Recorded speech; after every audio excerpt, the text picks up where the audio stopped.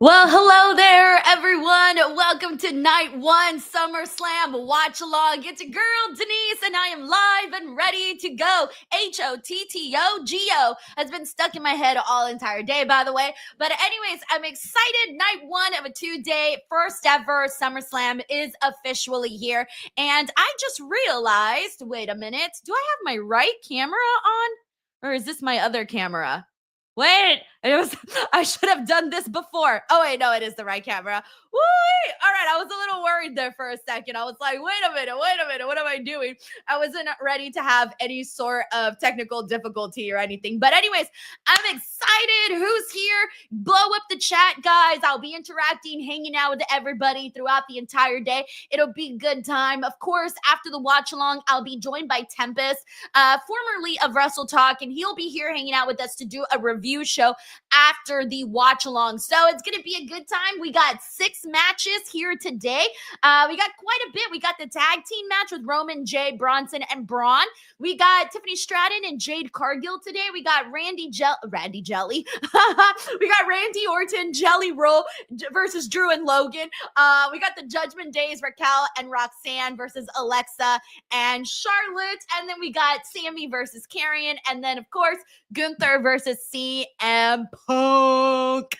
All right, so there's just a lot that's happening. So in the meantime, I'm going to go ahead and give some shout outs to people. Who's in here? Who do we got? Shout out to Ricky Zeldevar. We got, who do we got in here? We got Brandon, Emilio Rojanos, and Zuris.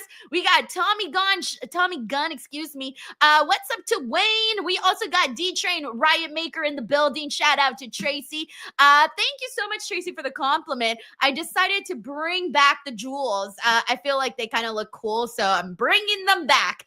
All right, we got Mike Kowinski. Shout out to Anna Yolo.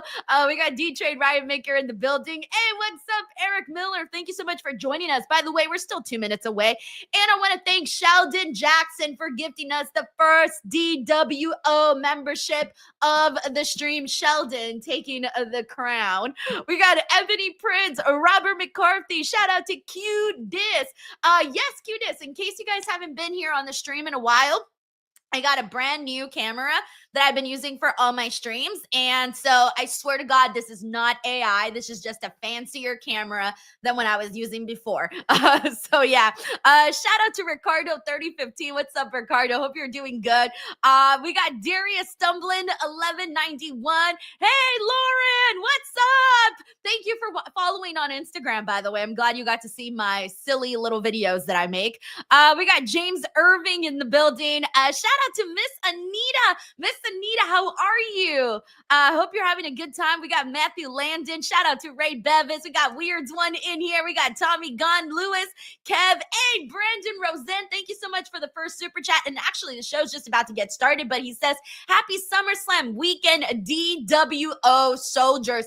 Guys, it's already been a busy freaking week, man. I just came from New York yesterday, landed at 10 something, wasn't home until midnight because by the time you get out and stuff and get home, it was almost midnight. Took a shower, went to sleep, slept like 4 hours, woke up, did Busted Open, 4-hour show today, and then got a little bit of rest, and then now it's time for SummerSlam. So yeah, just an overall very quick day, and we're still a minute away from SummerSlam starting. Shout out to David Dole. We got JC Styles. Let's see who we got. We got Wrestle World in here. We got Isaiah, Zach Minger. Shout out to Kev. Nope, open. No, I don't have the pre-show on. I don't usually do pre-shows. I only do the main card, which we are about to get started. Let me get the audio going. 1 second. Oh, sweetheart. All right, they just finished singing the national anthem, and the show should be getting started now. Hey, yo, we're ready. We're in MetLife. I've been to MetLife a couple of times. I was there for WrestleMania 35. I was there for a couple of Jets games. So I know the stadium very, very well, actually, which is why I didn't go today. I ain't going to get stuck in traffic. Anyways, I always like when they do like those like jets that go above the like planes and things that go above the stadium. Very cool. Wow. Okay. Let's see what else we got going on in here. Hey, Eric Miller, thank you so much for the love. He says, hey, Denise, all aboard the DWO SummerSlam Express. Can't believe it, man. I remember when they first announced the first ever 2-night SummerSlam event, it felt like it was going to be years until we actually got to the show, and yet here it is already. So I feel like time went by very, very fast. Thank you, Eric, for the love. We got Infamous Raider Loco in the building. Thank you, Infamous Raider Loco, for gifting 1 DWO membership. Let's go. We got Lawrence Cross here who says, Lawrence Ross, who says, hi, Lisa, the video in the hotel was so funny. Oh, thank you. I always just post silly stuff every now and then. I feel like sometimes you just got to add randomness to your timeline and show people who you really are. And so I was kind of feeling pretty good because I was in New York and I had all this energy. I had so much energy and adrenaline after the Thursday Busted Open After Dark show that I did. So I had so much energy, man. And I'm like, I need to do something with this energy. Thank you, Lawrence. And the world champion. All right, we got Victaru. Hey, Victaru. He says, hey, Denise, look beautiful. Happy SummerSlam. I just got home in a Gundam card game tomorrow today. Made second place. Whoa, congratulations. Now I'm ready for SummerSlam. I have no idea what Gundam card game is, but it sounds hard. Like, it sounds complicated, but I'm glad that you landed second place, so congratulations, Victaru. All right, so we're about to see this. The stage looks really cool, by the way. It's like a reverse tier type of, reminds me of cake, like an upside down cake. That's what the stage reminds me of, because it's like the big tiers and then it works its way down from the looks of it. We need you. I didn't watch the pre-show, so this is all new for me. Oh, I might have to mute this shit. Just another weekend. This is the first. Because all these songs get copyrighted. Like anytime they have Cardi B music or any of this other stuff and all of that. Hey, by the way, if you guys are new here, cannot show the stream, guys. It's illegal. Y'all want the feds to come and get me? So if you do want to watch. And memes get made. So if you do want to watch SummerSlam, you gotta have the Peacock or Netflix or wherever, based on wherever it is that you're located. Yeah, I think it's only US is Peacock, right? And I think the rest of the world is Netflix, I believe. Sorry, I always forget what the situation is. But yeah, I definitely don't want the feds to come and get me right now. So legendary. So funny. Oh man. Let me see. Shout out to Infamous Raider Loco who says happy SummerSlam Saturday. Let's effing go. Lil Man and me got me smoking skull belt on Alexa Bliss shirt and socks. Team Queen Bliss. Torn between Tiffany and Jade. I think that's gonna be Tiffany's win. I think she will be retaining, so I'm not expecting a title change there. But also Alexa Bliss shirt and socks. Hell yeah. I got to talk to Alexa yesterday. The interview's up here on the channel in case you guys haven't seen it. And Alexa was so excited to be doing media. She was having the best freaking time. So I was happy to see Alexa. Thank you, Frank.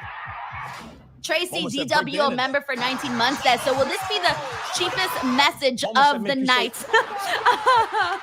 Let's go. Thank you, Tracy. So funny. We got Victaru, by the way, who gifted 5 DWO memberships. Yeah, Victaru. SummerSlam. Thank you so much. We also got Terrence Matthews, 94, who says it's weird to see Roman opening the show, but I think it's a good call. Honestly, it's a good call because this is a match that some people even thought could main event. Of course, it had to be CM Punk versus Gunther for the World Heavyweight Championship. Like, that had to be the main event.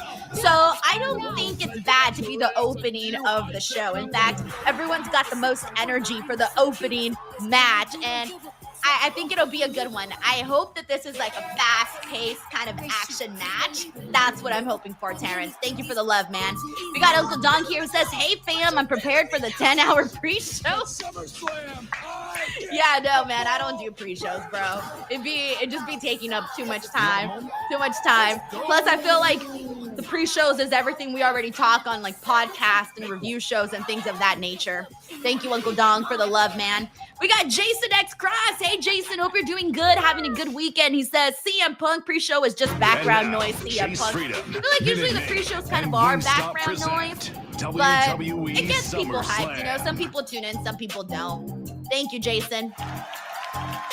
And you are looking Aw, live I want some at pyro. Stadium in Rutherford, New Are they not Jersey. gonna do Over pyro? 50,000 WWE fans are expected Dude, tonight oh my god, it looks like for a the sea of people in there, by the way. SummerSlam. You can't even, And we all, what a it looks like beautiful little tiny night for ants. SummerSlam Just a Saturday. bunch of tiny Can't little expect ants. any better weather in August in New York. Oh, I love that they're metro promoting area. the It's weather. sunny, After the breezy, weather was it's so 77 bad, degrees. on Thursday they had thunderstorms and everything. Ladies and gentlemen, please welcome your host for SummerSlam. Oh, here's Cardi B. One of the greatest female rappers of Oh, all time. Okay, I tried my best with that. Grammy-award-winning, Sorry for that. diamond-certified I tried my rapper best, though. from New York City. God, the Visionary. I saw Mystery Iguana. Obviously, I watched SmackDown because I have to cover it on Busted Open. So I still watch the shows. I was so excited when I saw that he was on. And even more so Psycho Clown, because I've always been a fan of his. So I was very thrilled. I like Cardi B's entrance. Oh, yes. Look at the freaking fur. She's bringing the heat. I like Cardi B. I don't know very many of her songs, but I know all of her radio hits and stuff. So I like Cardi. The entrance is cool. The outfit is great. The presence, the aura, all of it. I mean, she's Cardi B, so.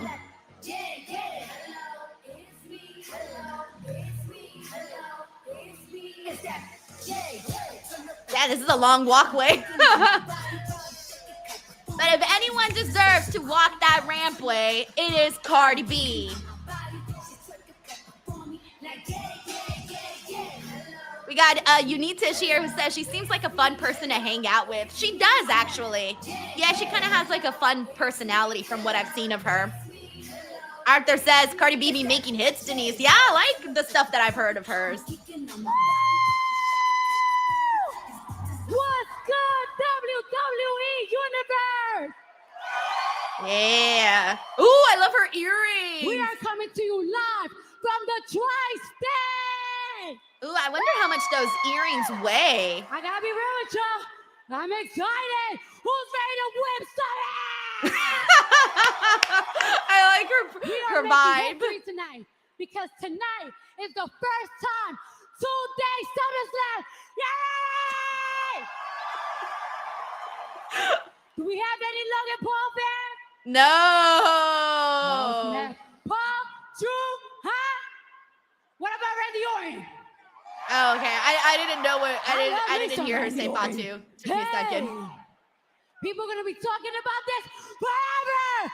Welcome to SummerSlam. I love how she's holding onto the ropes. It's so cute. She's like, there's so much energy right now. I gotta hold on to the ropes. I was waiting her to bust an Ultimate Warrior, you know? Hey, come on, we want more pyro, bro. More pyro. You can never have enough pyro, by the way. I'm a pyro beast. Just made that word up. Don't really know what a pyro beast is. Okay, here we go. Jey Uso's about to make his entrance. Yo, his entrance should look hella cool at MetLife, by the way. Like, hella cool.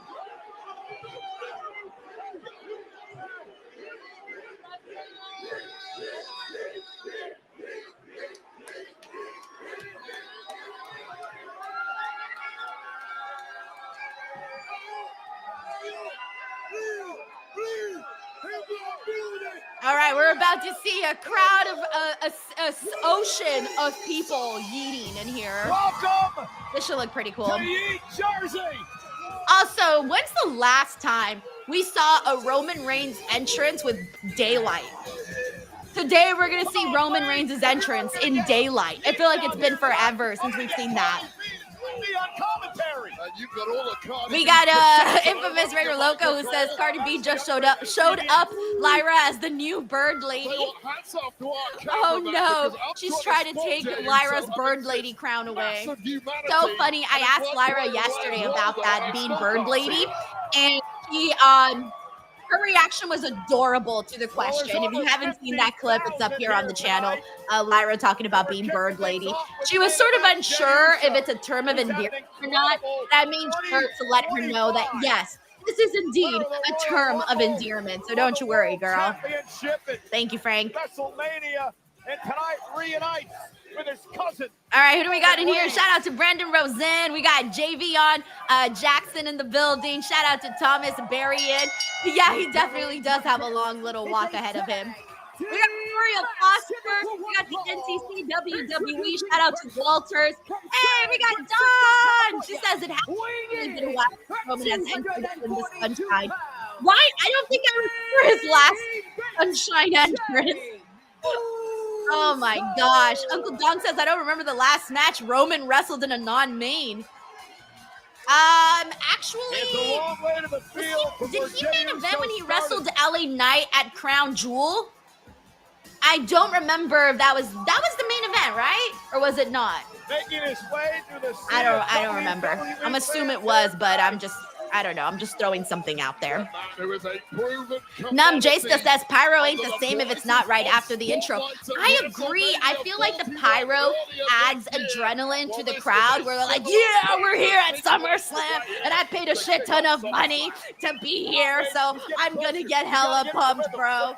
So yeah, that's what I feel pyro does. Oh, That's funny. All right, who do we got here? We got B. Dion. We got Henry Kiernan. We got Charmaine. What's up, Charmaine? We got I Am the Cobra. Who's here? What's up, I Am the Cobra?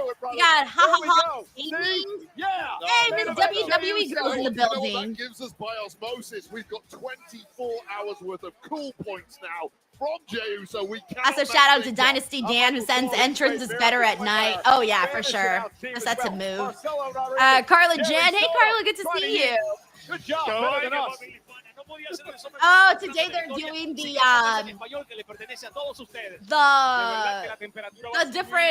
different commentators from around the world. I always like when they remember when they used to do that with everybody. There used to be like 8 different commentators, and they used to all do their little bit in their own language.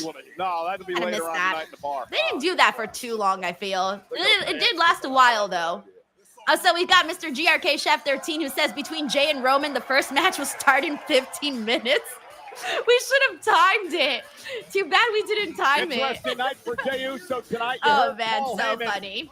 Thank you, Mr. GRK Chef 13 for the love, man. And I hope you're going to enjoy SummerSlam. Hope you got some good snacks with you. Anybody has some good snacks with them? Let me know what those snacks are. So many years within the bloodline. Jey Uso said, hey. Also, shout out to Jolie. We got King Pope in here. Also, Dan Davidson, 042. Hey, we got Tiger Claw Gaming. Tanisha Hicks is here. We got Andrea Price who says, hey, Denise, my big brother and I are super excited for WWE SummerSlam 2025. It's going to be awesome. Yeah, I think so, too. We got Thomas Berrien. I bet you right now Robin's kids are going crazy.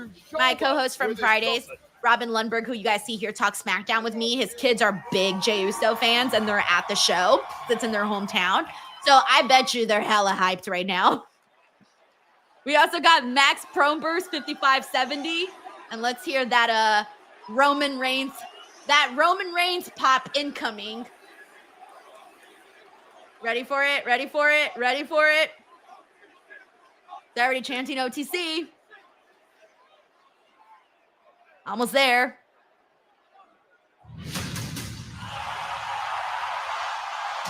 There it is.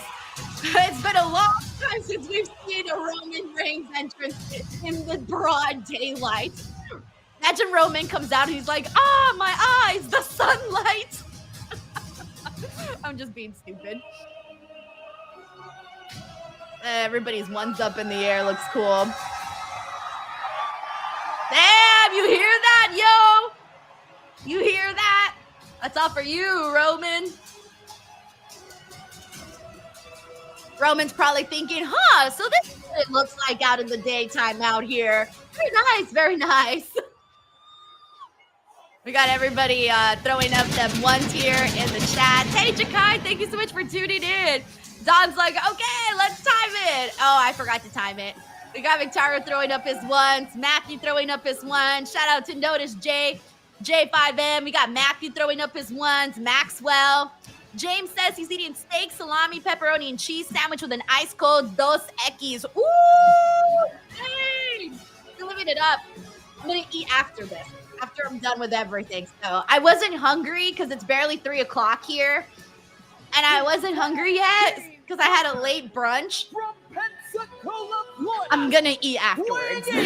We got Tanisha Hicks. We got Arthur Andrews, Brandon Rosen, Marshman Utish, Keon Davis, Pretty Boy, Kev. We got Bitsport 60.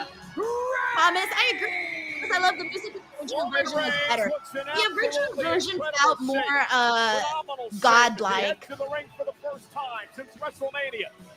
Is it just me, or does Roman look more like an action figure today? Does anybody notice that? Does Roman look a little different to you guys? I don't know what's wrong with my eyes. I feel like Roman looks a little bit more action figure-ish, if that makes any sense at all. Also, we got the boy. We got Jay Styles. Shout out to Lucky209. We got Arthur Andrews. McIntyre throws up them ones. McIntyre, thank you so much for the love, dude. Seriously, you're awesome. Eric Diaz and J.S. Perez says the stage is so cool. Hey, we got Raphael Smith in here. Shout out to Walters. Shout out to ya boy KJ. We got the Caleb Posey. What's up? We got Al D Subs. Tracy says, damn, that man is fine. A real life So funny. CGI character. We got Lewis here who says this feels strange seeing Roman during the day. Maybe that's why he looks different to me. Maybe it's the daylights making him look different. So funny. We got Red AI. Shout out to Q's and VR. Jey Uso, very successful. Hey, what's up, Kale? Good to see you. Glenn Shelton points out Roman's new shoes. I bet you well, he had to get new shoes. His shoes got jacked. Although I'm sure Roman's got like 1,000 pairs of shoes. So funny. Shout out to Gene Paul. Pretty Boy Prince. We got Rodell Media who says that video board is fire. Yeah, I'm going to call it an upside down cake, by the way. That's what it reminds me of. We got Missouri Boy 2K here who says, I'm picking Roman Reigns and Jey Uso to win this match. I'm going to go with Braun Breaker and Bronson Reed, man. I think it would be really great if they won this match. Hey, Murad, thank you for tuning into the stream. All right. So far we're about 18 minutes into the show, but we've had Cardi, Jay, and Roman all do little entrances and stuff. Shout out to Vincent up north. Hey, we got JJ Castillo.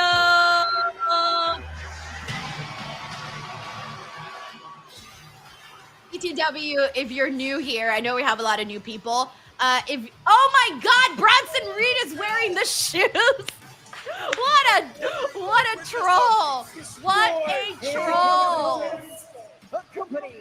He's out here wearing the shoes. Those are Roman shoes, bro. That's so rude. You think he's still sniffing them? I hope. Bronson's not sniffing Roman shoes. The funny part is if he has them around his neck, he's going to have like Roman's foot odor with him 24/7. That's what he's going to smell like, whatever Roman's feet smell like.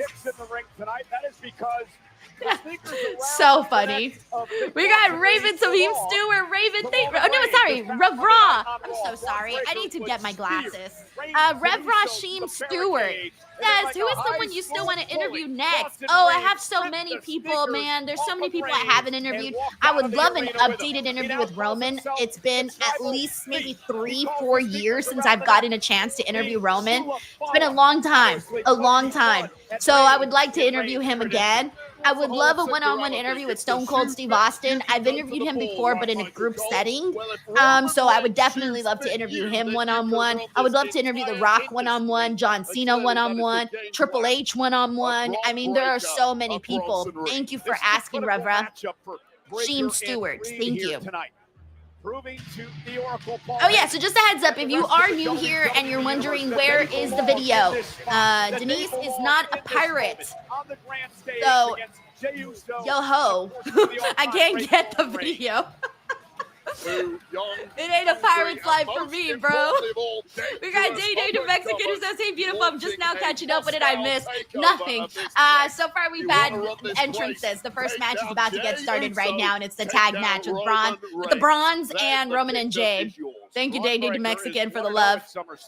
He beat Sami Zayn for the Intercontinental Championship. All right, here we go. This match is about to start. By the way, everybody's pointing out the pyrotech issues. Seems like they're a little bit it seems like they're a little bit off timing. I didn't think it'd take that long to get here. Reigns and Reed, Breaker and Uso. After what we saw on Raw this past week with Roman Reigns and Jey Uso getting completely King Pope says not the Shula Fala.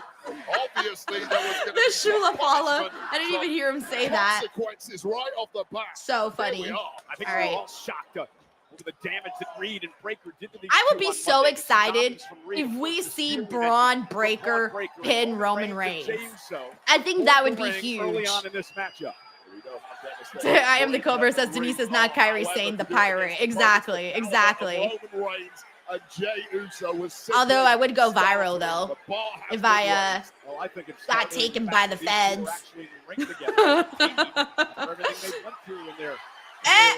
Wait, Roman's gonna yeet? Remember Roman was iffy about the yeeting? And now look at him. He's out there egging it on. Come on, Roman.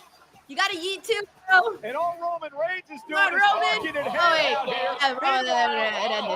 Good. That would have been hella city. That would have been hella city, silly if they allowed them to just yeet and stuff without the heels getting in there. Sickening landing for all four men on that one. And again, Jey Uso with a big dive from the top rope, taking out everyone, and physical matchup already here to kick off SummerSlam. The only way it was ever going to be with these four superstars in there, and Reigns laid out in the early goings here. What a smart move by Bronson Reed. Yeah, the 330-pound Austin drives. I love the way everything looks today. It's giving WrestleMania vibes. Do you guys feel it like WrestleMania vibes? Jey with a big right hand. I feel WrestleMania vibes. Oh, Oh yeah, Bron picking up the speed. I swear, man. Every damn time, Braun Breaker running the ropes does not get old at all. Yeah, he'd fit in the backfield here with the Jets or Giants at MetLife Stadium. Hey guys, I don't know why we're getting scammers today, BTW. I'm blocking them as soon as I see them. So I guess it's one of those streams today. I'm guessing there's a lot of bots and scammers. They were probably like, hey, yo, SummerSlam's happening. Let's get into people's live streams and blow up the chat. So I am instantly banning them the second I see them. All right, so just a heads up. I do see them. Oh, look at this. Yeah! Oh, man. Freaking Bron. Bron's on one today. Bron's got his batteries on. He's ready. He's ready, bro. Okay, good. They're doing a replay. I wanted a better look at this. Slow motion, you can really see how much height he gets. Move it slow motion for me. Slow motion for me. Move it slow motion for me. I like that. Zero says they wanted an in on the must watch along. Yeah, I don't know. It's weird, guys. These scammers, bro, they just be ready. I said shout out to Michelle Wagler. We got Elite Absol 7. Everything Paul Heyman touches, Wade, you know as well as I do, usually turns to gold. It is the ultimate in symbiosis. Paul Heyman has consistently linked himself for 40-plus years to winners in this game. Oh, thank you so much, Sir Wedgie, for the love. Hope you're having fun watching SummerSlam. I said shout out to Mike Kowinski. What's up, Mike? Look at Bron. Is it just me or does Bron have... Oh, God, Paul's wearing the shoes now. Is it just me or does Bron have... I'm going to pin Roman Reigns in this match energy? Am I manifesting too much? Maybe I'm manifesting. That Jey Uso has issues with his ribs, his midsection, suffering a number of tsunamis and spears over the past number of weeks. Probably isn't 100% coming into this, and Breaker and Reed, knowing that, have focused on the midsection. Well, Jey Uso has about had the heaviest schedule of anyone since winning the Royal Rumble earlier this year. It has been war after war Jakai here after says, Denise, war what's your with prediction to Bronson. to win? But Braun his body and is racked Braun, with damage. Braun And Breaker simply and no Bronson time to Reed. take on I a swear I always recovery. get Of course, tongue-tied two trying to young, say everyone's hungry athletes name. like Reed and Breaker. And wait, what are do going you- to exploit that? And what do you make of Breaker stepping We got up to Dynasty Roman Dan Reigns, here who getting in predicts his Jay is face, saying, taking "I the pin." belong here. See, here's the thing. If Absolutely Roman love it. and It is Jay a are gonna rising lose, star facing off you against better an make it established worth it. legend. And It you is gotta a make it worth it hostile by having takeover. Braun do So the what's pinning the of rock Roman the Reigns. industry? And If it's not, it's not really that already worth it. You ready gotta to make go. it mean And something, why make shouldn't it we matter, go to make a the decision and Paul stick Heyman to the landing. in there? That's how I feel about Looking on, that. had a big smile on his face. We got Glenn Shelton here who says the Bron You know, Bron he would gang. love to watch his The two Bron Bron upstarts Bang Bang gang. knock off Roman Can you Reigns imagine? in his Okay, return to that the sounds like tonight. something else. Never mind. Wow, that definitely sounds like something else. The Bron Bron Bang Bang gang. Heyman at WrestleMania. Well, I'll take away the bang bang. Roman Reigns No bang has bang. been mugged off in the early Guys, going to this one. BTW. He was stabbed No in the video. back No by his video here, guys. The former feds will get me. If wife, people Paul ask too much, Heyman I will at have to time you out WrestleMania. from the chat because I've had to say it like a couple of times. So just a heads up. Cannot watch video. The feds will get me. Again, look at the Oracle Heyman and the look of joy on his face. There is still a big question mark hanging over Roman Reigns as he If anybody wants to watch SummerSlam, you got to get the Peacock. Reigns' anchor The point for Peacock. years. The safe harbor. Only like Roman $5.99, can I turn think. to in his Not really sure. Well, that doesn't exist Or anymore. Netflix, depending on Way where this you're is at in the going, world. Jey Uso may not exist for much longer. Heyman laughing hysterically at the punishment that breaks. Arthur says better stay away from the feds, Denise. Gotta enjoy the good moments. I'm telling you, you're just gonna see me get my hair's just gonna get yanked. I'll be like, no, my ass is gonna go to jail. Rob Roberts says Netflix if you're in the UK. Facts.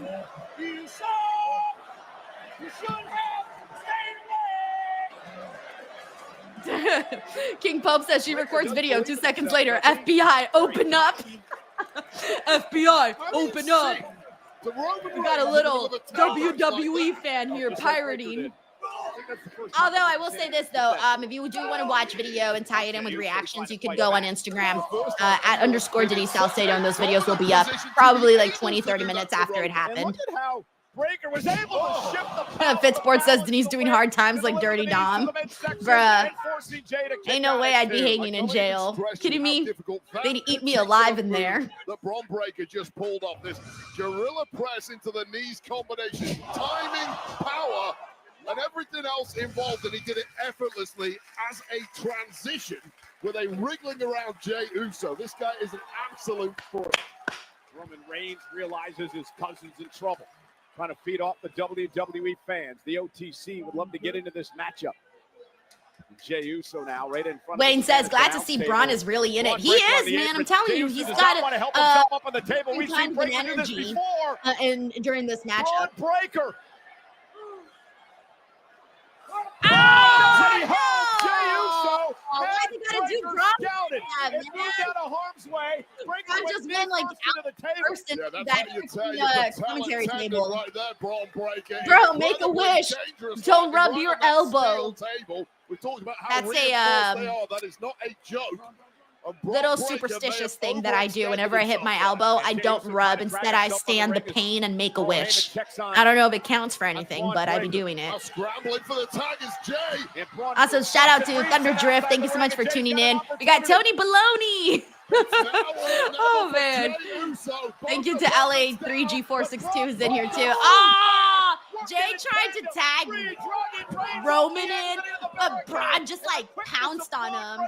Bad knee and all, intercepting Uso. Yeah, well, prior to 3 months ago, prior to linking up with the Oracle Paul Heyman. We got Goncast here says SummerSlam's available at some theaters for $27 each night. Yeah, I saw that. So maybe people can check like their local theaters, see if it's available in your area or tomorrow, or maybe even today. You can probably still make it. Bronson Reed on the outside help prevent it. Yeah, Breaker with a football tackle, intercepting Jey Uso. Shout out to John Wilson. We also got Kev here who says that was done very well. He likes that. Yeah. The 330-pounder.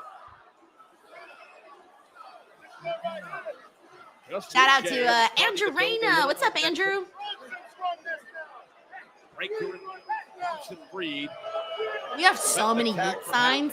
I feel like I'm seeing more yeet signs than any other sign or anything. Starting to look like a foregone conclusion. Jey Uso barely thrown a shot in Elijah the last 5 Brody, minutes. thank you for being here. We got YGG Drasil says, is this the first match? Yep, it's the opener. Jay trying to fight back. You got to love the heart of Shout out Jey to Uso, the Kenneth. former world champion. This has been a 15-plus year story for Jey Uso. The durability, the never-say-die attitude, but without a Roman Reigns in the corner to tag, what's the value of fighting back? Roman's back to his feet. Jey Uso off the DDT. Creates a little bit of space, but can he capitalize? Okay.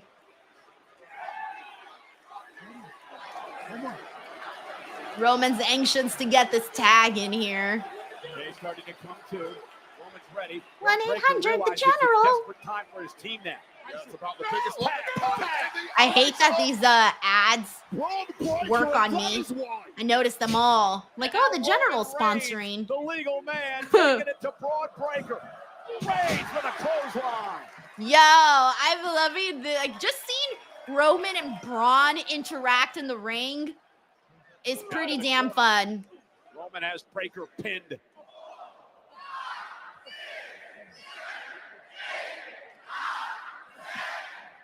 Paul Heyman knows as well as anyone how disastrous this could be for his man.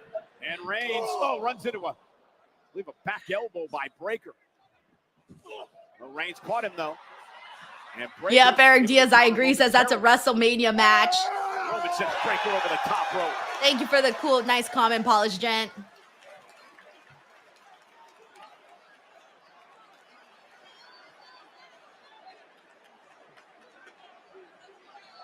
We have Thomas here who says, what's the point of buying nosebleed seats? Shaking my head. Roman Reigns gonna go all out. Bro flew. Nah, bro, I thought Roman caution to the wind and Roman went all fucking gas. Brakes don't exist, bro. Yo, I was like, damn, Roman's about to do a whole ass flip and everything. Yo, Roman.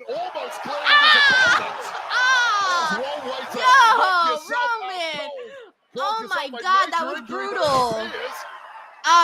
But I was gonna say in regards to nosebleed seats, it does suck, but I have sat there in the top before. I sat at the top in Staples Center for WrestleMania 21, but I was so excited to be there that I didn't care. So I think it's that kind of feeling, like you're just too excited to be there that you don't care where you sit as long as you're there. Superman punch to Reed. Breaker rolls him up, shoulders down for the win. Kick out at 2 by Reigns. And Breaker with that big knee drops Roman to his knees. Roman having to fight 2 fires at once, and it was simply too much, even for him.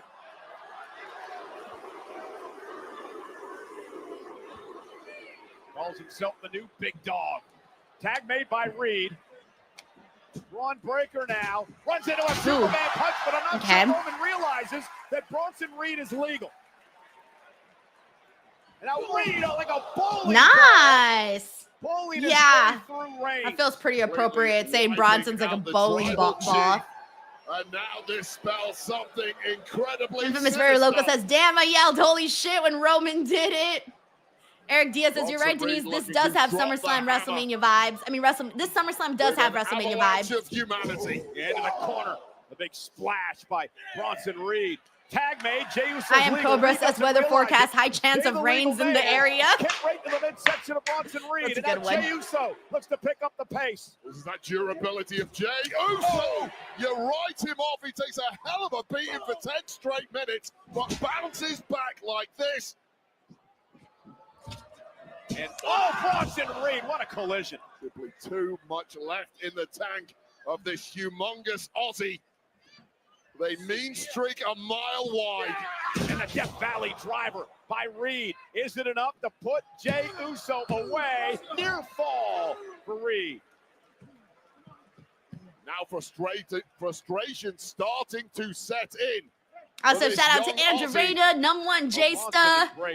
We got Angry Froggy Ooh. Not to underestimate. I like that username.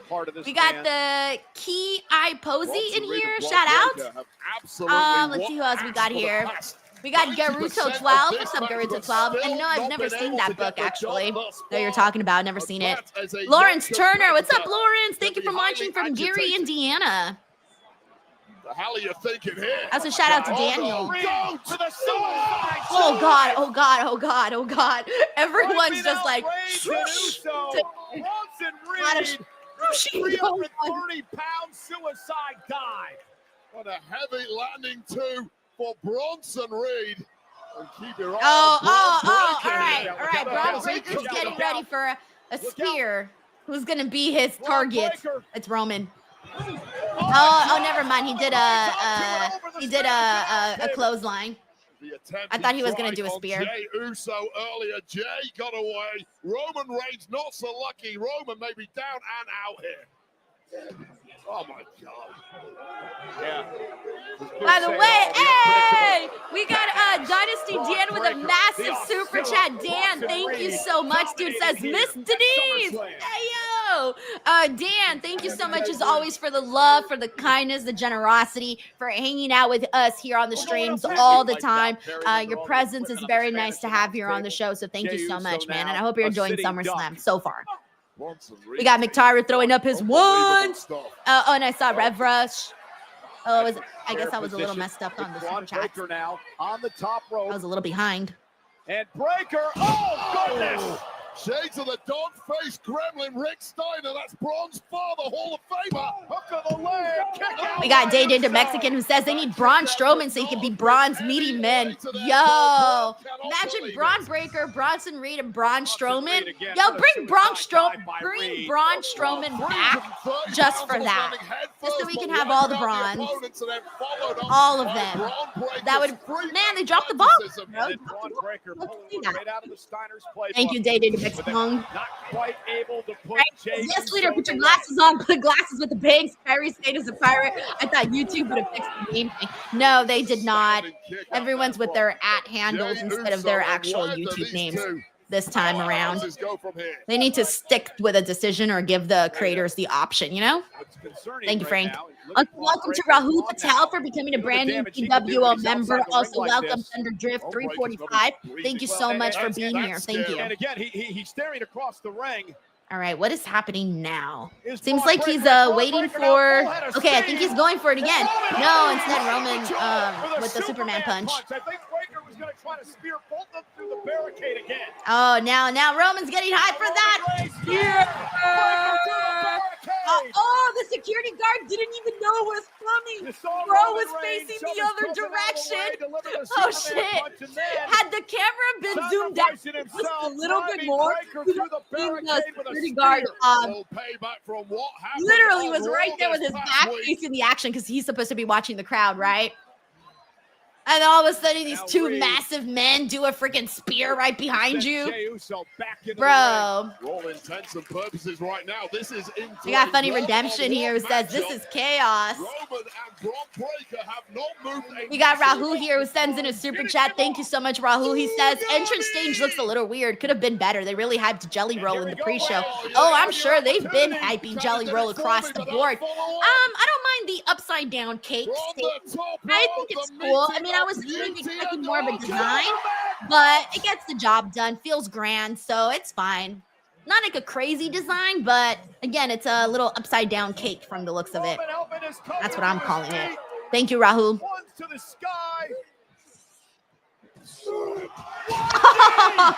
Damn, they can barely get Bronson up.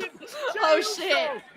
We got Infamous River Loco here. It says our new leader after jail, Dirty Denise Salcedo. Dang, man. All I'm saying is this: if your girl gets arrested by the feds for showing a video on the screen, I'm gonna expect some of the DWO members to come through and come get me out of jail. My one phone call is gonna be to Infamous Raider Loco. Thanks, Frank. And just when it was disaster time. Uncle Dong says, hey, Denise, it would be a good idea if you put a disclaimer at the bottom saying no live footage of it. But won't have to give the same response. I've thought about that, but I personally don't like how it looks on the video. Kind of hate the way it looks on the video. So that's the reason why I didn't put a disclaimer on. So I'm just going to have to let people figure it out for themselves instead of repeating it over and over. Maybe I'll put it in the chat and pin it. That I could probably do. Thank you, Uncle Dong, for the suggestion. I had thought about it, but I just don't want it on the video. David Primero says, say hello to your tribal feet. Bron Breakker is lit. Your tribal feet. Man. Well, if Roman Reigns is on Wicked Feet, I'm pretty sure that would be his Wicked Feet name. The tribal feet. Thank you, David. Like Tyra says, is this the first time Roman and Bron Breakker face off? Barricades a few moments ago. Ayo, there's Bron taking up the straps. I feel like they were involved in something else at some point. I'm just not thinking it off the top of my head, but I feel like they were definitely involved in something else before. Thank you, McIntyre. Targeting main event Jey Uso. He's got him in his sights. Yeah, Elite mentions Royal Rumble. And look at Roman Reigns. Roman Reigns shoving Jey out of the way. Damn. Roman I didn't even see him shove Jey. And a spear by Jey Uso. This match has been fun, by the way. I think Bron Breakker has just been the MVP though in this matchup. Truly. Bronson, kick out! No! I thought what? I thought they were gonna have Bron Breakker and Bronson Reed win. I had worked it up in my head. All right, I guess they wanted a happy start to the show with having Jey Uso and Roman Reigns win. So there you go, guys. I'll tell you right now, the overzealousness. By the way, we got Tracy WV who says you and I might have a fall over this match. You won, Tracy. You won. The boys won. Thank you, Tracy. David Primero says, hey, Denise, what do you think of the stage design? I think WWE can do better with the high ticket sale. They should at least made a building or a bridge. I think more people were expecting a more intricate design, especially when the reports started coming out that they were going to have this whole stage and all of that. So I think people were expecting, I don't know, a pirate ship or something. I'm not saying a pirate ship, but something like that, how they've had in the past with a crazy stage. But I'm telling you, I kind of like this. It's definitely modern look. So I don't hate it, but I definitely think it was a letdown if you were expecting something more intricate. Thank you, David. McIntyre says, how are you so wrong? Because I had hopes, McIntyre. I had hopes. It just felt like, okay, well, but I also probably should have had Bron Breakker win so that there could be a little bit more of a purpose. Thank you, McIntyre. And what was a hell of a tag. We got Wayne here who says Bron was definitely the star of the match. I feel ya. We got Math Dude here who says I respect that Roman takes the spear and lets Jey win. We got Thomas here who says Bron be killing people with his spears. Thank you so much, Dan Davidson, for the kind comment. Hey, did Roman wear his shoes? Is he gonna get them back? Is he gonna get them back? That's what I'm trying to figure out. Did I miss it? Did he get his shoes back? I might have missed it. Or does Paul still have them? Shut up and you'd be well advised to heed that advice from Breakker in no mood to break this one down at this moment in time. That had to feel great. All right, guys, give me 1 second. I'm just gonna start a new recording so that my editor Chris can work on shorts and stuff for the ladies and gentlemen, the social media pages. Launch of WWE 2K25 on Switch 2 is available now. Play WWE 2K25 on the go, anytime, anywhere.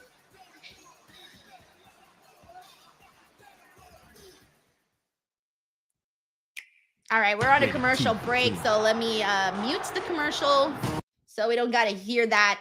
1 second. Make sure to use. Sorry, guys. I just have to send my editor a quick text. Okay. Anyways, all right, let's see what we got here. What is everyone saying? What you guys think of the opening match? What snacks y'all got? Who's watching? Who's here? Who's here and hasn't gotten a shout out yet? If you are here and you're like, damn it, Denise, you're so rude. You haven't said hello to me. Let me know in the chat.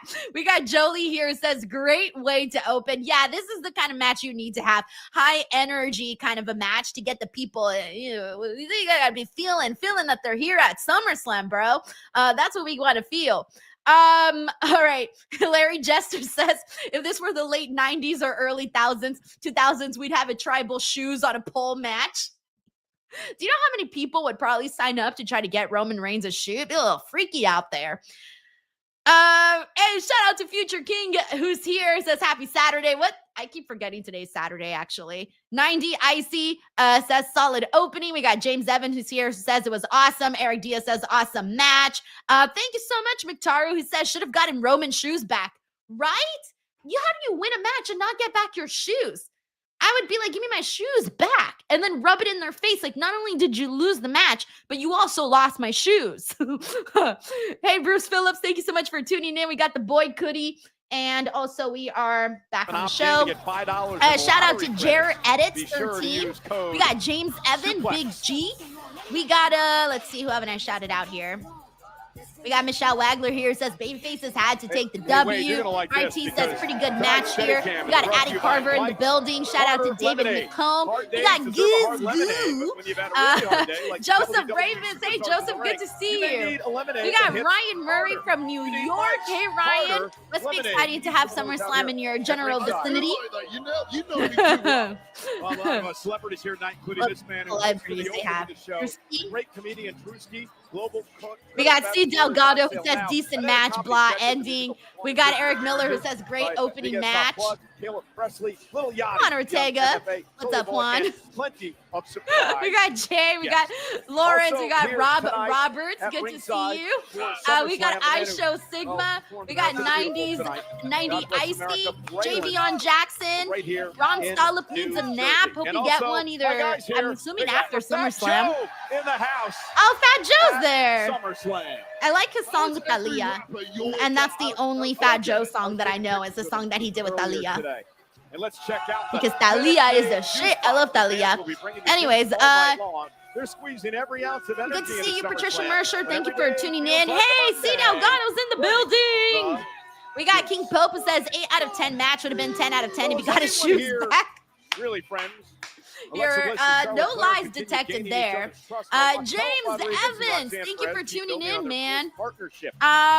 Thank you, Carla. I try to get as many people as I possibly can during one stream. Plus, it also helps me remember people. I always remember people. The more that they come into the chat, the more active they are. I always remember people. Shout out to Darius. We also got Billy Bill here who says, fairly paint by numbers match is the opener. The same spots they always do in every WWE match. But it was fun, though. I think this match was definitely fun. I'm telling you, Bron Breakker was the MVP of this match, in my opinion. Like, there was cool moments with everybody, but I just thought Bron had, like, a different kind of energy to him, which is good, obviously. We got Kev here who says, I've got cooked mini sausages, popcorn chicken, and pizza. Man, Kev, you know how to live. Kevin knows how to live. And we got Joe. Joe, good to see you. He says, great start to tonight's night 1 of SummerSlam. We got Hindsight with Hustle who's in here. Shout out to Kevin. Hey, Andrew Panajotis is here. What's up, Andrew? Kyle Taylor Richardson. He says, not to sound desperate, but I need a shout out. So funny. All right, we got Boycott Activision. Oh yeah, also shout out Kyle Taylor Richardson. Oh my god, that's so funny. Hey, we got Rowdy the Cat in the building. Terrell Dick says, Denise, that was an awesome match. Bruce Phillips says that was an awesome match. Kev says great opening match.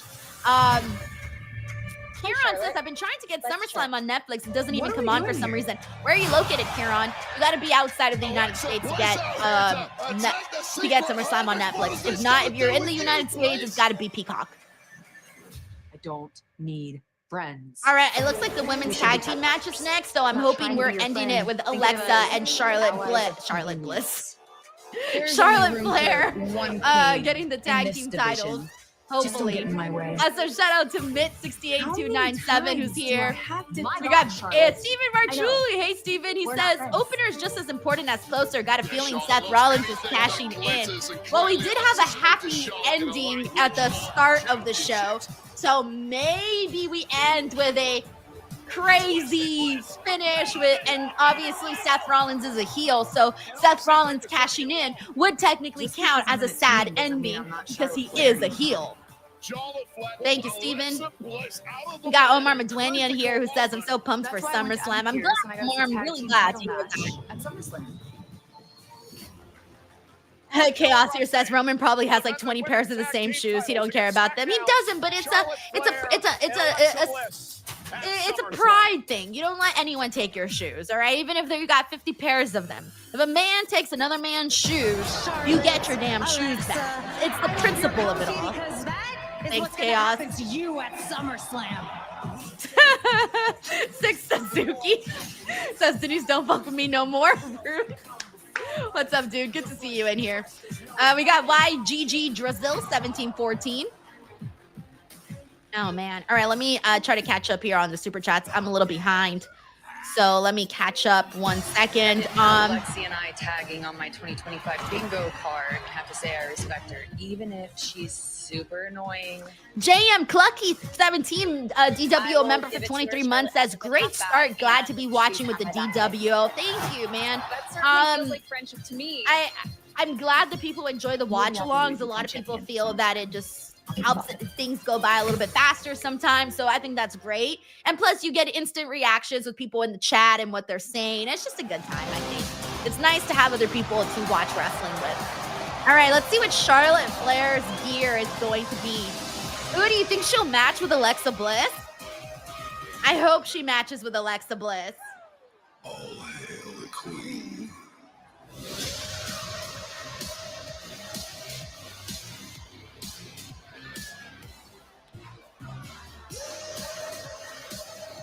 I like the blues, aquamarine colors that she's got.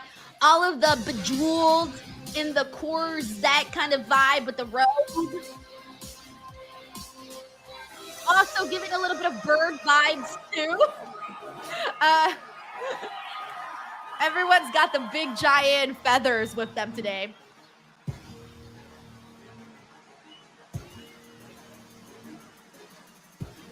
They're definitely not matching gear.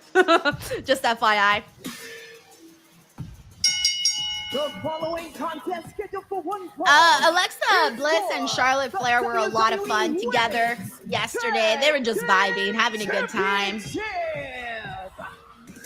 Alexa was very excited to do media interviews because she hadn't done interviews in, God, forever. When I heard she was going to be there, she was my number one person that I said I need to interview Alexa. She's number one in my list of when I saw everyone's names that were going to be there because it had been such a long time. I think the last time I interviewed Alexa Bliss, because I've interviewed her a couple of times, but the last time I think was WrestleMania 35 weekend. If I'm not mistaken, I think it was around that time. And since then, I don't recall having interviewed her since then. No woman in history has won more matches at SummerSlam than Until, Flair. well, obviously this She has weekend. won 5 times at this By the way, we event. got Paula Bennett here, 3017. Paula B. Bennett, who just became a brand new member. Paula, welcome to the DWO, and really cute kitty cat little default there. 4 years. Antonio Morales, Antonio, thank you so much for the super chat. Says, Denise, what toppings do you put on pizza? I like supreme, I like pepperoni, I like jalapeno, I like chicken dick ranch, I like ranch, love them all. Oh my gosh, Alexa and Charlotte are giving Wednesday Addams vibes with her one friend. I always forget the other friend's name. But you know how they're polar opposite. I'm really liking Charlotte's gear. She's completely bejeweled. So yeah, Antonio, those are some of my favorite pizza toppings. Thank you for asking. We got Mr. GRK Chef 13 who says, sweet, Roxanne is next. Denise, do you think WWE should set up a pool area so people can watch from the pool since it's SummerSlam? That would be kick-ass. They did that at the hotel in the Circa in Las Vegas. If you guys recall when I did the the WrestleMania watch-along from the hotel, downstairs they had these giant screen TVs and these big pools, and people were chilling watching WrestleMania while they're in the pool drinking. I mean, they were vibing, having a great time. So it would be something cool if they did something like that. Like, you got exclusive seats, you get to be on the stage, maybe on the stage have people in the pools just chilling. I don't know. It could be something. Cool idea. Can you imagine how much money that would cost, though? It'd be like 30 grand with the way these prices are going. So funny. Frank here says, OMG, here we go. This will make or break my SummerSlam spirit. I'm enjoying watch-along SummerSlam regardless, but if Charlotte and Alexa win, it will make it 10 times better for me and Lil Man. I agree with you, man. I think they have to win. I think WWE knows they have to win because they've got something special with Charlotte and Alexa, and I think they definitely know it. Thank you, Frank. We got McIntyre here who says, I wish Alexa Bliss would join the Wyatt Six instead of the direction she went. That's just my opinion because it would make sense. I actually kind of like this direction better. I feel like the Wyatt Six stuff is hit or miss sometimes. I think Alexa being part of Charlotte right now is getting her a lot of buzz. I think if she did, of course, go with the Wyatt Six, it would be very endearing and it would get a lot of attention and make the Wyatt Six better. But I think the Wyatt Six need Alexa more than Alexa needs the Wyatt Six. Thank you, Mintaro. We also got Brandon here who says 10 out of 10 pro dance moves, Denise. I love it. Oh, wait, never mind. That's the wrong. I was trying to do the vibes for like Wednesday Addams. I can't do it the way she does. Thank you, Brandon. We also got David Primero who says Charlotte's outfit looks like ice cream with topping. That's a good ice cream, bro. Cotton candy, bubble gum, some sprinkles. I like it. Thank you, David. Would take advantage. That's it. With limited reps together, both teams have to figure out who has the most chemistry together. We got Black Rican here who says Big Mommy Cool. Judgment Day full of gold. Of course, the women's tag titles, the men's tag titles. Dominic Mysterio, the Intercontinental Champion. Thomas here says acknowledge our tiny chief. Sunday. Is Tiny Chief? Sends Roxanne. Roxanne? Tag made. Here comes the Queen, the 14-time world champion Charlotte Flair, who admitted that teaming with Alexa has really changed her outlook on life and business here at WWE. She said, really, the first time in her career, she's having fun. Yeah, Charlotte's had to eat some humble pie so far in 2025, and the person who pulled her out of the funk really is Alexa Bliss. And Charlotte Flair back to having fun. Yeah, I was not. I know Charlotte kept saying that she was not expecting to have this partnership with Alexa Bliss was definitely not on her bingo card. I don't think it was on anyone's bingo card. The official Jessica Carr distracted while Raquel. Courtney Bloodsoe says they look like Easter and Halloween. Yes. Yes. Yes. That is the vibe. That is the vibe, Courtney. 100% the vibe. Transition from NXT to the main roster. So dominant in NXT. Winning the women's championship there, and it's taken a long time to find her footing, but finding it in a big way over the past couple of months. Not many people can go toe-to-toe with Charlotte like Raquel did there. Someone here says they can't hear the audio. You guys are hearing the audio fine, right? Can you please confirm in the chat if you guys can hear the audio? If you guys need me to put it a little louder, please let me know. The tag, I should say, to Roxanne Perez. Roxanne, the prodigy. Okay, thank you. Everyone could hear it. Okay, perfect. Thank you. Thank you, Math Dude. He says loud and clear. Okay, cool. Thanks.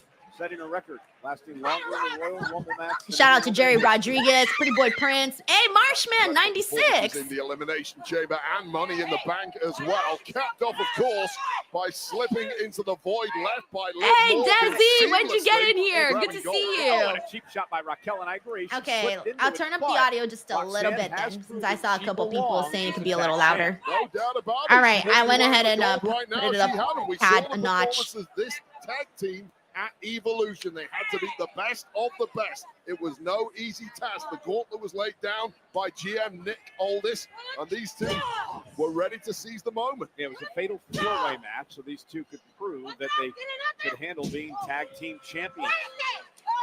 Now Raquel controlling Charlotte Flair.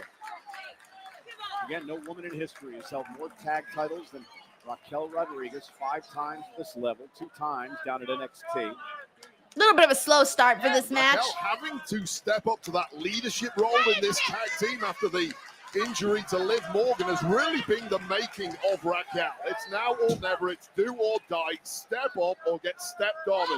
And Raquel Rodriguez has risen to every challenge thus far, but tonight is a big one. And Charlotte now.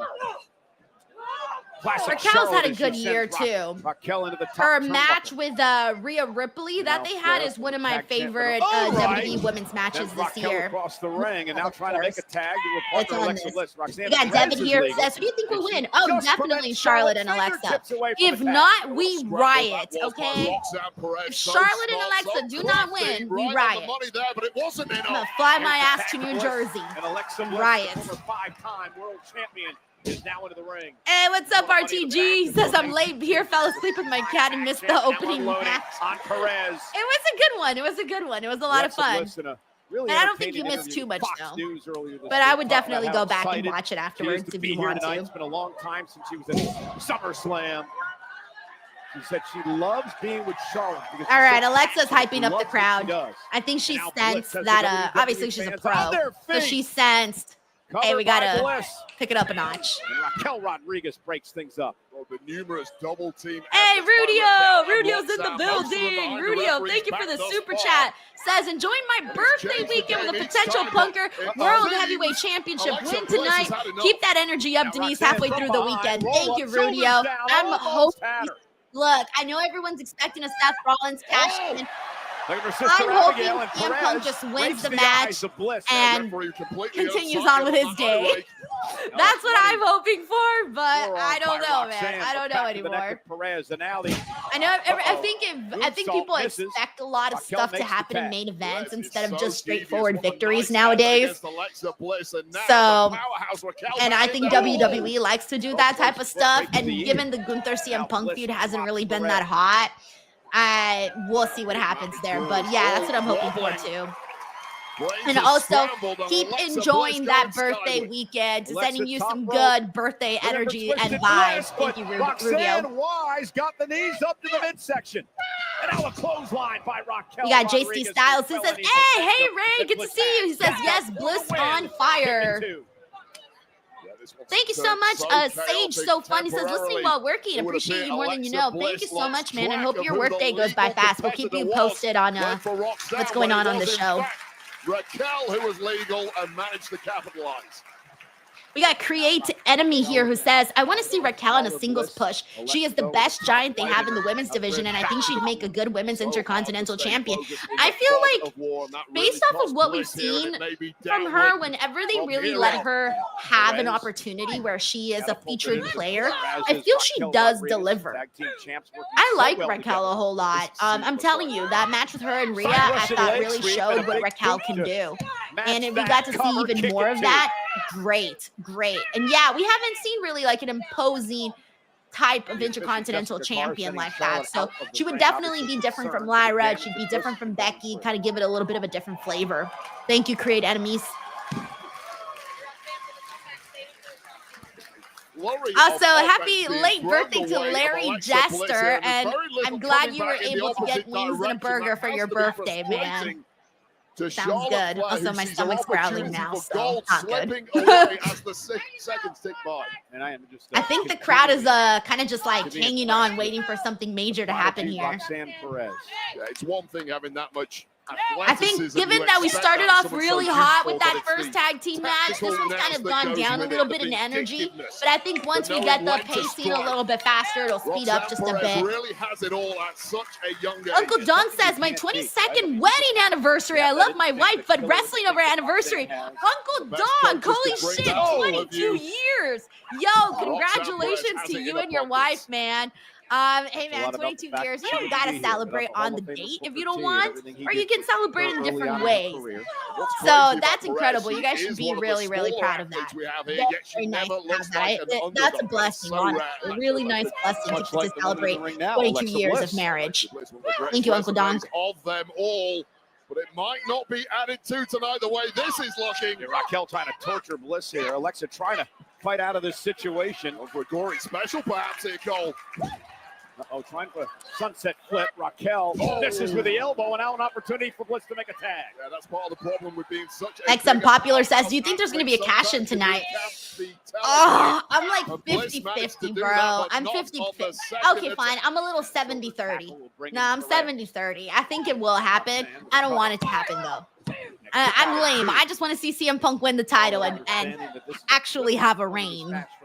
Sorry, it's the boring prediction, but it's the Raquel prediction really I needs want. to be the leader here because Roxanne is starting to show that frustration. We got Luggy here who says, who's currently winning? Well, it's a little back and forth right now with Liv and Roxanne. Focus here, and Raquel needs to be a leader. Roxanne trying to prevent Bliss from making it to the corner. Again, fingers tipped away from Charlotte Flair.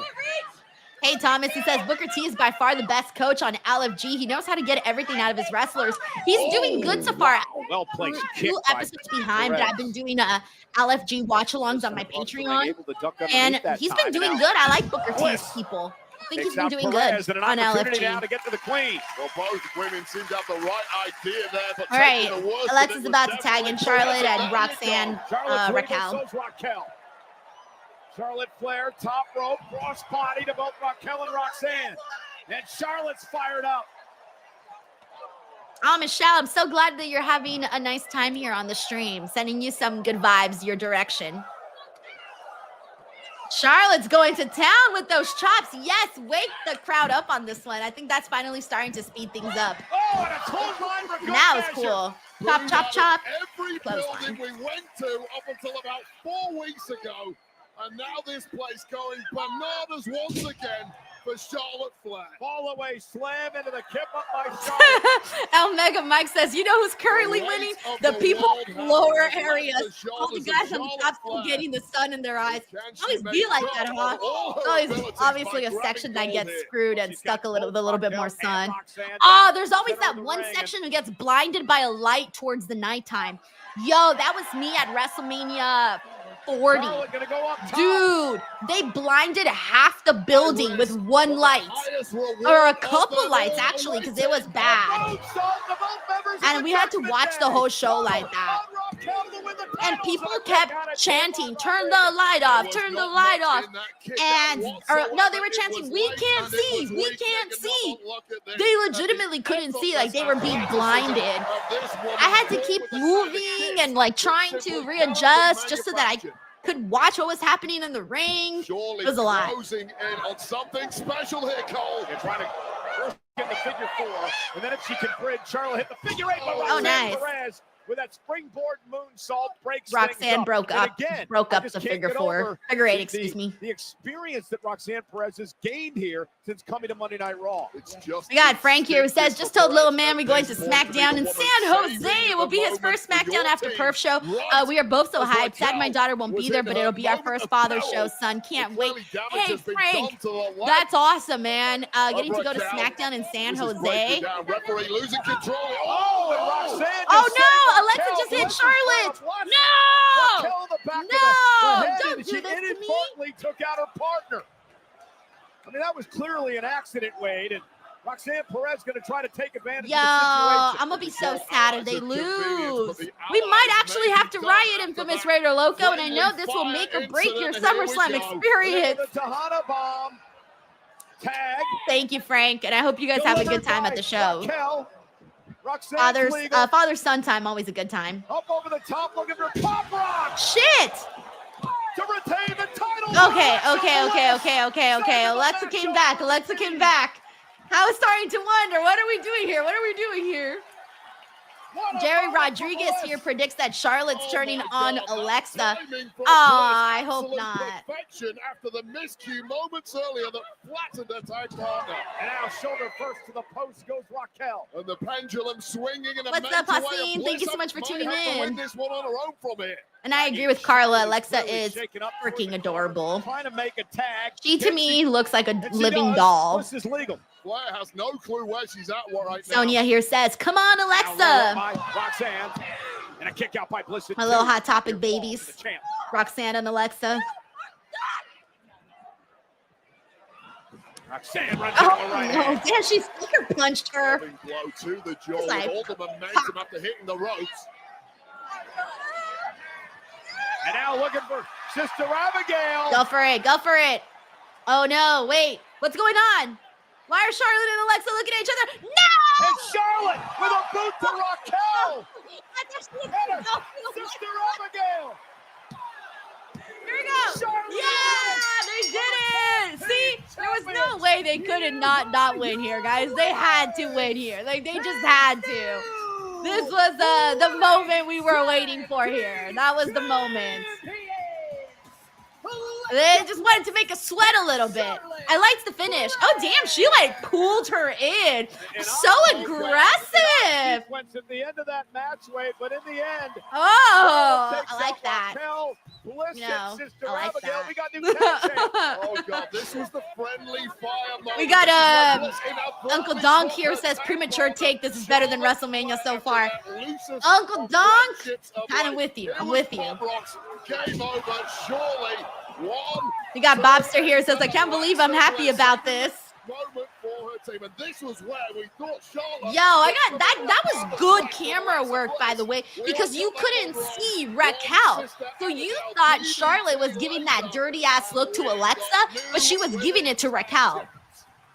Here are your winners. Thomas Berrien says, gripped her by the hair. Bro, she like, whoosh. I was like, whoa, what are we about to see here? Hey, what kind of friendship is this? We got Ray here who says, yes, winners. Love it. Great job. We got Jolie here who says, I love this. Hell yeah. We got Jolie here who says, this is a great decision. Carla says, I'm crying. Wow, talk about emotional. Hey, what's up, Vinny Doom? Punches you in the mouth, at least. We got Boycott Activision who says that was a good ending. Yeah, I thought the match was like, it was kind of like a regular old little SmackDown match, but the ending was great though. I did love the ending. We got Mr. Sean Train who says great finish to the match. Yeah, I agree. Larry Jester says Liv is going to be livid. She lost her titles, bro. There's only one slice. They have ranch on the pizza. That's the way to go. Excuse you, that is his Papa John's epic stuffed crust. Oh, this is a Papa John's ad. Last piece of pizza because we're still in grieving. We deserve this last slice of epic stuffed crust pizza because we're the greatest tag team of all time. This is what we call AKA your boys, product placement, by the way. When they make a segment out of a How product. about you learn how to respect his hour? Respeto por LWO también. That's working. Now I freaking want Papa John's. There's enough pizza for everyone. Hey, everybody, I want Papa John's now, too. And thank you for putting the ranch there, because, you know, ranch and pizza.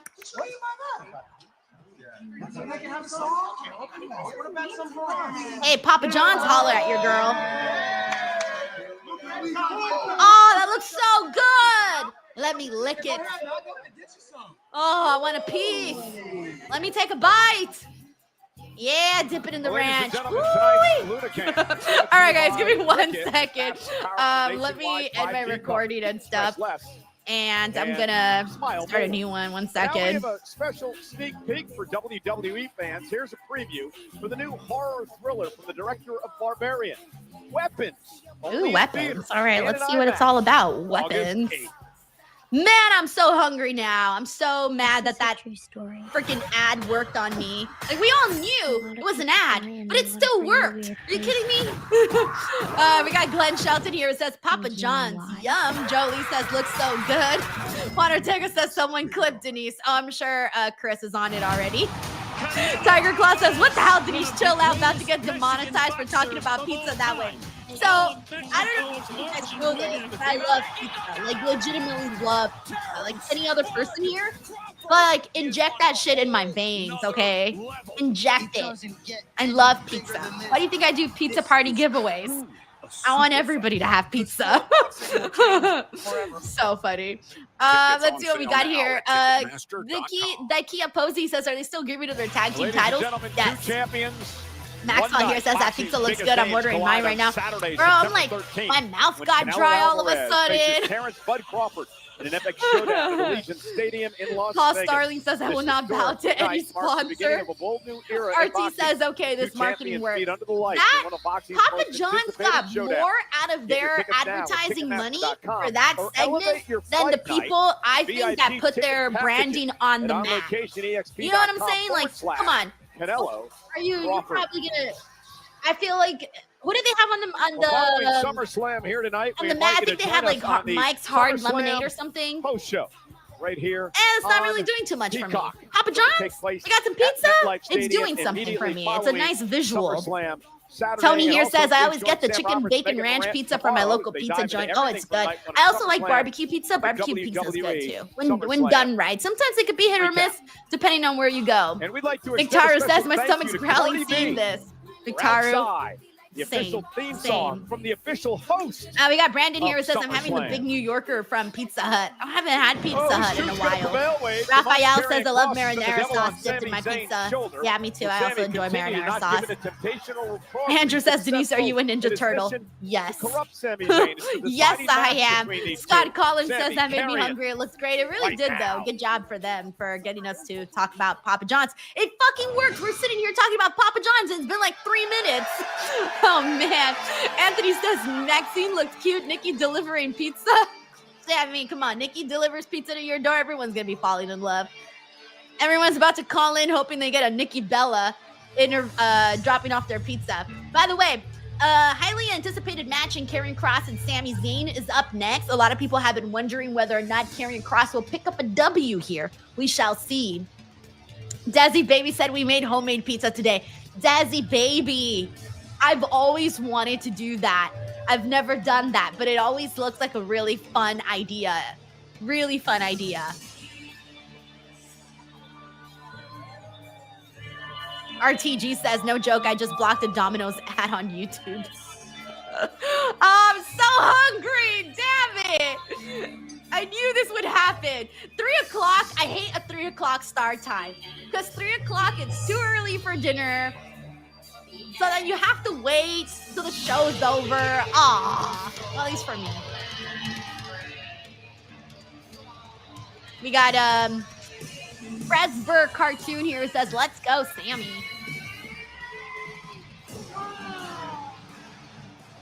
We got Mr. GRK Chef 13 says, no, Charlotte is not going to forget that punch.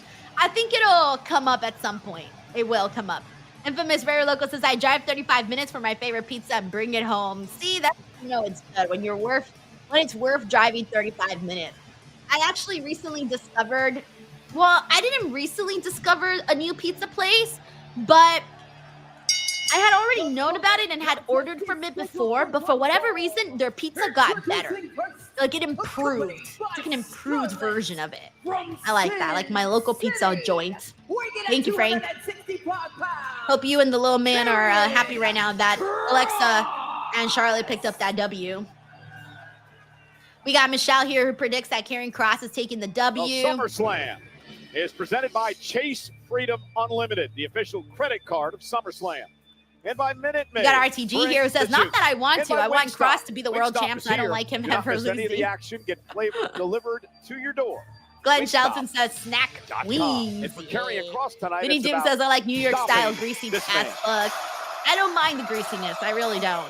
Although I do always feel like a little bit, like I feel different when I eat really greasy pizza. Like I can feel it in my skin. Hey, Crew Kid, what's up, Crew Kid? Thank you for the love. He says, hey, Denise, good first couple of matches. Also, hope Kross wins this one. He's been doing so great these last few months. I'm also eating pizza. Man, I'm jealous of you, Crew Kid. Hey, good pizza slice. What topping you got, Crew Kid? Let us know. And yeah, so far the show has been pretty. I think the first match was really fun. The second one was not as great, but it had a good ending. And then, well, we're about to see the third one, so we'll see what happens right now. But so far, I'm telling you, the show has WrestleMania feels because of the vibe of MetLife and the big stage and all the people. Well, Kross Thank you, Crew targets Kid. Hope you're enjoying the show. At least those he perceives to be liars. And in the case of Sami Zayn, he is convinced that Sami Zayn is not the model of moral purity that he portrays.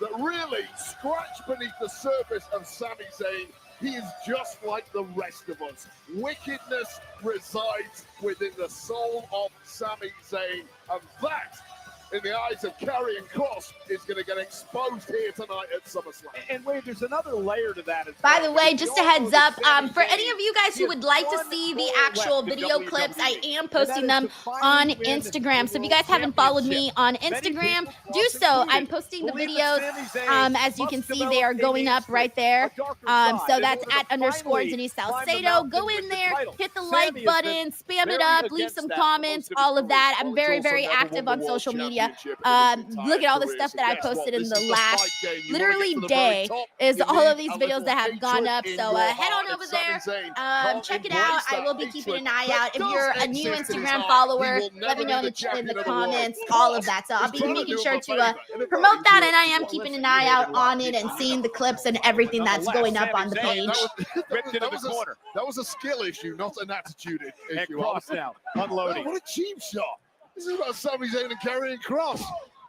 All right, here we go. Sami. Sammy and Kross Right is hands to starting Kross, and now. Sami starts out a bit aggressive here tonight against Karrion Kross. Sami wants to shut up Karrion once and for all. He's had enough. He's had enough of getting attacked with steel pipes each and every week.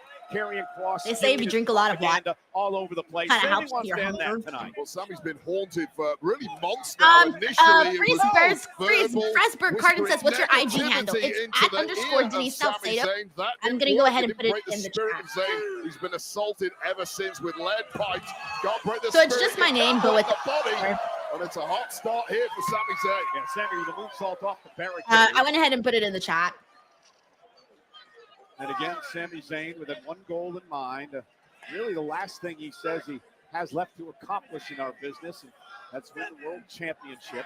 It's hard to do that when someone like Karrion Kross is making you his victim week after week. One way or another, Sami Zayn needs to expunge the spectra of Karrion There you go. Kross I'll leave for that good. on here for a bit. Now with Sami up on his shoulders, driving Sami into the mat. Cover now. Is it enough to put him away? And a kick out by Zayn. Massive power differential. One between text, these two Denise guys. drinking Zayn the is water, one hell of a pretending mover, she's one eating hell of pizza. a technician, but he simply cannot That is get so his sad, but power-based so true. slugfest with Karrion Kross. Sad but true. Now Kross is saying, I agree with James Evans. Says pineapple doesn't belong anywhere near pizza. I actually second that.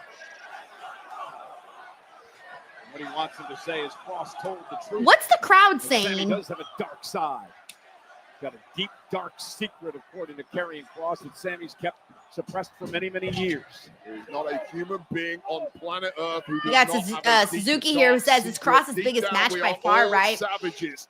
The Feels thin like it, man. I can't even veneer remember another of big one at the civility moment. is one that's easy to scratch off.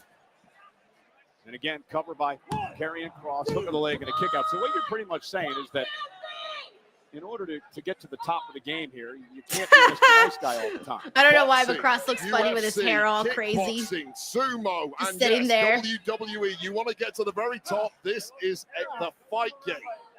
You have to show Kev that. says he You thinks have that they're to have chanting, that "Let's go, hatred. You Sami, have let's to go, have Kross." that killer I was instinct. trying to And figure Sami out Zayn if is they were good. He's chanting. really good. So it does He's sound like not the been crowd's a good little enough to win split the here. World Championship for that one reason. And Sami now with a axe handle off the ropes.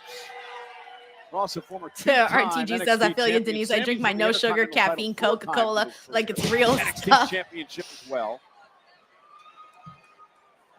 1-1 at SummerSlam in his career. You know, the stakes get higher and higher the closer you get to those world championships, and that is a barrier a lot of us were not capable of breaking through. Off the suplex, hook of the leg, and Sami kicks it too. Again, Sami also trying to wash the bad taste out of his mouth from SummerSlam last year, which he lost the Intercontinental Championship to Bron Breaker. Just say it, you stupid bastard. You stupid bastard. No doubt Karrion Kross is a mean dude. Just say it. Hey, Nasty as well. just say it. the right game, then, isn't it? Just say it. Just say it. Listen to me, man. Say it. Come on. One. Oh, Jesus. He really wants him to say it. Scarlett yelling at him as well. No, That's no, gonna be not a disconcerting. witch. The sinister siren. color of which We got card. Isaac here who Another says, I cheap believe trick that Kross they is want me to done take a look at after Scarlett this. now. I don't Be know, very, man. We'll see what very happens. careful. There's a lot of people that have called her that way. That was good. Carla says, Denise, you just hit me in the heart with that pineapple And comment. Sami I do Zayn like now my with the right Hawaiian hand, pizza. pounding away But then on again, Kross. I'm Canadian, so that should tell you a lot. Do Canadians really Let love Sami Hawaiian go. pizza? I wasn't aware of that, actually. Kross smartly covering up there, blocking a lot of those shots. Sami I just expending a personally lot of don't energy, but he has rock really Karrion love Kross pineapple now. on pizza. Reversal. Sami I do up like on top pineapples of the and fruit leapfrog. salad. This is That's much always really better good. from Sami Zayn, who simply got dragged into a turf war earlier on and is now playing to his own strengths. Sometimes you need to be slapped around a little in that ring to really wake up. Sami went for the blue thunder bomb, and Kross able to counter it. Doomsday Saito by Karrion Kross. What an ugly landing for Sami Zayn that was. Cover now on Zayn, and Sami somehow gets the shoulder up. Who sense if Kross could have hooked the leg there, it might have been over, but this simply isn't only. Okay, about why is it victory, okay? this is about He's looking at punishing Scarlett Sami like she's Zayn gonna until give the him man something, I imagine. Not really sure. And Kross, Oh yeah, she is. Oh, it's the pipe there's the thing. steel pipe coming into play again tonight. The Maybe pipe that is that's how he. assaulting Sami Zayn Maybe enough. that's how he. The referee is currently on site and checking on Sami Oh Zayn, shit! and now Sorry there's a guys. Alex just sent me a disgraceful Scarlett. text. Yeah, Sean Bennett does not see Kross with About the steel something. pipe in his hand. It's Sami Zayn though. Blue thunder All right. bomb on the counter. Alex is on the ground. That's why Alex Queen of the ring. Near She was fall just for telling Sami. me something. Now the pipe backfires. Something. She was just telling me something. Oh, McIntyre, thank you so much for letting me know. I'm sorry, I didn't see the new super chats come in. I must have missed it. We got Jade in Mexico here who says, got brown rice with broccoli, hígado y agua mineral. Thank you for mixing in the Spanish and the English. I appreciate you keeping my Spanglish on point. McTaro here says, if Kross wins, he should get a title push he deserves. I don't know, bro. I'm not there yet. Sorry, bro. I know a lot of people feel that way. I'm not there yet. Thank you, Victoria. We got Paula Bibena here who says, Denise, did Karrion Kross come out with a book? I didn't notice him coming out with a book. I might have missed that part. If anybody else caught that, please let me know. Also, Paula, thank you so much for the super chat. That's very nice of you, by the way. Very nice of you. Sami's lost it. I hope Sami doesn't get himself DQ'd. Sami might get himself DQ'd just based off some of the frustration we're seeing from him. What if he ends up, yeah, see, Scarlett's trying to get him to use the pipe because he's trying to get him to use, the pipe. The devil inside is coming out to play tonight. Well, Sami Zayn cross over to the dark side at the behest of Scarlett. Sami, don't be stupid. You know better than that. Come on, Sami. Sami Zayn, you know better than that. Don't be acting a fool. He says no. Yeah! See, Sami knows better than that. Scarlett out here trying to, don't tell me it's going to end like this. Don't tell me it's going to end like this. Don't tell me it's going to end like this. Okay, good. I was about to say, come on now. What are we doing here? And now Zayn hooks him. Exploder dropped him on the back of his head. It's a heavy landing for Karrion Kross, who is completely rocked. Eyes just rolled in the back of his head. Paloma kick. Cover. Wow. Here is your winner, Sami Zayn. I ain't even gonna say nothing, guys. I ain't even gonna say nothing. Good job. I am not even gonna say anything. Well, we all have Best an I angel don't on say one nothing. shoulder and a devil on the other, but for Sami Zayn, the voice of that angel is simply too loud and blocks out that little devil, or at least it did. I'm just gonna do that. I don't know, man. That was Sami Zayn picks up the win tonight, and that was victory for Sami Zayn. Would Sami Zayn use the pipe? An emphatic no. I had a feeling this is the way that it would happen, but I thought, you know, Karrion Kross is getting a lot of buzz, so maybe it won't go that way. This just keeps reaffirming my suspicion in that they just don't see it with Kross. They just don't see it. This match was just bleh. And there was no fireworks in the ending. Nada. It was nothing. Zilch. With a smile on his face, will leave tonight. Will leave SummerSlam victorious. And maybe perhaps. See what everyone's saying here. Math Dude here says nothing but filler by Karrion. Sami hit an upper spear and all. Let's see. Unitish says, well, it was nice seeing you in WWE, Kross. We got Jerry Rodriguez who says Kross should have won. Numb1 Jason says that's it for Kross. Raphael says very average match. I guarantee Wild Gremlin says, damn, yeah, Kross and Scarlett are leaving. I don't know, guys. I don't know. But that was rough. That was rough. I guarantee that I would. By the way, MetLife Stadium at 53,161 is what is being announced here. And they're going to do a memorial of Hulk Hogan, so I'm going to sports entertainment personified. Not speak the of it. greatest performer in our history. So much has been said about Hulk's accomplishments the past 9 days, but tonight I would like to remind everyone of what he accomplished at this event, SummerSlam. He was undefeated at the biggest party of the summer. He teamed with the Macho Man as the Mega Powers battled the Mega Bucks. He shared the ring with the likes of the Ultimate Warrior, the Heartbreak Kid, and Randy Orton. Just so many great moments, too many to talk about really, in the career of a man who carried professional wrestling on his back for 3 decades. Rest in peace, brother. And joining us tonight, the son. Oh, there's Nick Hogan. Yeah, he was also there at the 10-bow salute. Celebrating the life and the legacy of his father. A man who dominated this event, SummerSlam. We got Melissa Cabello here who says, why does this feel like Karrion Kross's last match in WWE? That's kind of the vibe that a lot of people seem to be getting.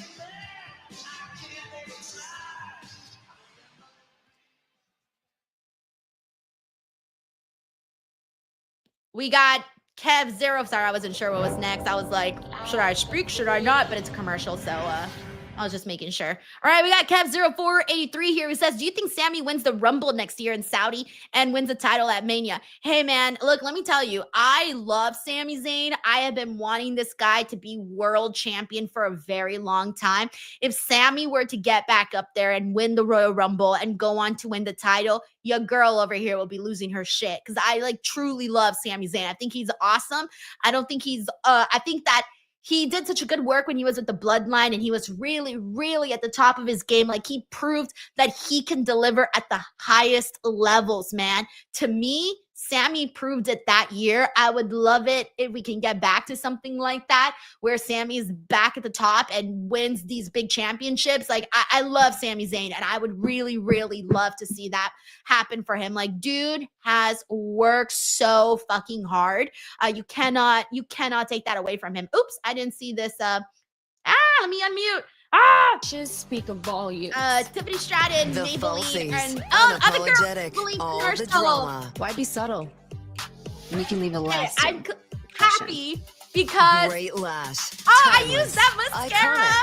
That mascara, by the way, if you're a girl, chances are, or you wear mascara, chances are you've used that mascara. That's the OG right there. That's the OG. 4 lash icons. I used the yellow one too. 1 lash legacy. But the green and pink one, the green and pink one is like OG mascara.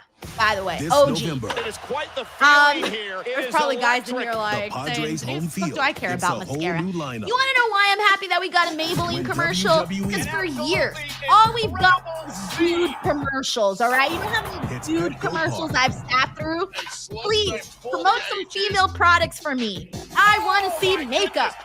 Gracias. I love this. Thank you. We got Mystery Escape. No one will ever forget. Anisha Hicks says, yes, Survivor it Series is. San Diego. It's the OG. Tickets like on every sale girl now. at some point has had that pink and green. Ooh, that pink and green This is mascara. Mexico City, the crown jewel of Mexico, which will host Triple Mania. It's AAA's biggest show. We got Ryan here who says, from Arena CDMX in Mexico oh City. shit, they're promoting Triple Mania. 9 Eastern, 6 Pacific. Oh shit. It'll be broadcast Oh live shit. in both English and Spanish on our WWE I was debating if I should say the English way or the Spanish way, and I said blubbered both. From tonight. Speaking of AAA, yo, I was got an kind of thinking of going to the match show. on SmackDown last night, Wade. Yes, my Mr. boy! Psycho Clown Mr. Iguana. These two were My Psycho Clown mask. Oh, my Psycho Clown mask is up there. Let me see if you can see it. Nah, you can't see it. Oh, wait, that's not my camera. It's that camera. Over here at Sick Dad Iguana on Wade. Hey, visit Summerslam Superstore. Anyways, as I was saying, yeah, I was considering going to that show for a little bit, but it's just too expensive. But I was thinking about it because it's the Hub's birthday that weekend, and I thought, hey, it'd be pretty cool if we went to Mexico. But this time I'm not eating because I don't want to get Montezuma's revenge like I did last time. Story for a different time. Anyways, Ryan here says it would be cool if Sami wins the and holds the title belt for a couple of months, say till I turn 50 next July. Ryan's trying to coordinate it with his birthday. So funny. Don says, yes, we need some commercials for the women. Thomas says, what about Slim Jim commercials? Well, hey, man, the Macho Man, when they still use Macho Man, Macho Man was my first crush, so, like, I never complain with seeing Macho Man on the TV, you know? Is about to change thanks to all right, Xfinity. Desi Baby says my mom had the pink and green my whole life growing up. See? Desi Baby knows. Am I right or am I right? Exactly. Unitive says we just need dude wipe commercials for us guys. Here we go. Hey, shout out to Dude Wipes. Dude Wipes, if you want to sponsor this show, there's lots of dudes on here. I'll promote them, Dude Wipes. You know, Anthony Jade Rocco Cargill? here says, or pretty ladies promoting mascara. Yes, agreed. Had an amazing time here tonight at SummerSlam. So they upgraded your seats tonight. Oh, wow. She got her seats upgraded. That's great. I love Jade's hair like that. Thank you.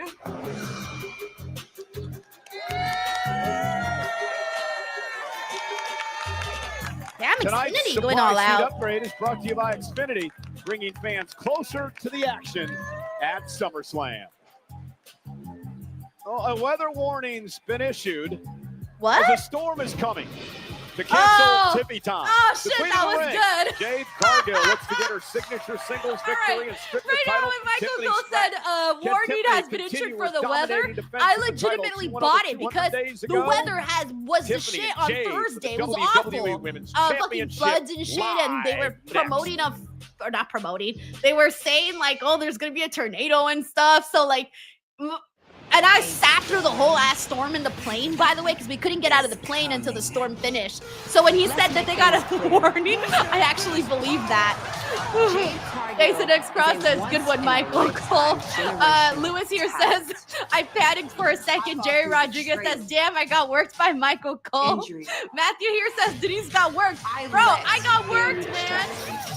So, yes, Don says flash flooding. It was bad. They issued a state of emergency thing. When I was there, and I was, no, like legit, like we couldn't get out of the plane. They told us when we landed, the pilot said, had we left LAX later, we would have been diverted to another state because of the storm.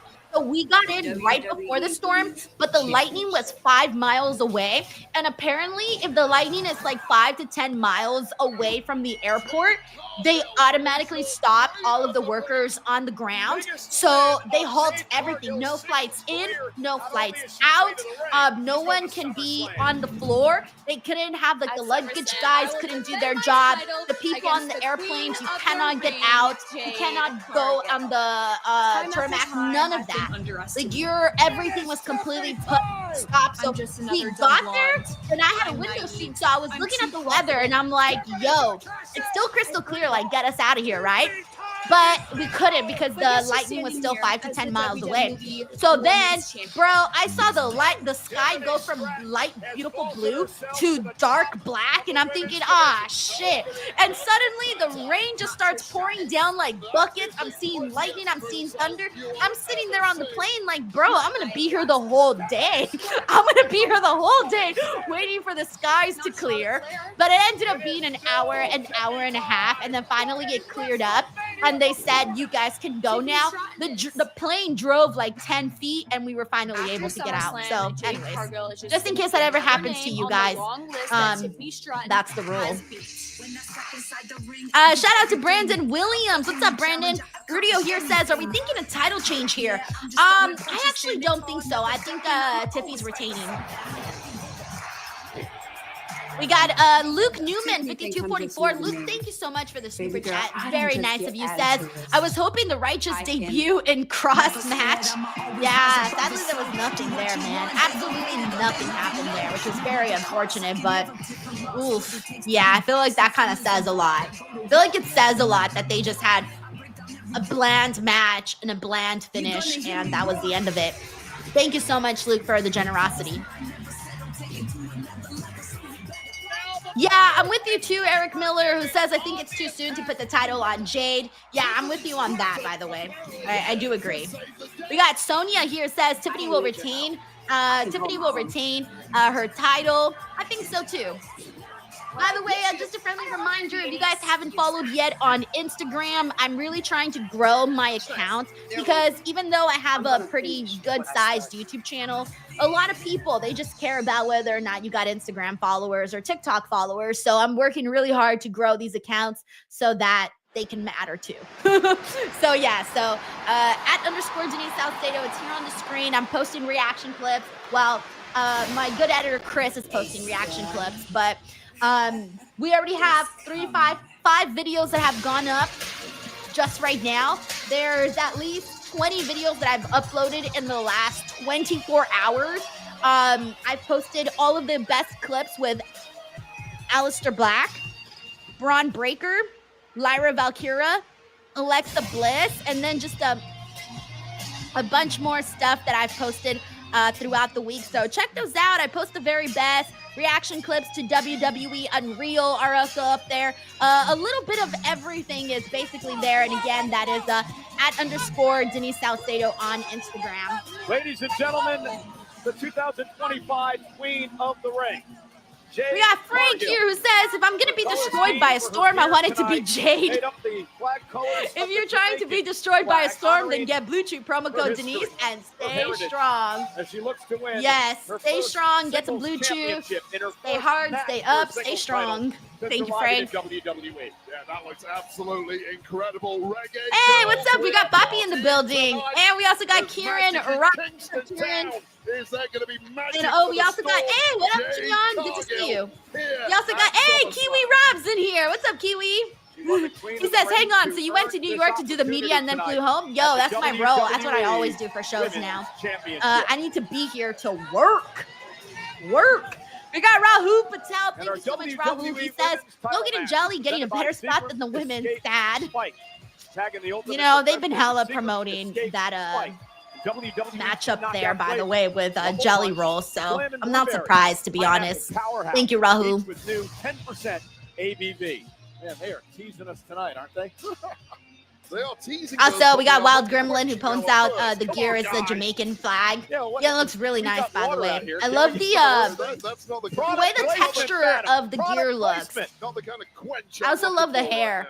I'm not really into like I'm not really that familiar with Game of Thrones, but doesn't the girl from Game of Thrones kind of have her hair like that? I've never seen Game of Thrones, but I've seen the girl because I've seen the memes, and I'm assuming it's Game of Thrones. SummerSlam. And Wade, we talked about this during the countdown show. Tracy WV, Tracy, thank you so much for the super chat. Tracy says Kross's book comes out Oh, that's the book that we're talking about. Okay, I was a little confused. Says Kross's book comes out August 5th. Maybe he will do a tour. Oh, I'm sure he will. Usually people do book tours, media tours, things of that nature. Yeah, for sure, Tracy. I think it will. Thank you for the super chat, Tracy. Also, Tiffany looks really cute with the all blue gear. We got Luke Newman here who says Mr. Iguana and Psycho Clown debut on SmackDown was lit. I saw. I was so happy. I was watching SmackDown this morning before Busted Open, and I go on and I saw that they were on, and I was like, oh shit, because I hadn't seen the show. Like, I hadn't seen anything last night because I was traveling, but I was so happy for them, man. I have no idea. I'm so happy for them. And Mr. Iguana is just such a nice person. I've interviewed him on the channel. I've also interviewed Psycho Clown on the channel. By the way, I can pretty much guarantee that I'm probably the only person on YouTube that has a Psycho Clown and Mr. Iguana interview on their channel. I'm pretty sure. I mean, obviously, besides probably Triple A's official channel, I'm talking about a person that owns a channel, like a single person. Me. I'm pretty sure I'm the only one who has a Psycho Clown and Mr. Iguana interview. Pretty sure. Pretty proud of that. Bragging point. Alicia Taylor's hair looks really cool, by the way. Very cool. Introducing first, the challenger. Thank you so much, Luke Newman, for the love, for the super chat. Thank you. Beach, Florida. Jade. Cherry Rodriguez says, that's awesome. Yes. Thank you. And oh, Cardi's still out there. Was she sitting out there the whole time, or did they just bring her out there for this match? David here says, who's your pick, Denise? Tiffany Stratton. Definitely Tiffany Stratton. Luke, thank you so much for the super chat. He says, I love your content, Denise. Keep up the good work. Luke, thank you so much for showing some love here. Happy you like the content. You have no idea how far it goes when people like the content, watch the content, all of that. It just really goes a long way, man. Thank you so much, Luke. I've also dropped 3 interviews. I dropped an interview with Aleister Black. I dropped an interview with Alexa Bliss. And one with Lyra Valkyria. And then on the shorts, I posted the questions that I got, that I got to ask Charlotte Flair. Those are up there too. She did a scrum. And then I also posted pieces of my interview with Bron Breakker over in the shorts section as well. Lean on the confidence that winning an arduous tournament Thank you, Luke. Queen of the Ring has given you. I would personally argue. All right. Ooh, nice little pump kick there. By Jade quickly.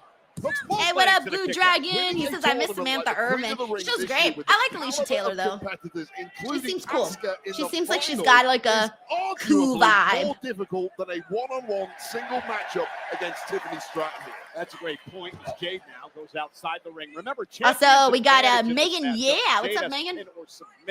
Thank you so much, King Michael Gang. Sends in a super chat saying, Mother Tiffy has arrived. Love the outfit, Denise. Gracias. Yeah, I decided to go be a little extra today because I wear my CM Punk shirt all the time. All the time. So I thought, let me jazz it up a little bit. Do my hair, add some jewels. Just find a way to jazz it up. That is the current women's. Thank you, King Michael Gang. Naomi, remember the no holds barred match back at Evolution. Yeah, I saw Cardi B losing her mind at the prospect of Jade Cargill winning this. What is the fans chanting? I can never hear the fans. Does not like Naomi, at least according to their social medias. I think Cardi B will be very, very happy. Oh, if the storm prevails here. But Naomi, of course, will defend the world title tomorrow night, SummerSlam Sunday. And here now, Tiffany suicide dive, taking out Jade Cargill. She's okay. She's okay. Them dives has been crazy today. We got Jade Cargill, played hoop in college. Obviously, Dynasty Dances, is that the Royal Rumble punk shirt? Yes, it is. Let me stand up. Gymnastics. You've got 2 hot athletes here for the women's championship. Yeah, the standard in I figured I'd wear it today for his big championship match. Program and it's going to keep going that way. You want to win gold in WWE. Whoa! Oh, Jesus. Oh, damn. Hands all around. Cover by Stratton. That one looked a little different today. Not even a 2 count, though, shows you how double tough Jade Cargill is. And we saw the On the Countdown show, they had some tryouts in New Jersey for potential superstars. Among those athletes, Guidance says outside arenas you never hear the chant. Oh yeah, you're right. I didn't even think about that. That it doesn't, because it doesn't like bounce out, so it just sounds all crazy. Yeah, I can barely hear the crowd. That's why. No mistake. Tiffany Stratton is no Spend Big is in the building. Spend Big is the effortlessly. He says, what's up, Denise and NWO working but checking into the fam. Watching along tomorrow with you guys. Stan, I'll see you here tomorrow. Hopefully your workday goes by fast, man. So far it's been a pretty decent edition of Night 1 SummerSlam. I think so far, by the way, match of the night has been Roman Reigns and Jade versus Bron Breakker and Bronson Reed. I feel that's been the best match that we've seen so far. So, still not a match that has completely run. Like, there's not a match on here that we've seen so far that ended or anything like that. Who knows? It could be Gunther and CM Punk could have that kind of a match. Hopefully they do. But as of right now, it's been a pretty decent, okay show. Thank you, Sven. But then again, a lot of people kind of expected Night 1 to not necessarily be as strong as Night 2. And now Stratton showing off some power of her own. Shout out to the T-Money 35. And now Tiffany went for the... Also, Dave Schultz says, who's been the winner so far? Sami Zayn defeated Kross. Jay and Roman defeated Bron and Bronson. Alexa Bliss and Charlotte are new champs. And then we're on the fourth match now. So Charlotte and, Tiffany and Jade. With a driver, what a counter by the champ. Yeah, a lot of times in a match like this, you come into it knowing that certain moves are going to keep opponents down. However, this is the very top level. It's a world championship class. I don't think so. No, there's not. There isn't. They didn't announce anything. James Evans says hashtag and still upcoming. 61 here tonight, MetLife Stadium in New Jersey. Home of the NFL's Jets and Giants, the final of the FIFA World Cup. Dave Shot says, F yes, all my predictions are correct. Yay. Epic two-night congrats. So England are going to win the World Cup right here next year is what you're saying. But the question is, who's going to win the Women's WWE Championship right now? Well, Jade Cargill looking great so far. And now Tiffany Stratton, though, great counter sends Jade across the ring. Tiffany's had an answer for almost everything from Jade tonight. Yeah, so much finesse so far from Tiffany Stratton. And it's starting to wear down the challenger. And now Stratton, caught by Cargill momentarily. Tiffany Stratton, though, has Jade where she wants her. Went for the Alabama slam. Didn't quite get all of it, but has Cargill in position now. Cargill's got such a long frame, it's hard to pull it off, but it did enough. Knees up, legs up. Such long limbs there. Jerry Rodriguez says, Denise, do you think Cody will turn tomorrow? Before last night's SmackDown, I didn't really think so. After last night's SmackDown, I feel like it's a bigger possibility. Ooh. Gets the foot on the bottom rope, and the official, Daphne LaShawn, has to call off the cover. That, again, is a tiny window into minor experience problems there for Jade Cargill. Feet off here. Luke Newman here says, how do I become a member? So, if you go on the YouTube channel where it says subscribe, after you click subscribe, I think there's a join option right next to that button. And right when you press join, it will walk you through the steps, Luke. So I hope that helps. Thank you so much for asking. Cargill now with a choke slam. Also, thank you, James. He just subscribed followed on Instagram. Thank you, James. Tiffany can't even stand up here. Yeah, not quite sure where Javion says, come on, Jade Cargill. Could be closing in on her first win. Shark King said, night will be better. Oh, yeah, I mean, you got we might be getting something deadly here, Cole. What is Cargill cooking up? The second rope, Jade Cargill. Those matches will be really good, and then we'll see how the street fight goes. For Jade, it is Tiffany now. Fights her way up to the top rope. She doesn't want to be up there. Jade Cargill now. Shit. That was pretty cool. Cargill to get set there. I think Tiffany's about to finish this. Yeah, that's it, man. She's finishing it there. Yeah, she retained. So the match was like, so-so, but Tiffany got a nice big win there, and I think Tiffany retaining was the way to go. Yep. Champion, Wow, guys, I gotta tell you, Man, what a great match. what a Jade match looked is great, that but Tiffany I've been survived. really delivered Jade on this Cargill show, by the had way. The match won, but made a critical error there. Make no mistake. Up the North says that was a bad trajectory match. of Jade It wasn't the Cargill greatest. will I'm not be gonna lie slowing here. It down wasn't the here, greatest. How smart, But how Tiffany clever time. is Tiffany Stratton making the right decisions at the right moment. They did like the finish, though. Omar Maduenya says that was so short. Yeah, it was pretty short. Prettiest moonsault ever. Nailed to perfection despite the volley of abuse sent away during the match. Tiffy gets the win. Tiffy retains. Also, Tiffy's busted open on her elbow. It ain't game over. Tiffany Stratton has been champion for nearly 200 days. Jolie And says, it's wow, like that. This young Luke, woman, thank you. He the says, do you think WWE Women's injuries will Champion work is for legit? undefeated. When it first happened, I thought it was a work. Tiffany Stratton But on a then massive roll afterwards, in when WWE. Rally Night won, I thought it was Well, legitimate. A24 Then I kept thinking it was legitimate until probably a week later, I started to feel like it was possibly a work. And since then, I am now like 60-40, I would say. 60-40, 70-30 on it being a on it being a work. Yes or no answer. But we'll see. I'm not really too sure. Thank you, Luke, for asking. And for the super chat, man. IGN Sucho says, so far, Jade's best match in WWE. It was good. I think I may still like her match with Naomi that she had at WrestleMania more. I think I'm still kind of feeling that one a little bit more. Thank you so much, IGN Sucho. Come on, are you ready? All right, 1 second. Yes.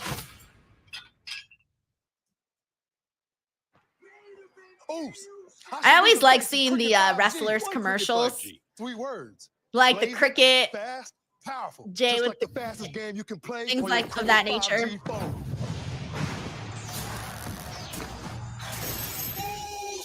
Oos, me, oos. Day one, it's just me, oos.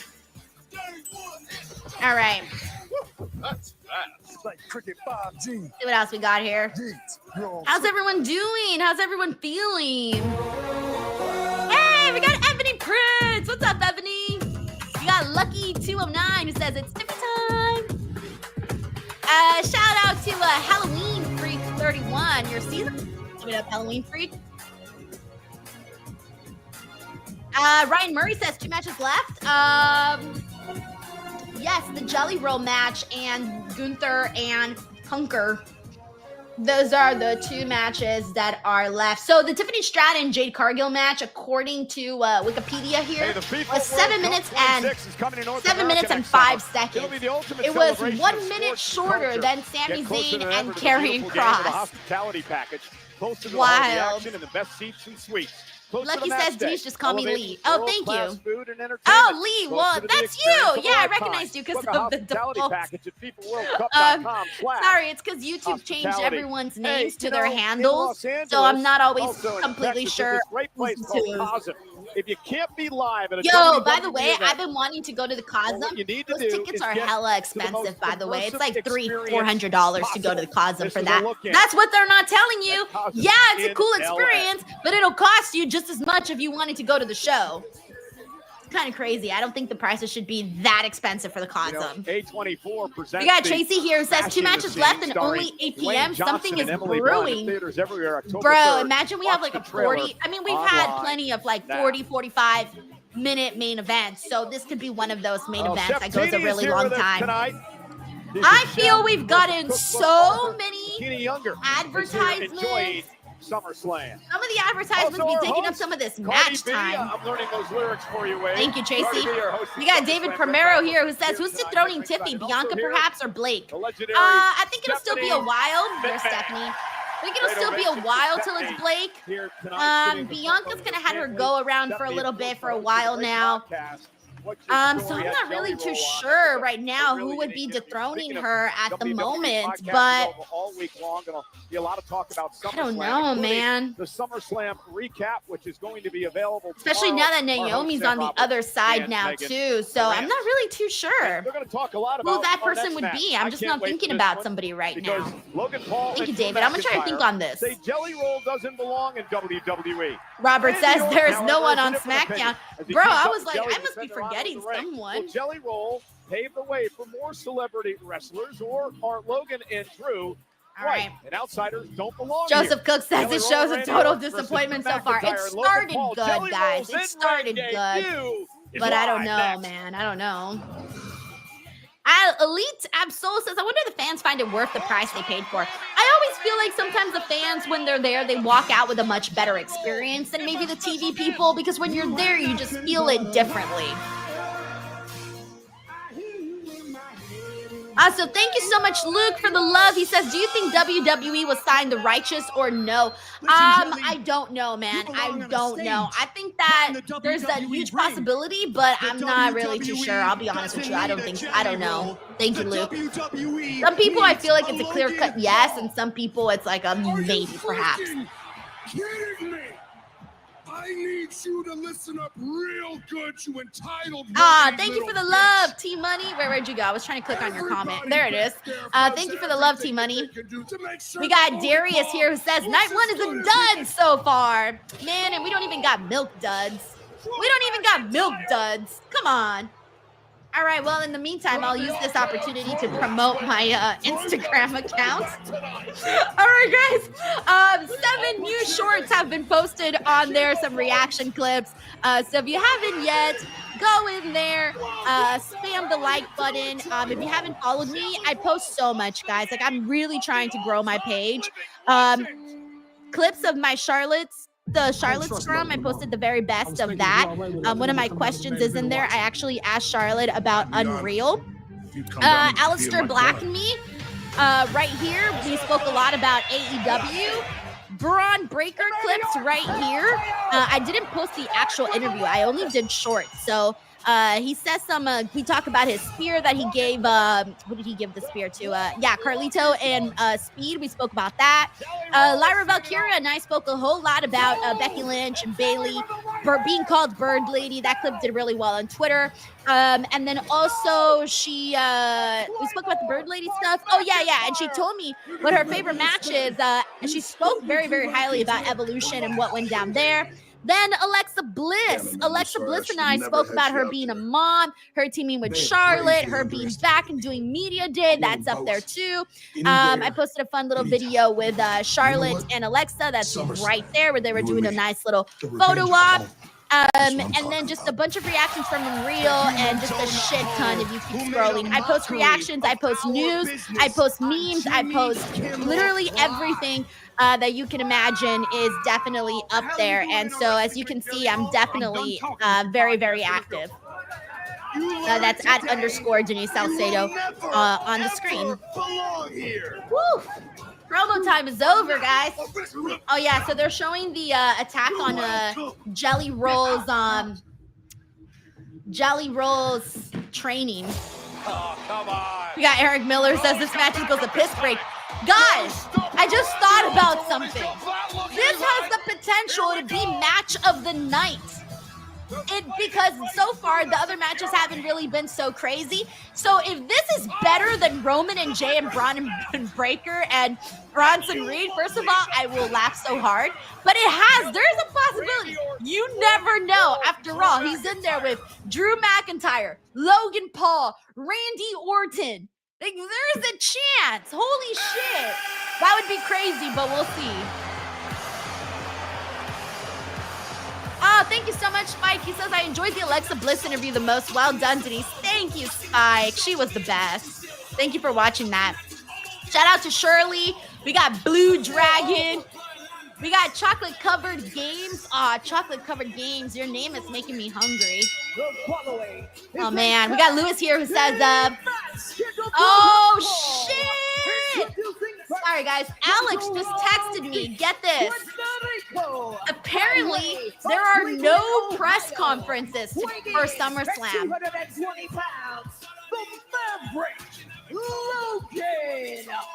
No press conferences. It's hard to believe that it was 3 years Imagine, ago like, this event, SummerSlam.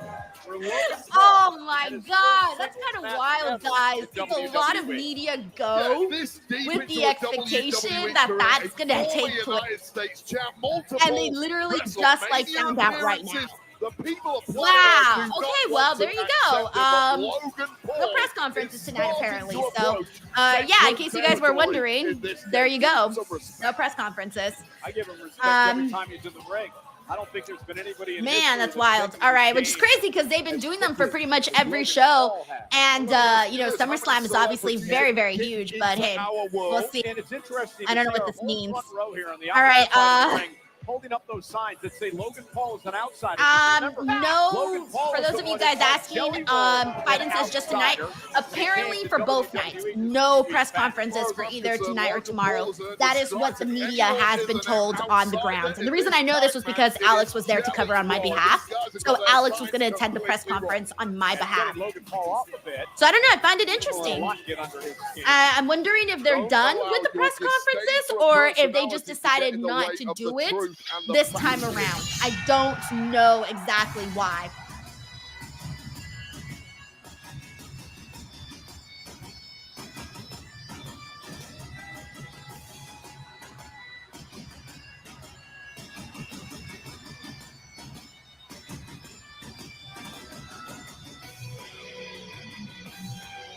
All right, that's where we're at.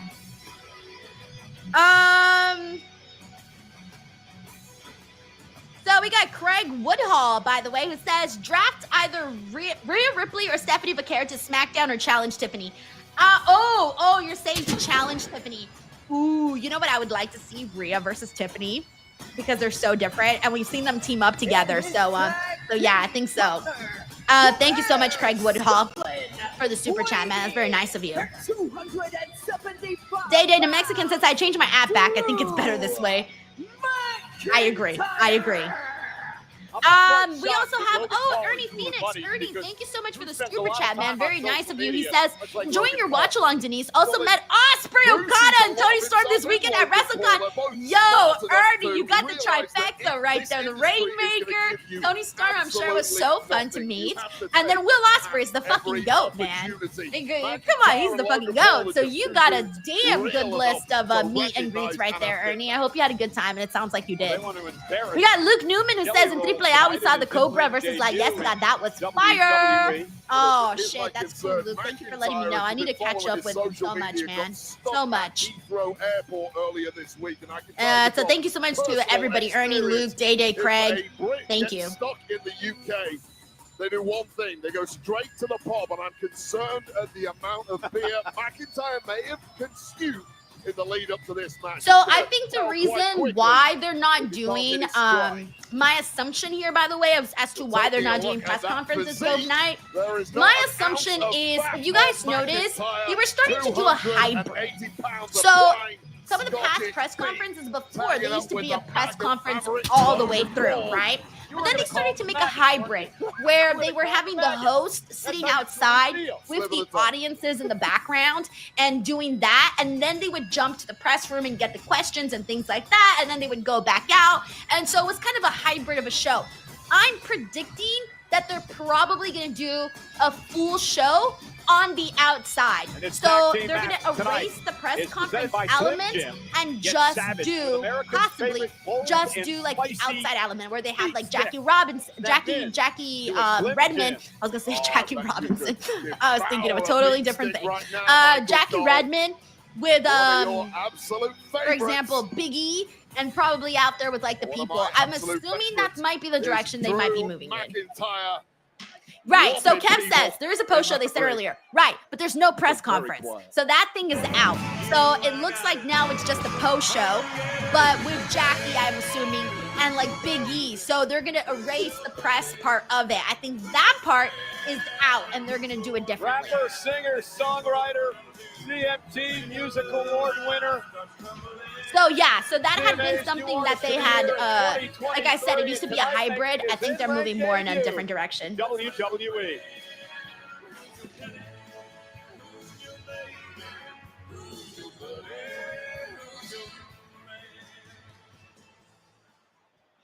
New York City, New Jersey, Jolly Roll's gonna cut a promo. Let's go. Let's see what Jolly Roll has to say. I would like to take a moment to pledge allegiance to the Apex Predator tonight. Jerry's expecting a Canadian destroyer shooting star press. You know Jelly Roll just really loves to sing that Randy song.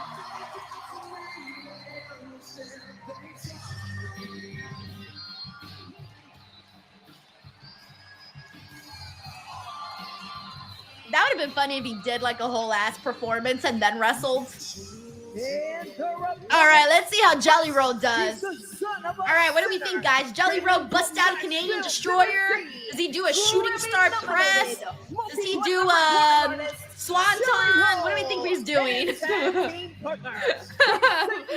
Karrion or something? What is Jelly Roll gonna do? Randy Orton, Jelly Roll set for tag team action tonight. Jelly Roll's wife is oh no, Don says, Denise, I think I like too many of your videos on Instagram. I keep hitting the heart and nothing is happening. I think I got restricted. Instagram does that. Whenever you like something very fast, like multiple things, it does stop you for like 10 minutes and then you're back. It's happened to me before because I go in and I like a bunch of people's stuff and then they're like, you cannot like anything more for the next however long. Vinny Doom says, I love Jelly Roll. He's doing a sunset splash. Noah says Jeff Hardy or Shane O'Mac.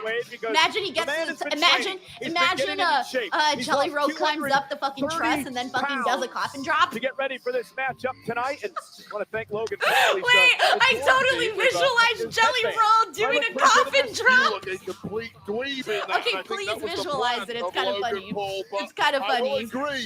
Jelly Roll King Pope says, come on, Jelly, make that belly roll, my guy. Bro, my belly's fucking rolling right now. The Performance Center, the likes of Johnny Moss, Jesus. Brookside, couple of British legends. We got Blake here who says, I want to see Jelly do a shooting star. Doing all the right things, what he hasn't done. We got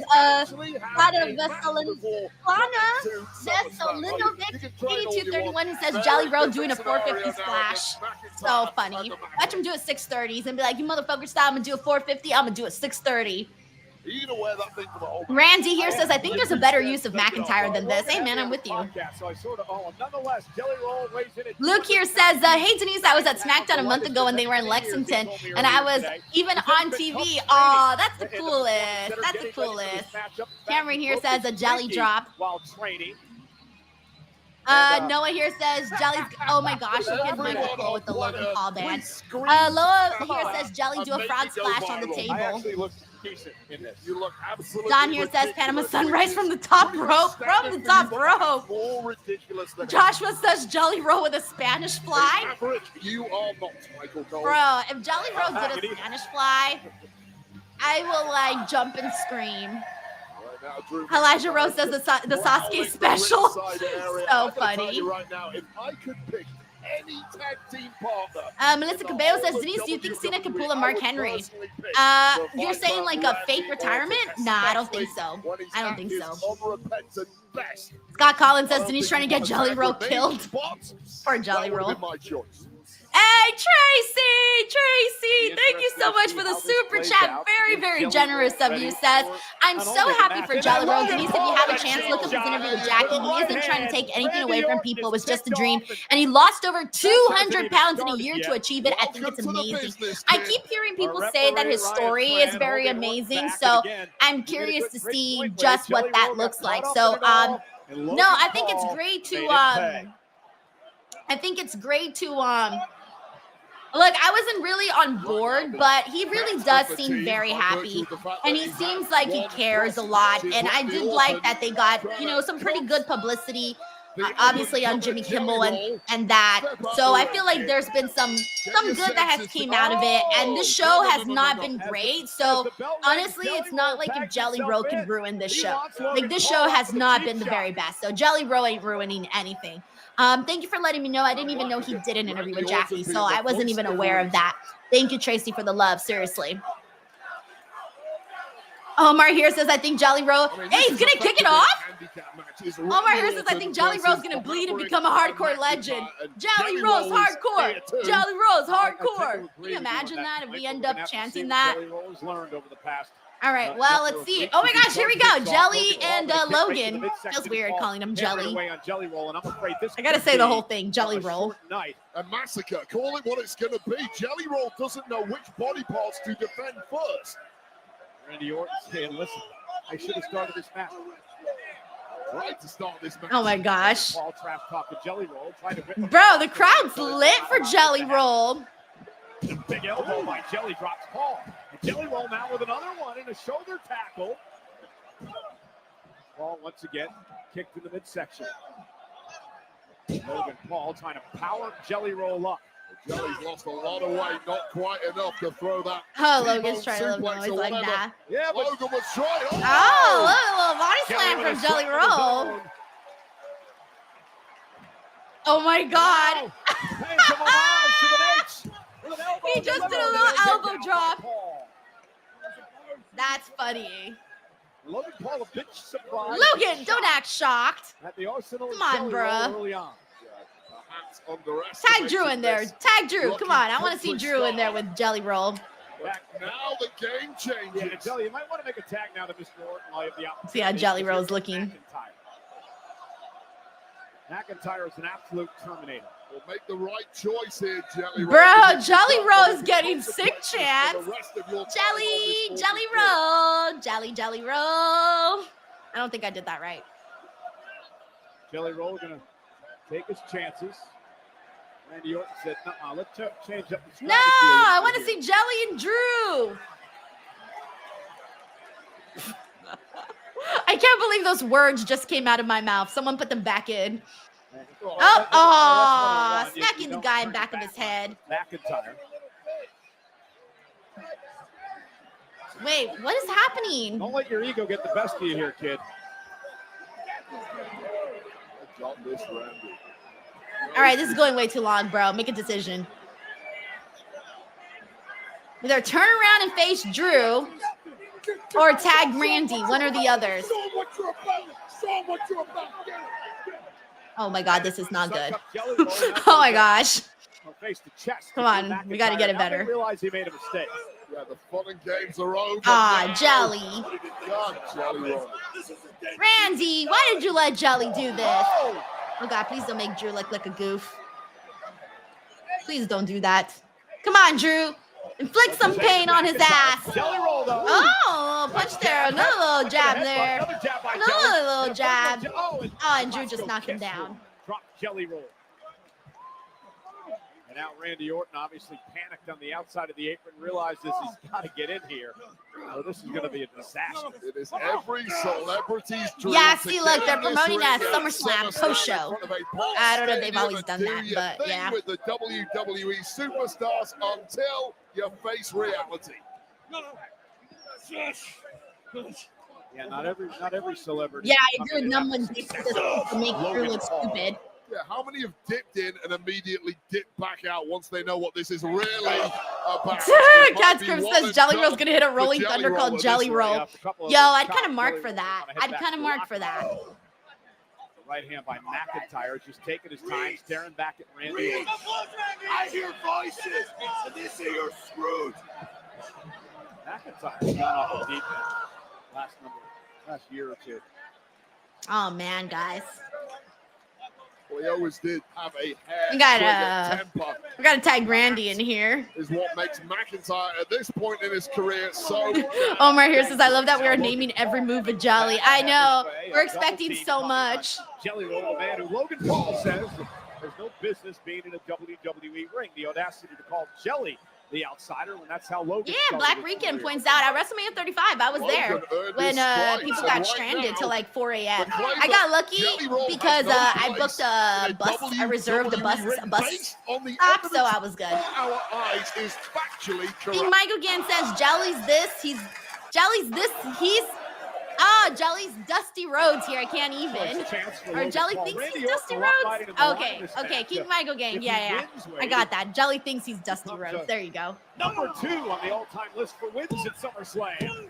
Randy, bro, you got to get your butt out there to tag you in, man. It's brutal. Well, the only chance Randy Orton has of winning Thank you, King this Michael match Gang. is if he gets tagged Robert in. W9 says, so far, SummerSlam is about as lame as WrestleMania 41. Also, thank you for the love, Luke. SummerSlam. It's been 4 years. Day de Mexicon here says, today, backstage analyst guys, Bald, Sam, Byron, and Peter. They got all the baldies today. Body shots to Jelly I'm Roll. going to shave my head and I'm going to be a bald panelist. Watch me. It's going to happen. Be like, nah. Second Denise goes bald, we'll take her. Yeah, but it's different when you're a match, right? Maybe that's the prerequisite. Wait, is he shoving his face in his balls? Of endurance, which at this was point, funny. Jelly's been beaten up for the past 5 minutes. Infamous Very Local says Jelly has to be hitting a Jelly KO, right? I don't know what kind Stop of it. A Jelly KO. Now softened up by these two. A Jelly kick instead of a Claymore. But it doesn't jelly mean you're kick. going to have the cardio that you're going to need in the ring. A Jelly Roll lariat. All right, that's it. We're having more fun coming up with hypothetical moves for Jelly Roll than we are actually watching Jelly Roll in this match. 2 or 3 months of competing regularly. Thank you, Infamous Raider Loco. The place where I felt I could compete against as good Everyone's as McIntyre. chanting they want Cheap Randy. shot. Jelly Rana. And now mocking Randy Orton. Jelly Splash. Jelly Roll sends McIntyre over the top rope. The Jelly collapses in the ring. I'm almost thinking they should have just done the hot tag for Jelly Roll instead of having him kick off the match. There's an opportunity to get in this match. Ray says, let's go, peanut butter jelly. Eric Deal says, Jelly Stunner. Vinny Doom says, Jelly Donut Leg Drop. Mystery Skate Deck says, Jelly to Belly Suplex. I'm dead. Jelly to Belly Suplex kills me. I would love to see that. RT says, believe in the Jelly. All right. Randy's like, hey, let's party started. God. To do whatever the hell he wants to the Scottish Terminator. Yeah, these guys have been everywhere. Kimmel, oh, hungry. Now Randy Orton with vintage Randy Orton that hang up DDT. The draping DDT delivered. And Randy Orton is going to that place. Joshua says last one, the Jelly Maker, Okada. Gonna make it rain jelly.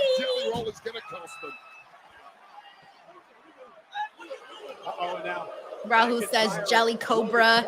Elijah says Jelly Nader for RVD's Van Terminator.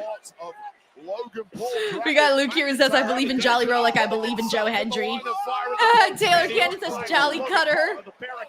And now Drew McIntyre trying to bounce Orton off the Spanish announce table. Randy Orton able to counter right here. Vintage Orton again. Oh no, Lee Absul says half of these matches could have been on Raw or SmackDown. Yeah. Man. Oh. Gunther and CM Punk really got to knock it out of the park, guys. Gunther and CM Punk could be the sixth race. His wits about him while attacking. Omar says one wing jelly instead of one wing angel. Isaac says jelly twister. The jelly elbow by 90 IC. His partner Randy Orton who was floored by a claymore. And now Logan. Oh, funny. Split. Sinister says split-legged jelly salt. Jay says jelly shot lariat. Yo. Never drop your guard. Titanium loaded right hand. The knockout punch coming from Logan Paul, the Jelly Roll. 5-star Jelly Roll instead of 5-star Frog Splash. 5-star Jelly Roll. All right, that's it. That's all I'm thinking about now is moves. Just trying to jelly with that right hand. And now Logan Paul clearing up our announce table. And oh man, things are getting out of control here. Not look pretty at all. There's few places to hide around. Highly concerned about what's going on. Day to Mexican says shave head like Molly Holly Serena. Hashtag Jelly Tsunami. Tsunami Splash. Jelly Splash. Jelly Splash. Jelly Drive versus Wayne. T Money says the 5-knuckle jelly roll. Jelly to jelly suplex. That's Jeff. Jelly Roll, who's just knocked out. Oh, Logan's doing his spot off the top rope to the commentary table. Logan loves doing this. Nice little viral moment for him. Here's your viral moment, everyone.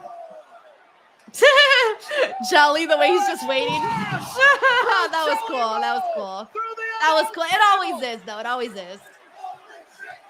Oh, we got holy shit chance in a Jelly Roll match. What up? I wonder if Jelly Roll is either living right now or regretting it. Slow motion for me. Move it slow motion for me. Let's go. Yeah, I like the slow motion of Logan's frog splash. It's nice. The slow motion. Logan Paul with that splash from the top of the ring post. Medical personnel, other officials are coming. Let's see. Oh yeah, so Dated a Mexican. Already read that one. He also says it's a repeat of WrestleMania first night bad, second night good. Well, let's hope, man. Second night has a lot of good stuff announced. They can't. They really can't. Thank you, Day. Frank here says he just hit him with the Jellystone driver. OMG, the Jellystone driver. Yo, Jelly Roll has a good name for moves, apparently. Thank you, Frank. I'm appealing if you're Jelly Roll right now, but it's too late for that. Well, here's the deal, Wade. Yep. Jerry here says respect for Jelly taking these bumps. Again, he doesn't have to. Back to the action as McIntyre. Dan David says, this Jelly Roll, no, Jelly Roll backbreaker. Lewis here says Logan Paul's glasses went flying. Inside the ring. Eric says twist of jelly. Now I'm looking at Jelly Roll. He's in deep play. He's really hurt, Wade. Sinister says jelly old school. Close eye on it. And this is mission accomplished from McIntyre and the Maverick Logan Paul. I think Jelly Roll's dead. And punish what they see as an imposter in Jelly Roll. And Drew McIntyre just playing it up to this over 50,000 crowd here tonight at MetLife Stadium. And now Randy Orton, and you mentioned this earlier, Wade, it was going to turn into this, a 2-on-1 situation, a handicap situation for Randy Orton, and that's what's happened. Tony Baloney says a choke jelly slam. Personnel at ringside have got There's quite a bit of lag in this match. A lot of downtime. Logan Paul and Drew McIntyre continue to pummel away on Orton. 90 Ice says, come on, Jelly, I believe in you. Absolutely terrified, thinking, what the hell was my husband? Try to get Jelly up. I think Jelly's getting up. I hear the crowd cheering. Maybe we all should have talked about Come on, Jelly, we believe in you.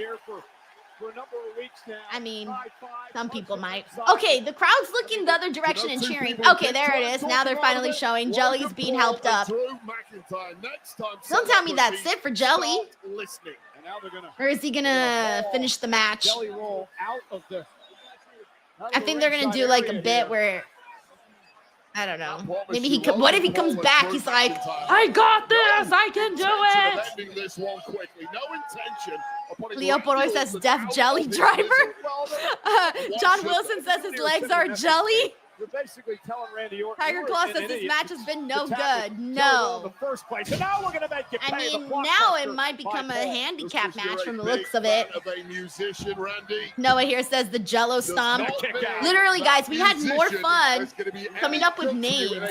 That's wild. Two uber athletes. And Logan Paul laughing and mocking at Jelly Roll as they drag him out of the MetLife Stadium here. Because Logan Paul has been proved right. Logan Paul was aghast at the kind of response and adulation that Jelly Roll was receiving from the WWE Universe, whereas Logan Paul... Yo, guys, this is like, I don't know, man. I feel like there's been a lot of downtime in this match. Time and again for these people. Show some bloody respect. Again, Rolling Jelly Thunder time. Rolling Jelly Thunder time. And the Viper, the Apex Dynasty Dan says Jelly should do the Hulk up. He might. I think he's coming back. Against the dangerous Paul. Ryan Murray says, Denise, what's your rating of the scale for this? For this match? A bite, Randy Orton now. If I could rate it up to 10 Jelly Rolls, if the scale is 10 Jelly Rolls, I would say one bite of a jelly donut. Not even one jelly donut, a bite. Day the Mexican says Jelly Roll gonna run out like Mick Foley did. He probably is. He's gonna run out there, climb up the top rope, and then fucking do a 450 splash. Come on, Jelly, we believe in you. Oh, Jelly Roll making his comeback. Jelly Roll making his comeback. Jelly Roll's making it back. They can't even stand. He's a glutton for Come on, Jelly, bring out a 450. But this guy is showing Shooting star press, Jelly. Listen, at the end of the day, Come on, we believe in you, bro. Leave his partner high and dry The Jelly here pokes in us this no more. match. Randy Orton is going to tag in. Oh, he's back in there. Here he comes. Randy, bro. Anyways, Jelly's back in there. And another one to Logan Paul. Just fighting on pure He's going to do his choke slam on Logan. Oh my gosh, this may be one of the worst matches I've ever seen, by the way. Like he's seen a ghost. He may well like, Logan is standing there. I mean, yay!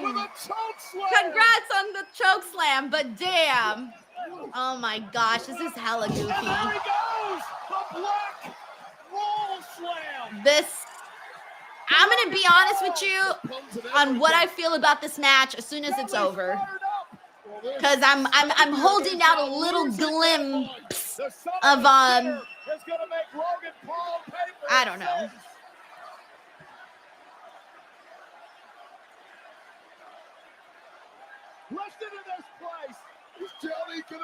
Because I have a perfect example of what this match feels like. Oh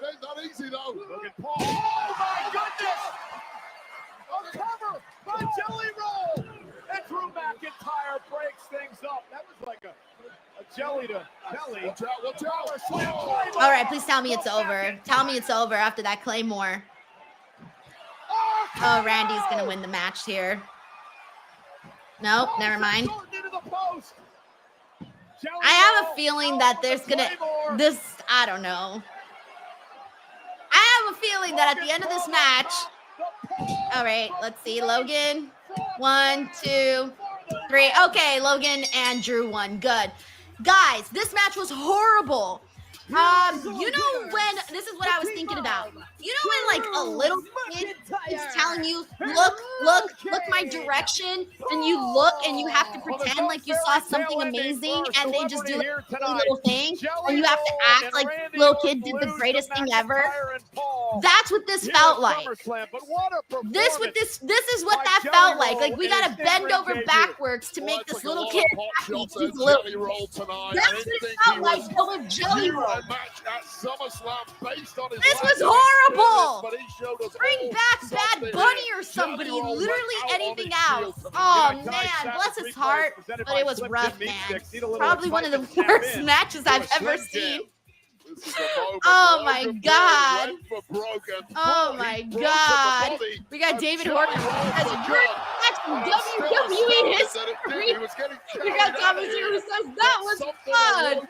Snap Dude says good ending by celebrities. Dynasty Dan says it felt like a Pat McAfee commentary match. Oh my god. We got one match. We got one match left. Oh no. Cat Script says Michael Cole was don't forget this, the Jelly to belly. Oh man, Elite says, but Denise, it's an experience. Robert W says, night one has been a joke. Tabasco says, Denise hates everything. James Evans says, game over for Jelly. MC Jono says, respect to Jelly Roll for taking the L. Six Suzuki says, Logan's worst match by far. Don says, yes, it was horrible. Feel bad for Randy and Drew. Logan, I don't like, but at least he has some talent.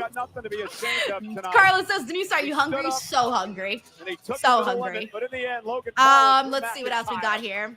Victorious. Let's see. Jeff Impossible says crazy not to have Jelly Roll win. Ellen says worse than the Shockmaster. I did hear when Michael Cole said Jelly to belly. All right, give me 1 second, guys. I'm going to wrap up my recording. We got one match left, guys. One more match, and I hope they go to town with it because if they go to town with this match, then it will be the match. But, man, I don't know. Guys, I don't know. I had a lot of hope for look, SummerSlam night 2 I think will be a million times better, but yeah, this night was not a good start though. Joseph Bosa says, Denise having a co-host for the post show. Yes, I will be joined by Tempest, formerly of Wrestle Talk. Man, Tracy says, wow, I never thought of you as a hater, Denise. Wayne says, well, the crowd seemed to have fun. Mac Dude says, night 1 sucked balls. Mr. Mr. Nowhere says this match proves Seth is cashing in. It's the only way to save tonight. Armand Dueña says 10 out of 10 jelly names, 1 out of 10 for the match.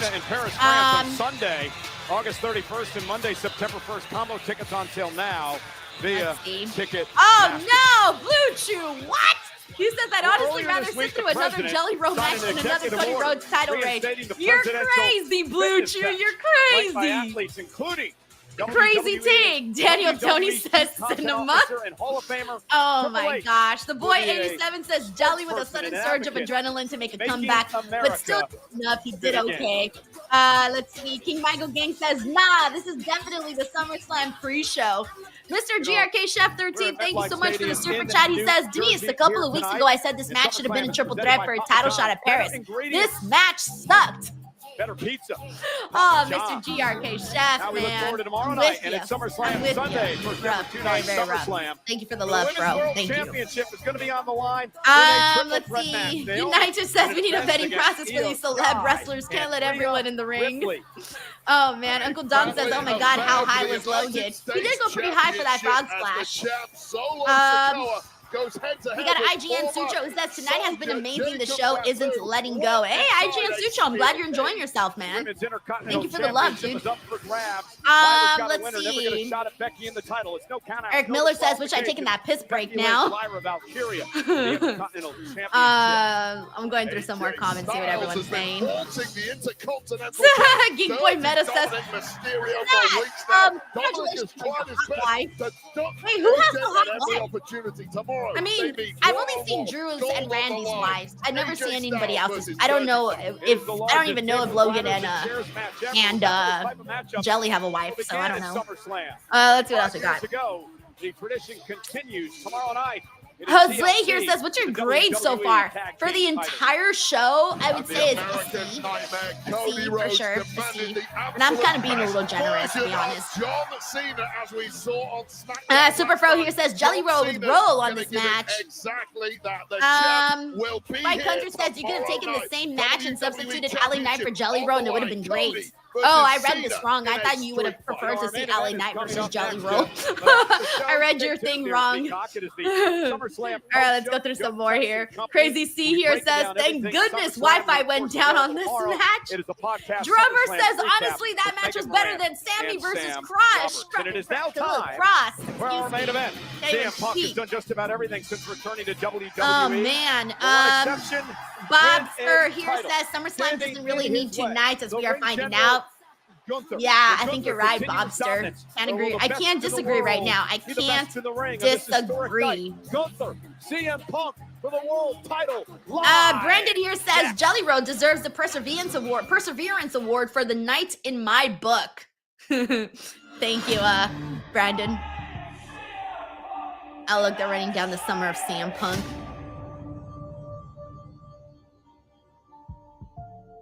Joe here says Orton get Bad Bunny next time. Holland Randolph here says who won? Logan and Drew, which I'm glad they did.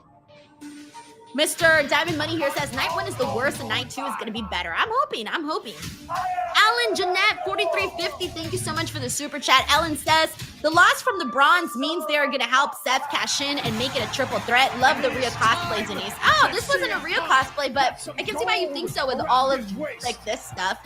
But hey, man, you might be onto something, Ellen. I could see this happening. I do think that Braun Breaker and Bronson Reed need a little oomph in the night. They might get their oomph at the end of the night.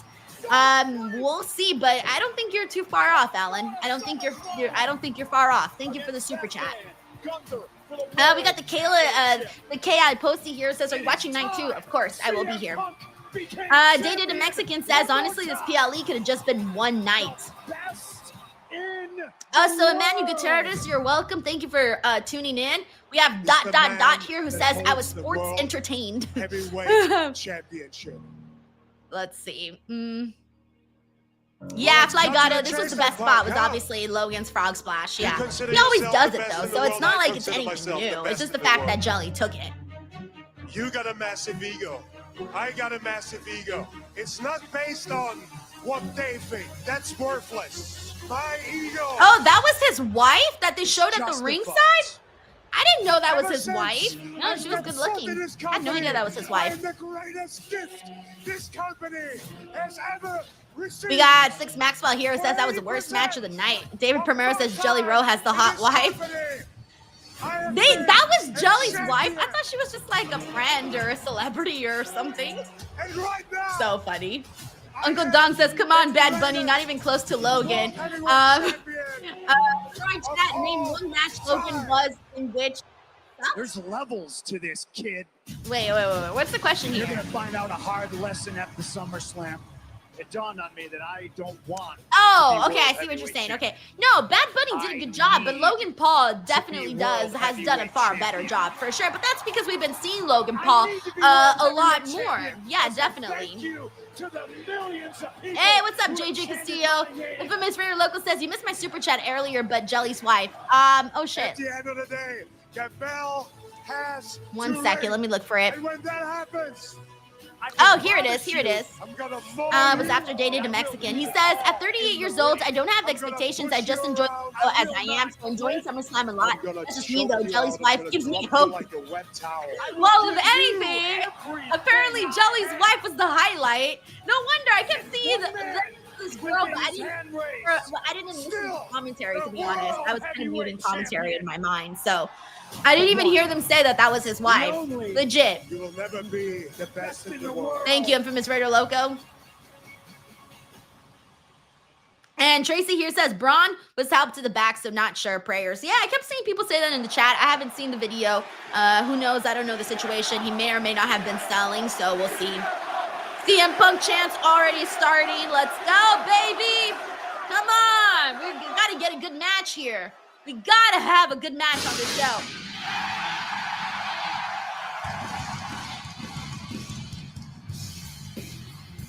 I don't know what I'm doing, guys. I don't know what I'm doing anymore.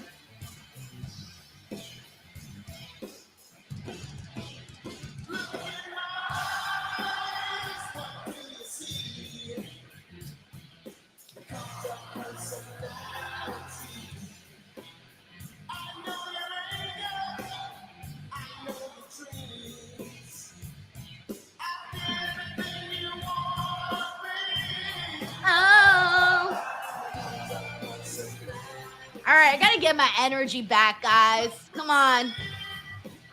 Let's go. It's what I tuned in for. What am I doing? I don't know what I'm doing anymore. Come on. 7th inning stretch. I mean, not really, but we're calling it here. McIntyre says, CM Punk! Big G says, it's clobbering time! Then Stalker says, save the show, Punk!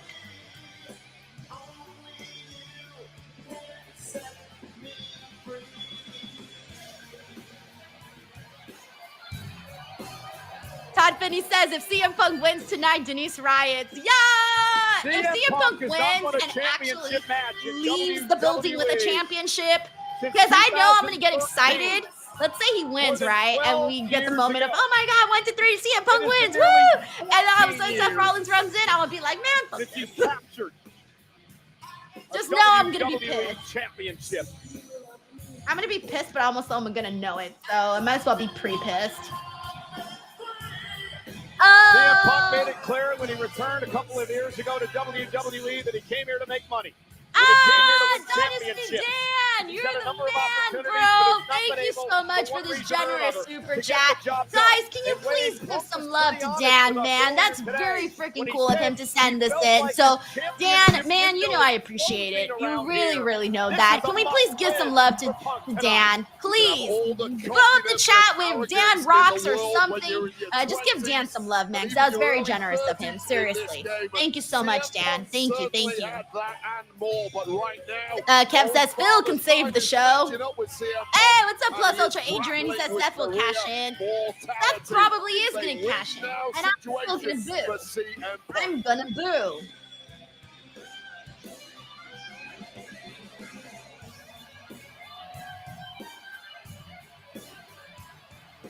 Come on, punker.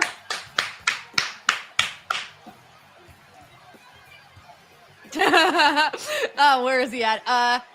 Tommy Gunn says, let's go, Gunther. Tommy Gunn, you're a heel. Da-dun, da-dun, da-dun, da-dun. And I love Gunther too, don't get me wrong, but come on. Gunther. I do like Gunther's entrance, so. Conga says Jack Perry running with real glass, baby. Thank you for everybody showing some love to Dan, by the way. Very cool of everyone to do that. Thank you so much for showing some love to Dan. Hey, Ernie, good to see you. Title at SummerSlam last year with a victory over Damian Priest. Hey, we got Slick Winner here. He says, hey, Denise, how was New York City? It was good, man. It was really fast, simple trip, honestly. Very fast. Also, thank you for the love, Brian, for tuning in, too. On the planet. Shout out to ISW Wrestling. Hey, Lay Royalty, what's up? A Hall of Famer, an icon like Goldberg in the twilight of his career. All right. Also, just a friendly reminder, everybody, that after this, I do have the post-show review that will be taking place after this. It'll be me and Tempest, formerly of Wrestle Talk, good friend of mine, good friend of the show. He hasn't been on in a long time, several years actually, I think, since the last time I had him on a show.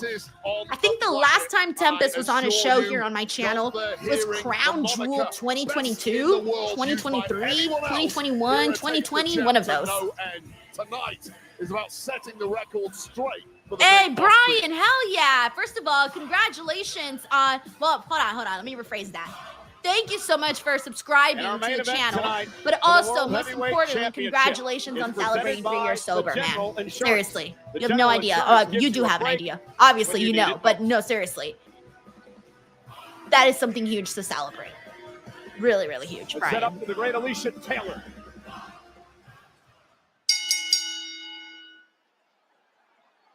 The following contest scheduled for one fall. We got Paul. Hey, Paula. Oh, Paula Bennett, 3017. Paula, thank you so much for all the love you've been giving today. Paula says, wouldn't it be funny if Steph doesn't cash in tonight, but tomorrow night? It could happen. It could happen. You're right. It could happen. Introducing first. Look, as long as we walk out with a CM Punk World Heavyweight Championship reign, I'm good, man. Give me 4 months at least. That's all I ask for. I don't ask for much. At least give me 4 months. CM Punk World Heavyweight Championship reign. You want to push it a little bit? Give me 6. I'm at least asking for 4. I don't think I'm asking for too much. Just a little bit. Thank you, Paula.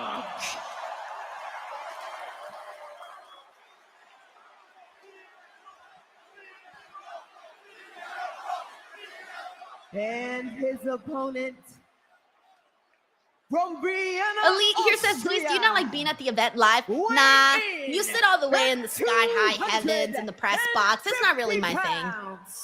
He is the World Heavyweight Champion. I much more enjoy being here, doing the watch-along, chatting with people, watching the show, doing my review afterwards, not feeling rushed, you know, that sort of thing. In the 38 years at this event, SummerSlam, there have been 17 World Championship changes. For the first time tonight, Gunther and Punk go one-on-one for the richest prize on Monday Night Raw. Come on, save the night, Gunther and CM Punk. And money, an opportunity to win the title tonight. Against Miss Anita says, just came back, slept through Orton, Jelly, Logan, Drew match. I want CM Punk to win this match. I'm with you. Let's go. Come on. Into the 70s with San Martino. I don't know why I'm clapping. Like, if I'm the one who's entering this match. Into the 2000s with John Cena. Gunther would face each of them and go toe-to-toe. And that's what CM Punk faces tonight. Crowd's lit for this. A lot of CM Punk chants. On the line. So people want it. The sun's gone to hell. The moon's riding high. I'm looking the nice little blue. For a main event for the ages here. What does Punk need to person in the front row, or like in the 6th row or something, has a sign that says, I'm straight edge because of CM Punk. Cold and clinical. There's no room for romanticism. Lay Royalty says, don't count on it. Lay, I'm counting on it. It's too late. The hopes are up. The hopes are up, bro. Down no more. You need to block it all out. Focus on wrestling a match. And if you're Gunther, you just do what brought you to the dance, right? Methodical offense, beat your opponent down, get in their head, play the mind games. That's what the champ. It's gonna be kind of cool to see CM Punk hit the GTS or the Anaconda device on fucking Gunther. It's gonna be cool to see Gunther chop him. Gunther, give him your best. Which is destroy them. You know, in like the last Chop 5 years, Gunther has CM Punk so hard his Pepsi tattoo turns into the Coca-Cola logo. That's how hard I'm expecting Gunther to chop CM Punk. It becomes the Coca-Cola logo. A couple more wrinkles we've never seen before. And we talked. Oh yeah, you're right, Johnny. Lights down. I got so used to I didn't even notice, to be honest. He's got to stay away from the chops. He understands how dangerous it is, and he's got to stay away from Gunther's sleeper. He said, if I can do those two things, I can win the world title. Well, that's a power bomb, a lariat, a big boot, a splash. Gunther has so many ways he can not only hurt you, but beat you. He's won with all of those that I just listed. There's a hell of a lot you've got to duck when you're in there with Gunther. And CM Punk looking to throw Gunther off his game early. Nice counter by Punk that time. Now goes to work on the left arm of Gunther. Damn, guys, it's kind of crazy. It's barely about to be 6 o'clock here where I'm at. So it's still, there's a beautiful, bright, sunny day. I can honestly, depending on what time the show ends, I can probably go out and have dinner or something. Wow, look at me. Shout out to the West Coast Eats. Zoom NF, that's who are you rooting for? My bro. Let me stand up. Gunther, take the arm out of the way, take away the submission, take away the power. Sorry, I know you couldn't see it because of my promotion. So let me, and I'm going to leave it up though. I need followers, guys. I was about to take it down, but I was like, nah, I need them followers. We got to keep it up. We got to keep it up. Very easily. That's what she said. Is a very fine bone in the hand. Boxers break them all the time. A shot like that can really resonate. Hell yeah, Lily. If called the wrong way. It's a feeling out process. Got a manual here who says, let's go CM Punk. Alan here says, the sun is just setting here in the Midwest. Level. Nice. Both competitors fully aware of how dangerous their opponent is, how quickly they can 90 Ice says Denise is looking punky. Mike Kowinski says, I never liked CM Punk. Mike! I get it. CM Punk's a controversial fella. And the last thing you want to do if you're CM Punk is get into a test of strength with Gunther. Mind you guys, this was supposed to be a WrestleMania main event. Let's not forget that. If you saw Unreal, this was supposed to be a WrestleMania main event. Where he lost his balance slightly when going for that first stomp, but made up for it on the second. Cat's Crip says, y'all remember when Tyson O'Neil tripped and slipped under the ring? Bro, that lives rent-free in my mind. That, no matter how down or upset I am, if I see that clip, I will laugh. With Titus O'Neil going going down the little thing when he's running, and it's just like, I'm not sure what he's going to throw. Are you interested in the way that Punk's attacking the arm here? I mean, attack whatever you can on Gunther. All right. To have made a beeline for that arm. That seems to be the game plan. The shoulder, perhaps. And again, you take the arm out. Mentioned it before. You take out so much of the Mark, you came here with a strategy. Oh, and that was a shot. Punk tried to avoid it for the beginning part of this matchup. And Gunther finally connected it. There's a reason that Punk tried to avoid it. That chop was brutal. Just listen to this. Here's for the replay. Oh! And I'll tell you right now, you mentioned it. Punk was having a good ancestors felt that. He really had the upper hand there for 2 or 3 minutes, and Gunther was questioning himself. I think Punk got a little ahead of himself. Hey, we got Corey MacArthur, our most stylish member of the DWO, says, welcome back home, Denise, and DWO Summerslam watch along. Just getting back in town and home and been tuning in on my phone. Coming in pre-pissed that Seth Rollins will cash in on CM Punk when he wins. Thank you, Corey. Thank you. I'm also pre-pissed, too. If that happens, count me in as pre-pissed as well. I'm kind of hoping for a good old-fashioned, straightforward victory. None of the who's and the ha's and the tra-la-las. I just want a good old-fashioned little main event where CM Punk wins and we move about our day. I don't ask for much. Corey, I'm with you, man. And thank you so much for tuning in and for the super chat. Thank you. This has already been a completely different battle to the one Gunther faced. We got Leo Poroy says that if you can't keep it up, just remember Blue Chew promo code Denise. Facts, Leo. Facts. Ultimately dominating that match. And that's the sleeper Gunther was going for that has taken out a number of men here in WWE. Punk made it to the ropes to force a break. It was a great block from CM Punk. Now CM Punk knows a thing or two about jiu-jitsu. But once again, the block of the chop. And Punk now firing back with chops of his own. CM Punk's trying with them chops, but it just don't hit the same. Sorry, Punk. I love you, but your chops ain't the same. They ain't the same, bro. Again with a kick to the face. Punk now top to the hamstring. Chop to the hamstring. That's horrible. Chop to the back. Punk's in trouble now. Yeah, you can block He's just a human, you Gunther. can't block the back. Punk's feeling it everywhere right now. He's not stopping. Just keep going. Punk being punished and tortured here. Jack Perry right now watching like this. Chopped meat now is CM Punk. Oh, man. Enjoyed that throughout the match. And now he's hung up. He's in trouble. He's a sitting. Jack Perry out there with the biggest smile on earth. He came in here with a game plan tonight, and CM Punk neutralized it from the off.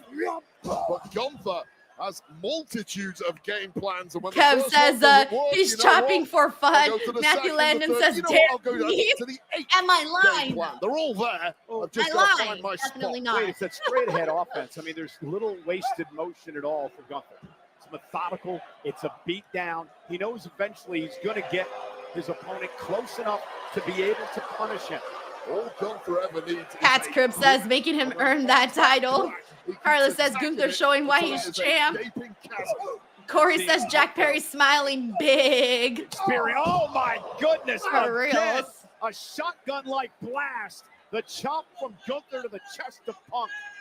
Now Gunther is looking to dissect Punk piece by piece, making a Hey, what's up, statement. Deceitful Prince? Thank you so much for tuning in. Watch the chest. Oh my goodness, the sweat flying everywhere. Off the chop by Gunther, who now Damn, CM Punk's turning colors. And now you get into the mental aspect of this game. I mean, obviously, physically. He's sweating bullets, too. Of wearing your opponent down. Eric Miller says Gunther is a machine. Yeah, he is. Dan, let's go! Dan! He says it was great talking to you Thursday night on After Dark. Let's go fun. Dude, I'm so glad that you called in, by the way. I was truly so happy. I love when people call into the show because obviously I know you guys based off your usernames and whatnot. But when you call in and I can hear your voice, it's great, man. I was so happy that you called in. Seriously. I marked out. I was like, oh shit, it's Dan. Let's go. Literally. Thank you, Dan, for the love, for the support. I hope you're enjoying SummerSlam. Thank you, Dan. Behind the scenes moment. Legit, I popped. I was like, let's effing go. Punk, for the first time, I think, in his career, was showing some. Gut here says it's clobbering time. Nerves in this game could Ray says most brutal chops in WWE. That's a fact. Into this tonight, and wait, we mentioned it earlier. The window closing. You're welcome, Emmanuel. World Championships. As your career marches on, of course, you can't beat Father Time. When you're undefeated. When you're a young man, you think the opportunities will never stop. I'll keep winning. You know what? I lost this one. I'll get him back next year. Or the year after that. And now it's torture time. Yeah. Gunther knows so many holds, so many submissions. And he knows exactly how to twist. Man, Gunther's just manipulating and hurting every single part of Punk's body. All of it. To a dominant stretch of his own. Gunther trying to fight out of it. A lot of sweat on those bodies. It's difficult to get a grip. It's And now into the sleeper. Into the GTS. Put now. And in combination, kick out by Gunther. And Gunther just like that. Again, no wasted motion. Didn't take his time. Got right back to his feet. Delivered the kick to the face. I'm attacking your ribs. I'm attacking your ribs. I'm attacking your ribs. Oh, your hands are down. I'm going to attack your jaw now. Whatever you give me, I am taking. That is the philosophy of Gunther. That is why he's so effective. Precision. We got Tiger Claw Gaming who says this is good old school wrestling. I love that CM Punk went in there with a plan. Unfortunately, it didn't really work too well for him. And Gunther's just been, attacking every single part of this man's body. And you feel suddenly like the air has come out of this building because Gunther realizes He is in control Like, now. I don't know how.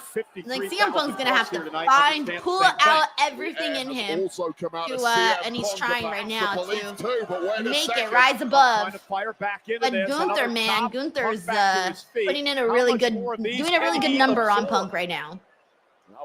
Which is what I wanted to see, honestly. So far, Gunther's giving me what I want. And now both men exchanging blows center of the ring. Punk trying to get the upper Punk's hand. trying, but forearms now from the #1 contender. he still hasn't managed to have the upper hand in a while here. So leapfrog by Gunther. Nice. Big boom.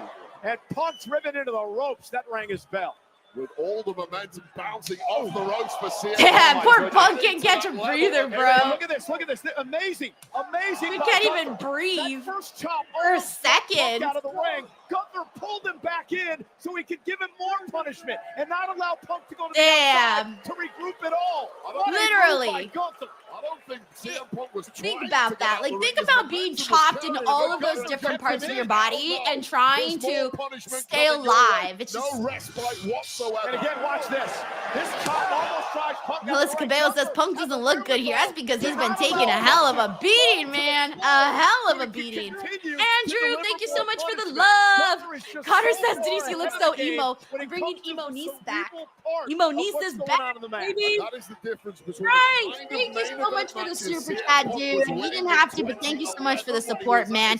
He says, Jack at home watching this match playing, cried me a river in the background on repeat while sitting on broken glass. But for real, CM Punk wins, no BS, and have Seth cash in tomorrow. It'll make it interesting, especially if Cody wins. He hasn't beaten Cody. I agree. Put him on something else. Don't cash in on CM Punk.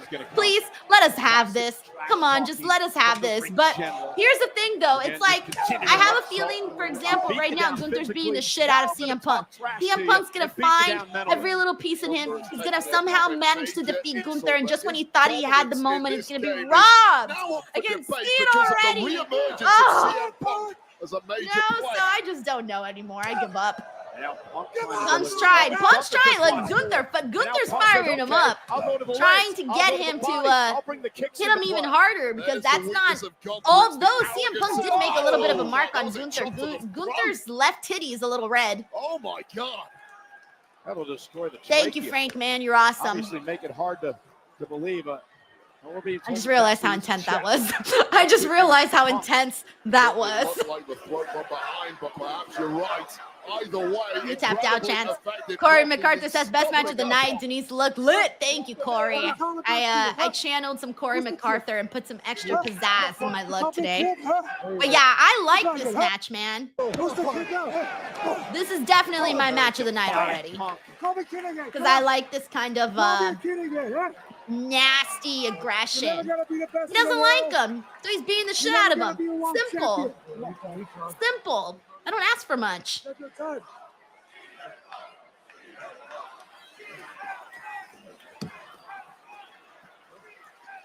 We got James Evans who says Gunther's beating CM Punk to a pulp. Yeah, man. CM Punk don't even look the same no more. He looks like a different man now. He doesn't even look the same as to when he walked in. Perhaps a desperation GTS, but not enough left. Ooh, ouch. Ooh. And now Punk looking to step through. And Gunther fights him off. Punk perhaps trying for a sharpshooter there, denied. Oh, and a chop now drives Punk back to the corner. Well, the lesson is there is fight still left in CM Punk. Yeah, but how much? I mean, was that the last gas?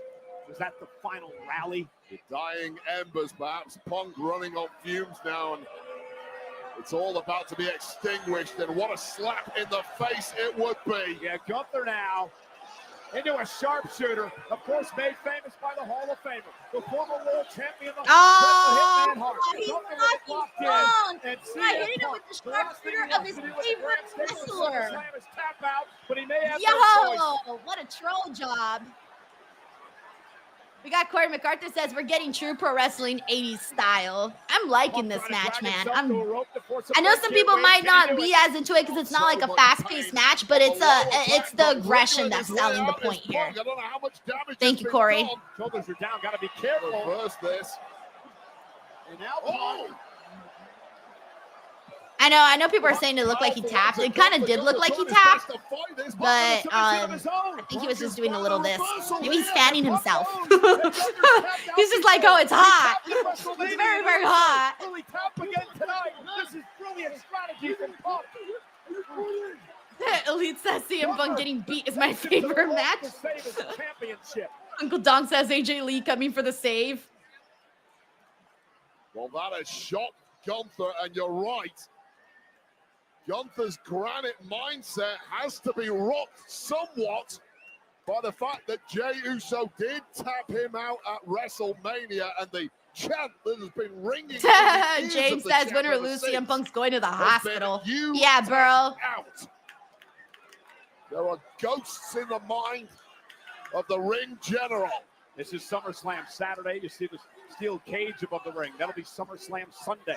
Sikoa and Fatu for the United States Championship. But meanwhile, it is our main event here tonight for the world title. It's Gunther and Punk, and the champions regain control. Gunther has to be uncompromising here. You've seen flurry after flurry from CM Punk, and Gunther just keeps shutting it down. But the Gunther's danger getting remains. booed. Ah! Is this the way you Oh, I expect love this it, match to play Gunther. Such Two a of the jerk. I absolute love best it. on the He's planet. mocking him, For and the CM chess Punk's game, on the but floor, Gunther has battered, found beaten, the and upper bruised, hand. and Gunther's no like, quit in it. this is the best in the world. I love it. I love it. Infamous Very Local says the crowd shot in the dark is so dope. Yeah, it looks a little bit more, you know, but I like the daylight too, only because, well, I prefer the night, obviously, but I do like how the daylight looks with all the people. They look like even more people. They look like they were multiplied in the daytime. To face the upper echelon of the sport. Prove to the Thank you, world Infamous that he Very can Loco. Beat the best in the world, the so-called best in the world, CM Punk. Tabasco says Denise is gonna freak if Seth comes out. Goodness, I'm gonna You gotta wonder boo. how much I'm Punk gonna has boo. left. Even though I mean, he expect it, I'm still gonna just- be mad. Head falls into the chest of Gunther, and another chop Oh, delivered. come on, Gunther. And The guy Punk can trying barely to fight breathe back. now. Not He's much still in that beating right the hand. shit out of him. It's a weak shot from Punk, but perhaps something is starting to wake up in Punk here. Punk realizing this could be his last chance. Looking to rally here. Get in there, Punk. Get in there. And Punk now with a close. Get in there. Keep trying. Come on.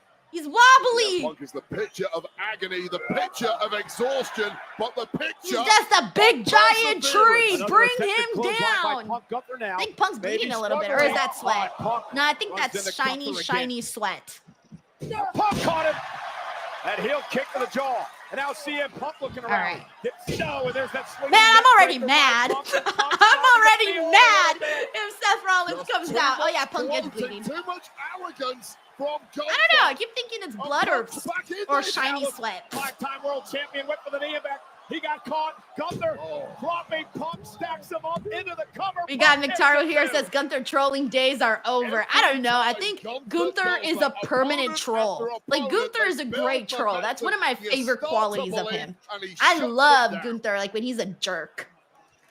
I would not invite Gunther to my roast, man. He'd roast the fuck out of anybody. I think he was. Thank you, And McTaro. then he caught CM Punk in a signature and turned it into one of his own. Uncle Don signatures. says Larry coming for the save. Hey, Larry does have an action Once figure. again, He's got to take a bump to earn knocking it. the wind out of CM Punk. Where do you go from here, So Gunther? funny. Oh, CM Punk is trying. I'm somehow pretty mad. to desperately hang on.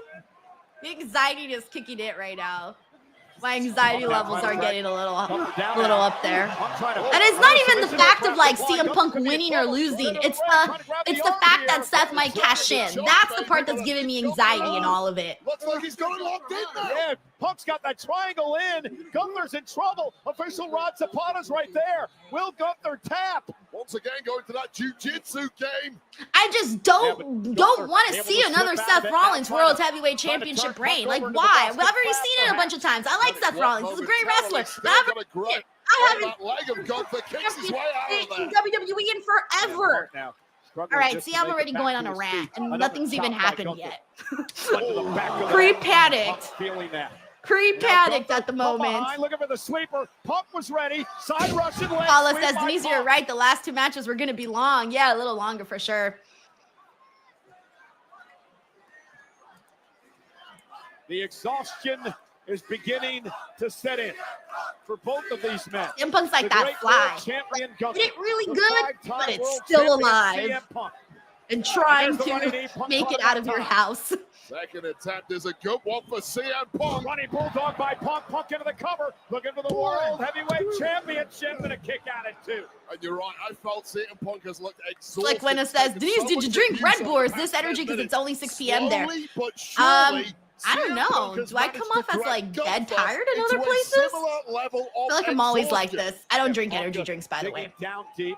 I kind of have this like thing where I just don't really drink them It's ever. almost been a level of rope-a-dope. I actually had a C4 energy drink a while back on a stream, and that was the only time I had it. And I even did it on the stream so that everyone could actually see.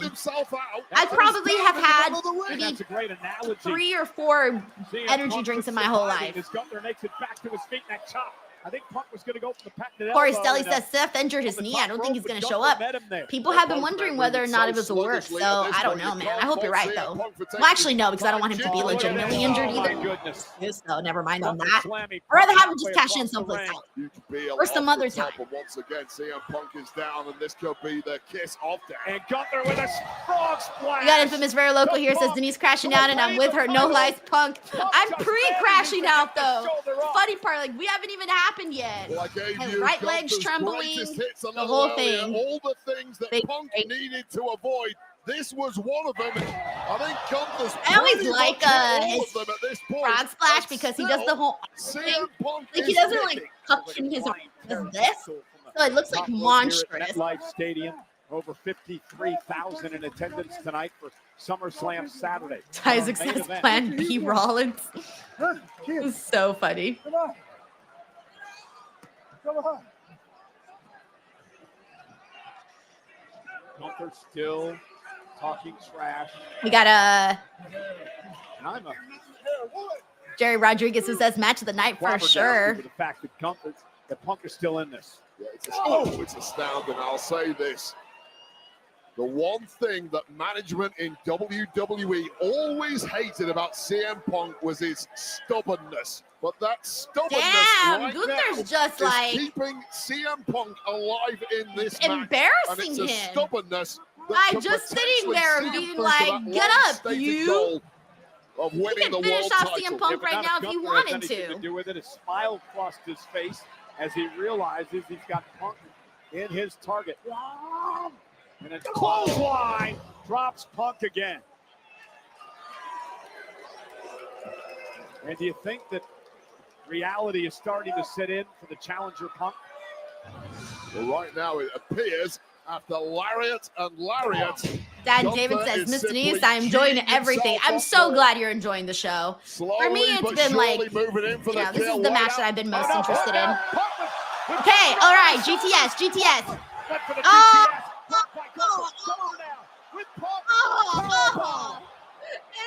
Second one of the match. I don't even know what I'm saying. I ain't even saying anything anymore. I'm just making sounds. Bro, Gunther. Last opportunity to hit that. He's just manhandling Punk. Manhandling CM Punk. I'm telling you, Jack Perry's somewhere out there with the world's biggest smile on his face. Move, Punk! Oh, God. Sending Punk to the corner. And He's got a wife and a dog, Gunther. A wife and a dog. With Punk up top, another power slam. Stacks him up to retain. Corey McCarthy says WWE never said anything about Steph's injury. Only heard from Seth and Paul Heyman. They've been # working us, and I'm mad, but that's why I love this. Corey's like, I got. I got, damn it. Oh. Tell you, the anticipation is killing me. I'm just wondering if he's going to win, then Seth cashes in, or if Seth cashes in and makes it a triple threat. I don't know. One of the two. Thank you, Corey. To put away the veteran. Can I win this match? Can I retain my championship? I knew CM Punk was good. I did not know he Cherry was Rodriguez says, by God, think of his family. I can't do the JR voice. By God, no, I can't. By God, no, I can't do it. Can't do it. I'm right here. Embarrassing. Punk, come on, get up. defiant. Aw. He's Will not aw. by Gunther again. And another one. Is, God. Punk is just. Wait, I don't even know if So he knows I hope it. Larry's not I mean, watching this. Is the this. point where If you see a shot coming your way, even if you can't get your hand up to block it, you can kind of ride the shot to take some of the James Evans says Jack is grinning like chest higher cat. Doing that at this point. He's a rag. Infamous Very Loco says the beatdown tells Punk wins, but after the match, I know. I'm feeling you. Jose says Punk can't do nothing. No, he can't. He's like Gunther just knocks him out of the ring, and now Gunther looking dude is running on negative right now. This is the merciless side of the ring general. Yeah, here. By God, he's been broken in half. As they come. Barbarism begins here for Carlos says Gunther. Gunther serving humble pie to Punk for reals. Heinous and a Jesus. Yeah, he's just manhandling across now. that middle road. Whiplash like Even the general, look, the general's like, oh damn, bro, that's savage. Use it for Gunther tonight. No absence. Rudio says this reminds me of Suplex City SummerSlam. Chop City. Instead of Suplex City, Chop City. Well, he may be right. I think CM Punk has been getting beat for like at least a good 20 minutes, right? 20, 25 minutes? Somewhere around there? Is what it feels like. Carlos says Larry comes in for the hot tag. Love that. T Money says hashtag Chop City. Vinny Doom says Punk has no energy. Wait a minute, CM doesn't. Or he's found a little bit. All right, this might be the turning point for Punk. Gunther bounced face first, head first, off the monitors, off the announce table, collapsed to the floor, and Punk has himself an opportunity here. Well, was this one final shot of disdain from CM Punk, or is it the window getting kicked open? Because whatever's happened, Gunther is down. CM Punk has some significant time to get his wits about him, regather his bearings, get some oxygen in those veins, and figure out how the hell you're going to try and win this match. And he's utilizing all of this time to try to get back in it, to try to regain his stamina, to try to fight back, to see if there was what would be an umpteenth wind here tonight for the Second City. Oh my goodness. Gunther's bleeding. Wow. The world champion. All right, we got some blood. Gunther is busted open. Oh my God, I don't know if I've ever seen Gunther covered in his own blood like that. Well, you're seeing it tonight. Gunther has been busted open, face first off the announce table. The world champ back in the ring trying to regroup. And we're going to this is CM Punk's chance now. We're going to learn a lot, Wade. Is that the nose? We got Frank here who says, oh no, I just saw the general sponsoring Gunther's the ring general. Does that mean Gunther wins? Hello, my ass throwing theories in my head. I didn't think about it that way, actually. So funny. Thank you, Frank. Gunther trying to beg off. I don't remember, to your point, the last time Gunther's tasted his own blood in a match, Wade. Well, I'll tell you right now, you get covered in blood in a match, you start feeling like you are losing this fight in a big way. And he forget everything that's happened previously. The game has changed. Punk is teeing up on Gunther. Here's the running knee. Punk now with a clothesline. Okay, finally Punk's getting a little something in there. Maybe fading away. Larry's now happy. A shot in the arm for CM Punk is all it needs. Okay, come on. Come on, Punk, you got this. Just a little bit more. Take it to the finish line. Gunther realizing he is mortal, and CM Punk knows it too.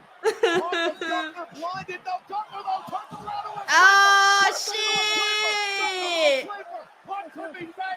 Don't overcommit even when Gunther is covered in blood. Gunther now with a sleeper in. Punk trying to fight out of this. Gunther cannot see a thing right now. He has to end this here. And Punk is fighting out. Punk trying to get back to his feet. Commentary's kind of funny during this. GTS.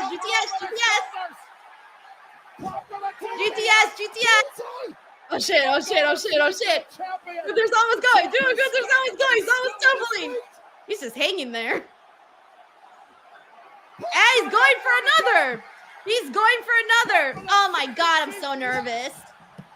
Okay. right, now, please tell me that that's it. Don't, no cash in, no cash in, no cash in. No cash in, please, no cash in. Come on, Punk. All right. All right, we good? Are we good? Can I celebrate? I don't know if I can celebrate. I'm nervous. Ladies and gentlemen, look up the word guts. Look up the word fortitude. Look up the word. I'm just hanging out here, just waiting. I don't know. And I guarantee you see the name CM Punk next to those words. Oh my God. I'm going to celebrate officially once, like, the show is over. Once I see it, be like, oh, hey, we're going to the pro show now. Then I can have my real celebration. Leah, what always must celebrate while you can. I'm a little nervous. I think we're good, but like, I'm just like, I don't want to be fooled here. Ladies and gentlemen, after a decade, I think everyone's kind of wondering the same thing, right? To finally returning home, following disappointment after disappointment, an emotional CM Punk filled with tears has finally silenced his critics. I'm nervous. Aww. Oh my God. This visual is crazy, guys. CM Punk, World Heavyweight Champion, 2025. After everything.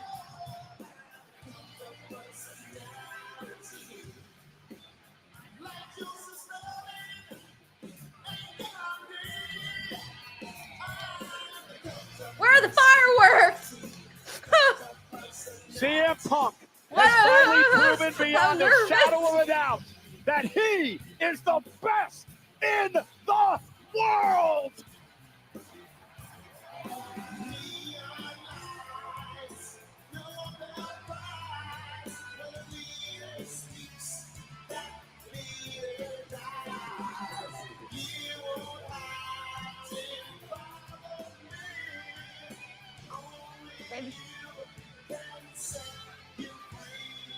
I don't know what's happening. I'm just nervous. No! You motherfuckers! We all knew it. We all knew it. Bullshit. Fucking knew it, man.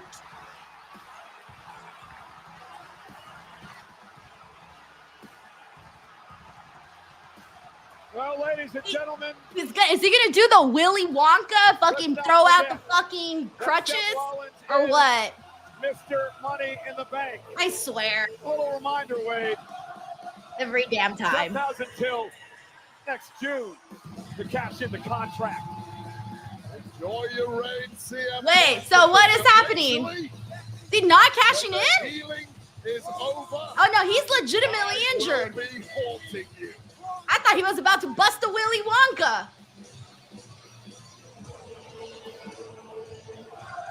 Still playing mind games. The architect. So we're good. No, he's what? He's gonna bust a Willy Wonka. Fucking knew it.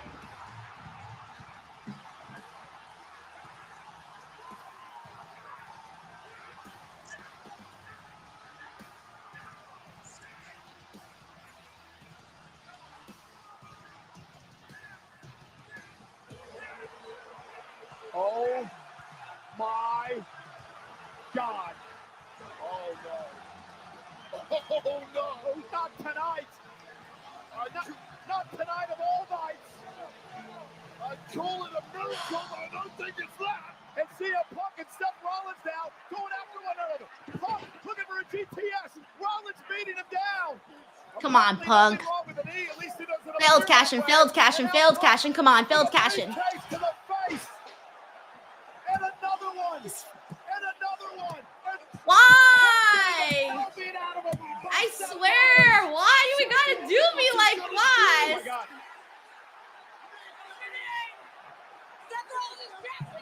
Roman come out and ruin his cash in. That'd be kick ass. Lame. Lame. Punk is defenseless. Lame. Punk is helpless. Lame. A cover by Rollins. Oh my God, Rollins is the world heavyweight champion. You always got to overdo it, man. Every damn time. Your winner. Boo!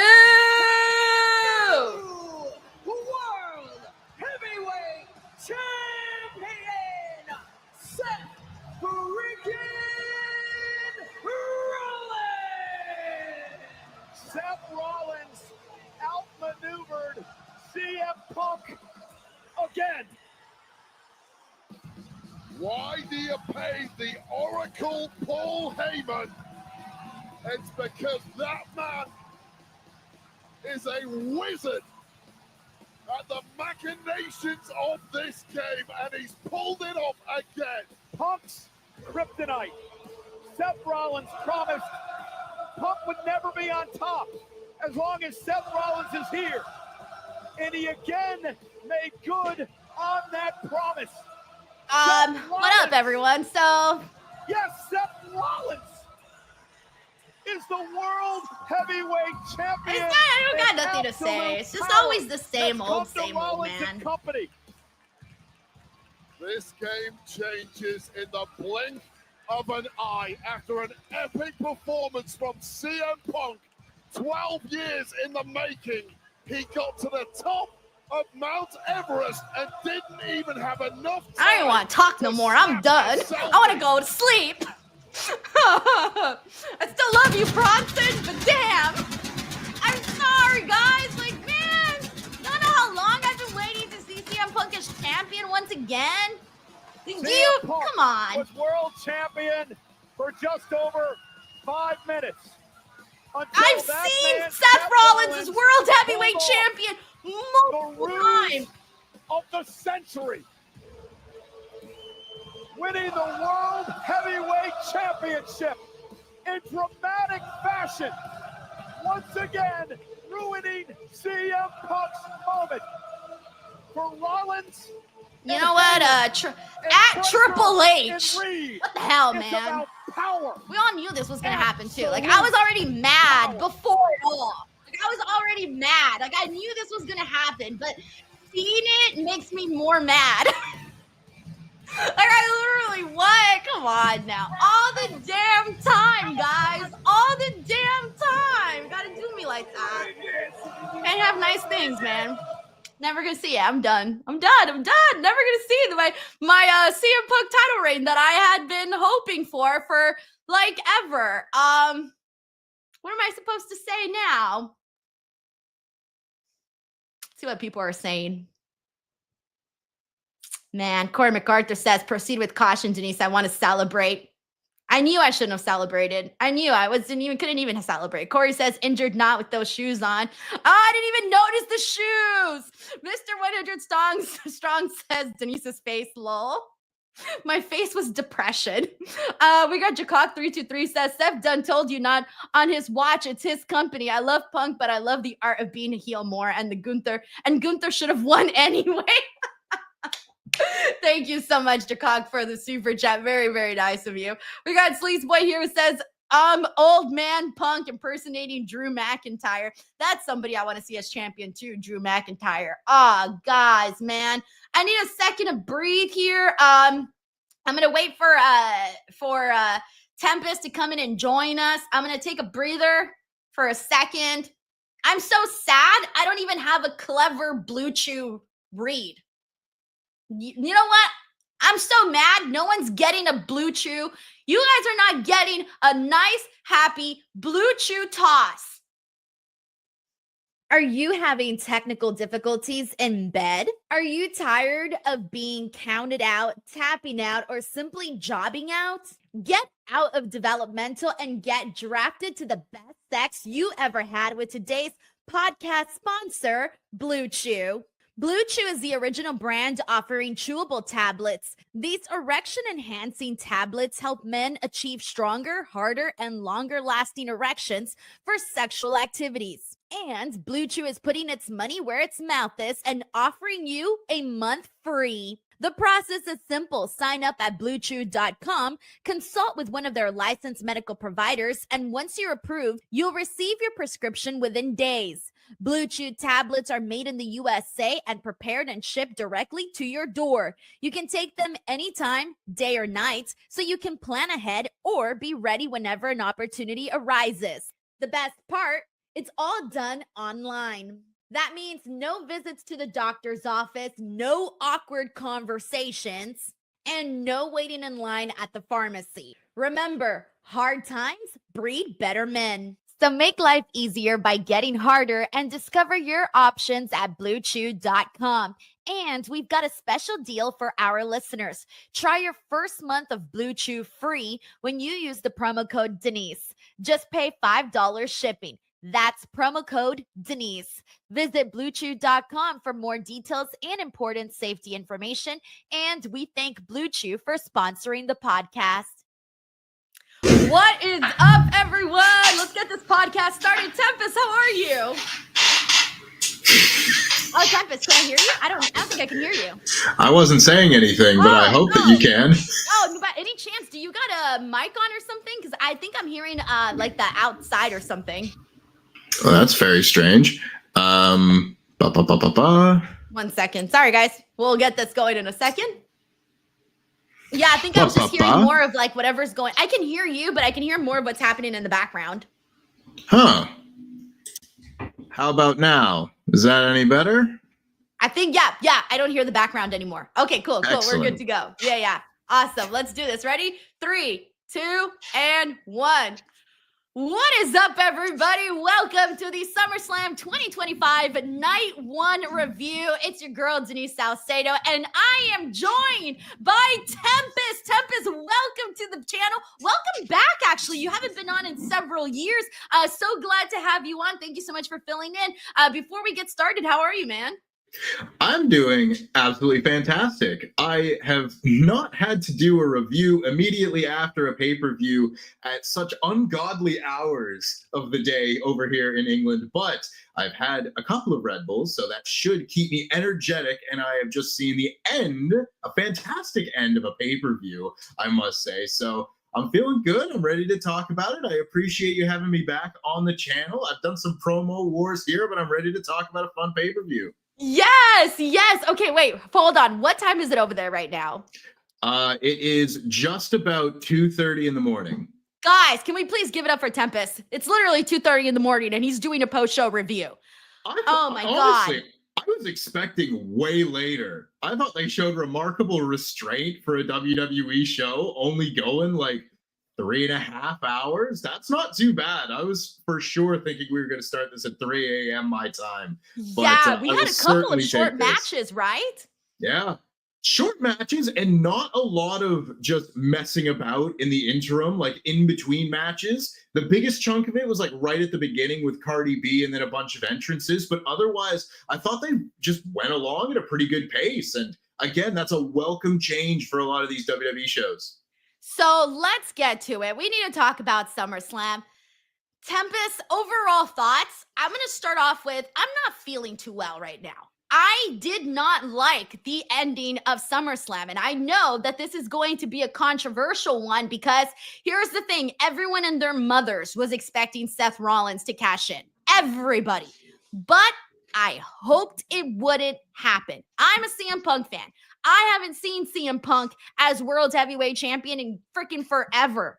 Okay? I wanted to see that. I knew we weren't going to get it. I fucking knew it. And it still happened. And even though I knew it was going to happen, I was still very upset. Tempest, I'm sorry. This was not for me. The entire thing was just not for me. Where are you at in terms of how you're feeling just overall?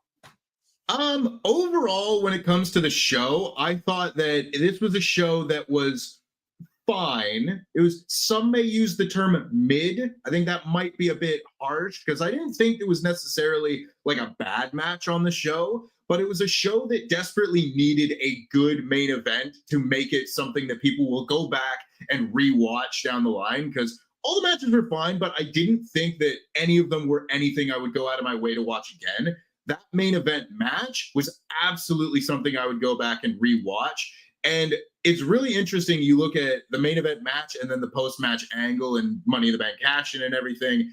And the contrast between the two, where one was very much a big prize fight between two very old school workers, and then the other is like your next chapter of the overall storyline that is going to be the focus of Raw. And I think those two things balance each other out very nicely to cap off a big show like SummerSlam. So I'm not too upset about it. CM Punk needs to continue his trend of having world championship reigns last a day, maybe, not even in this case. And of course, that does go back to his AEW World Championship reigns, of which the less spoken about, the better.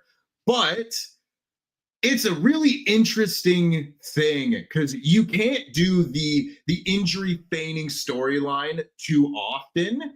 And of course, all the different reports would come out after Saturday night's main event. And how serious was it? Was it just a cover for a previous injury? All of these different things. If you're just looking at how it was all executed on TV, I thought it was a masterfully done angle. The puppetry of Seth Rollins coming out and then, oh, just you wait, I'll be back, turning around, dropping the crutches, then going down, doing the match. It was the theater that you hope a big WWE main event angle will be. And now, Seth Rollins as world champion on Raw is something we have seen before, but I think him as a character this time around is much more interesting with a lot more interesting storyline directions to go in than we had seen the previous time. So I really don't have any negative qualms to have with this main event. I thought it was absolutely superb. I thought the main event was great. Gunther and CM Punk going back and forth. Well, not even back and forth. I should rephrase that. CM Punk was being manhandled throughout this entire matchup. That I loved. I love the way that Gunther was mocking him multiple times, like locking in the sharpshooter on him and having him dead, practically dead on the ground and completely looking like he was done, like he didn't have anything else left, like no gas in the tank left. I feel that every person watching was thinking, damn, how much more can CM Punk possibly withstand? When can CM Punk finally get some sort of comeuppance during this match? And Gunther mocking him, saying this is the best in the world and look at how I have him. I thought the match was awesome between Gunther and CM Punk. That part I loved, hands down.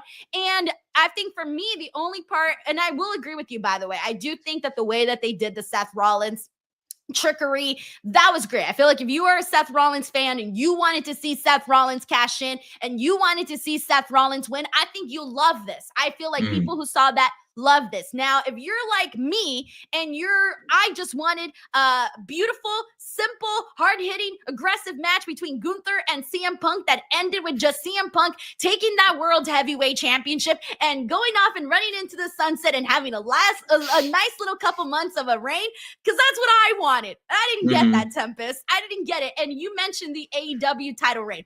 That's why I wanted to see this. You got to understand, seeing Punk as champ in AEW and unfortunately not getting those reigns the way we thought they would left me wanting more. At that point, I never thought we would see CM Punk back in WWE. When CM Punk came back, I thought, oh my God, I'm going to see CM Punk as world champion once again, but in WWE, I can't believe it. I'm so excited. So I have been holding out for this moment for such a long time, and I knew the moment was going to get robbed, but I still really wanted it. It meant a lot to me, damn it. And it's out the freaking door just like that. So as a CM Punk fan, that is why I was hella bummed out with the finish of the show. Seth Rollins is a great freaking wrestler. I'm loving what they're doing with Bronson and Bron Breakker. Awesome. Flowers. But as a CM Punk fan, I'm dead.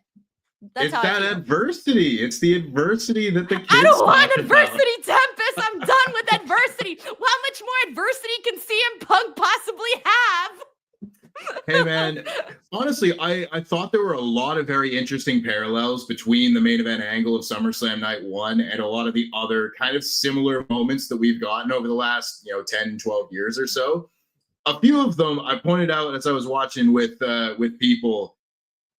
The setup for the finish and everything was not obviously one for one. He gets inserted into the match, but very similar to the heist of the century. When you look back at the Brock Lesnar-Roman Reigns match that was going on at the time, where Brock Lesnar's just killing Roman Reigns the entire time, but eventually fires up a little bit, gets the blood, you get your juice that you need in a big match like this to really, hype up and spur on the babyface comeback.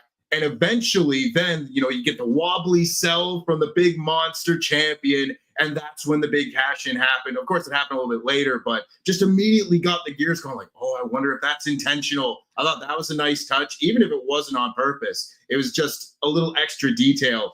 But the fallout of it all, because I completely agree, everybody that was watching it there, particularly in the crowd, wanted to see the big CM Punk title win. That's what, a lot of CM Punk fans have been waiting for. It was very eerily similar to me in its execution that the first time that Daniel Bryan won the WWE Championship, beating John Cena at SummerSlam in 2013, where everyone in that building wanted to see Daniel Bryan win the WWE Championship, but they wanted the full experience for their night to also be watching Randy Orton cash in the Money in the Bank that night, Triple H turn heel, the start of the Authority and everything. That was part of their experience for that night. Even though they really wanted to see Daniel Bryan be WWE champion, they wanted to see the next chapter in the story too. So this show, everybody wants CM Punk to win this match, win this big championship that he's waited so long for,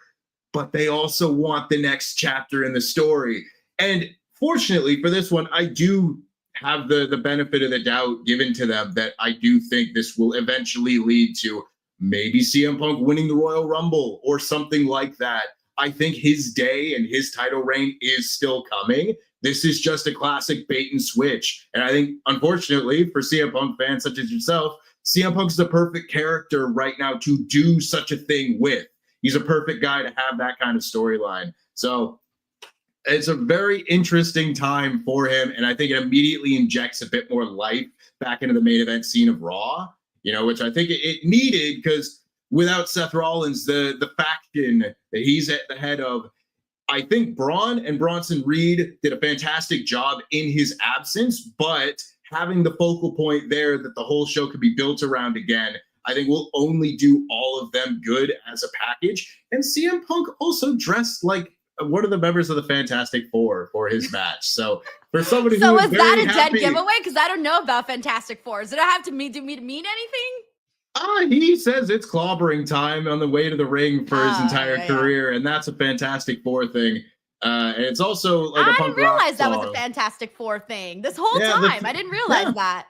Yeah, the Thing says it. The Big Rock Man, he says it's clobbering time. So that was really cool. As somebody who likes the Fantastic Four and saw the movie, and everybody should go see the movie, it's a good time. That was a nice little deal. And before we move on, one other little tidbit from this match that I thought was a nice little Easter egg is I'm pretty sure, with Punk being the big Bret Hart fan that he is, they do a sharpshooter spot right after Gunther puts Punk in the sharpshooter, where Punk reverses it, applies the sharpshooter on the ground, and turns him over into it. That, I have to imagine, is a lovely little homage to the Bret Hart Mr. Perfect SummerSlam match from 1991, where that's the finish to that match. And as someone who loves that match and loves Bret Hart, Canada, with all of my heart, seeing that just made me go, these guys are the same sort of wrestling fans that I am. And that means a lot to me, damn it. And I feel like CM Punk obviously being a big Bret Hart fan. I know for a fact that your thought about that being your theory on that, I think is most likely accurate. Knowing CM Punk loves Bret, and they want to do the throwback and all of that. They think about this stuff, and it's cool to see things like that executed. But the thing that you mentioned about having these moments, and like you said, the crowd, maybe wanting to see CM Punk having that title reign, but also wanting to see the cash in when it's there. That makes sense because, the crowd wants to see those moments. But here's the thing. Is it good enough I think it would have been good enough had we also not seen the cash in. That's what I'm saying. So I think sometimes we always just want and expect a little bit more in these big shows, or else people are just going to be like, oh, that was lame, it was boring, he just won, no big deal, right? Yeah. But to me, I do think sometimes the good old-fashioned way is a nice way to go. But man, we got a lot of people throwing their thoughts in, reacting to this. So let's see what the people have to say. And then we'll kind of get into what might be next for both Seth and CM Punk and all of that. All right, we got Subman23 here who says, dang it, Punk, why didn't you run?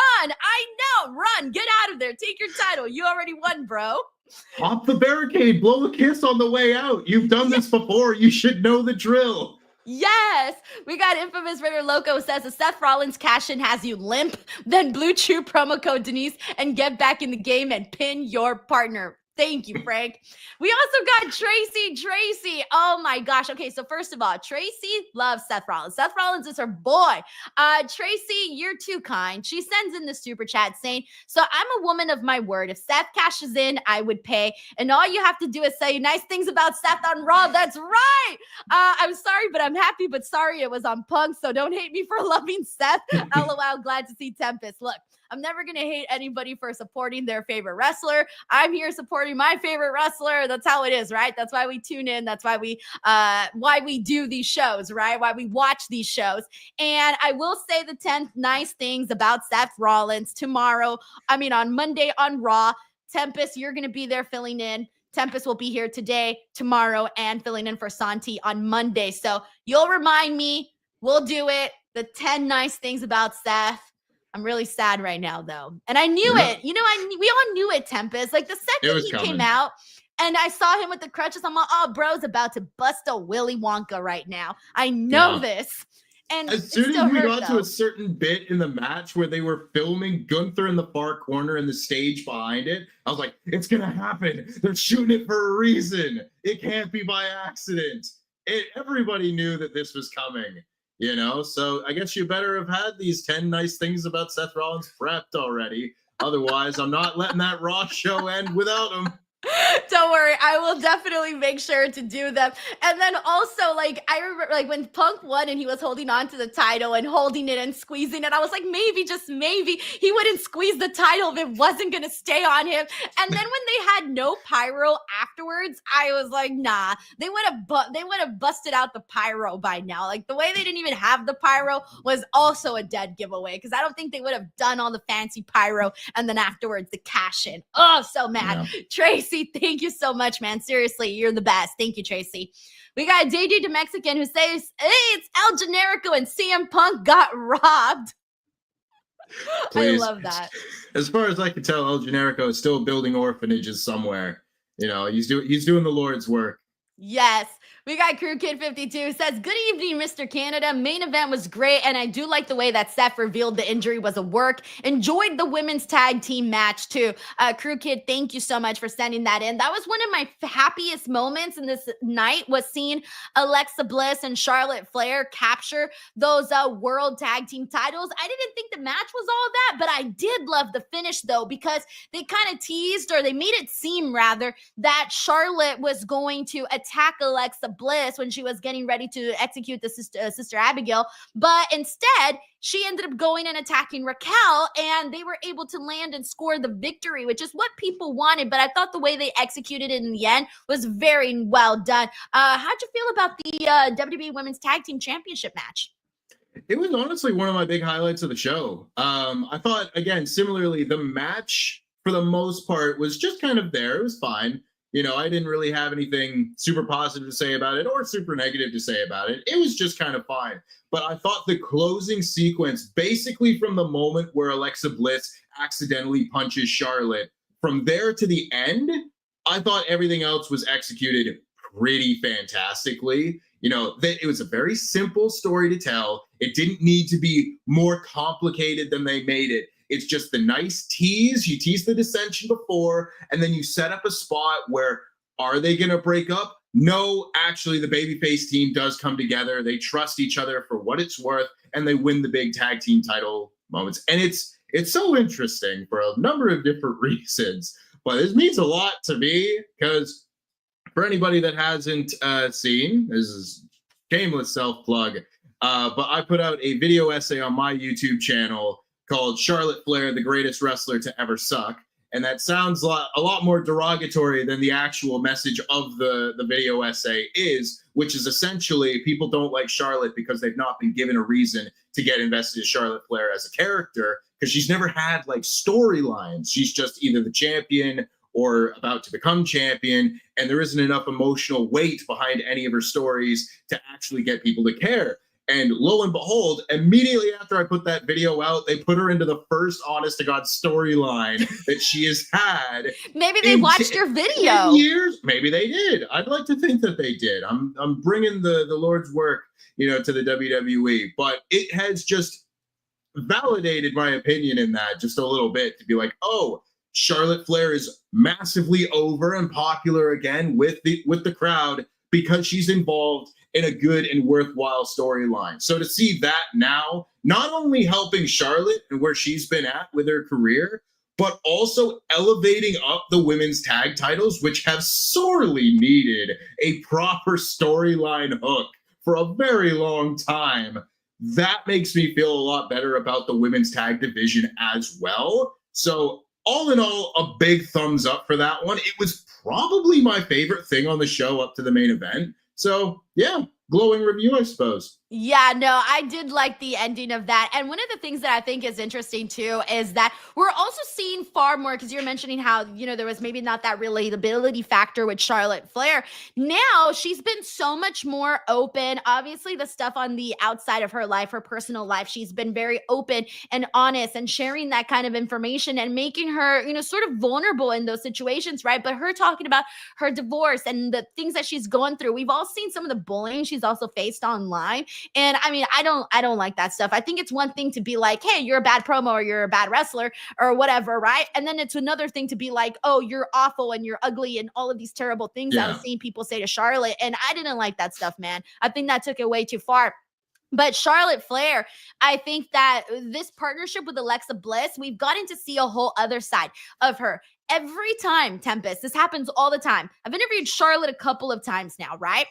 Every time I interview her, the comments are always the same. Why can't Charlotte be this person? Wow, she's so nice. Her personality is so good. This interview made me like Charlotte. And people always said that about her. And then they were like, why is she this person on TV? Why is she this person? And then when you see who she really is in real life, people like her. She has a nice personality and all of that. So I feel like the Alexa Bliss partnership has kind of brought out a little bit more of that of Charlotte. So I think that's why people like it, and people tend to love the odd couple pairings. Yeah, it's a formula that often produces results. And I think you're absolutely right, particularly with Charlotte's personality. Anytime you see an interview of her, she has a very energetic, bubbly, positive personality. And I don't know whose decision it's been to not have more of that come through on screen. And I'm not going to comment because I don't know. But I must say, everything that I say in my video essay and generally all of that opinion is based on the character of Charlotte Flair, her on-screen performances and all of that. And you can critique it, you can give, your commentary, your feedback, what have you. That I think is all fair game. But as soon as I put that video out, I made it very clear. Anybody that wants to comment on either their looks or what you think about them as a person, I'm just going to delete those comments because it is not welcome in my space whatsoever. I don't think it is welcome in any sort of wrestling space because it doesn't matter what you think of them as a person necessarily. Certainly doesn't matter what you think of them aesthetically when we're talking about their work. Either their character work or their in-ring work or what have you. And so it makes me supremely happy to watch a show like this and again, see a lot more of the positives that I've always wanted to see from Charlotte Flair, the character, come through on screen, finally. I 100% agree. We got Bob Ross Jr. here who says, I can't wait to watch WWE Unreal Season 2 after that main event. Oh, yeah, that's got to play a role into all of that.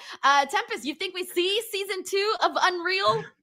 I have no idea. I have no idea what Netflix considers a success viewership-wise for an original series like this, but I hope we don't, just because I know for a fact you'll just see Triple H's smug face be like, are you watching the show? Just enjoy the show. You don't need to know the answers to everything, you smart marks. As he does at all the other press conferences, like when R-Truth got brought back. So the less I have of that being put in front of me is probably the better.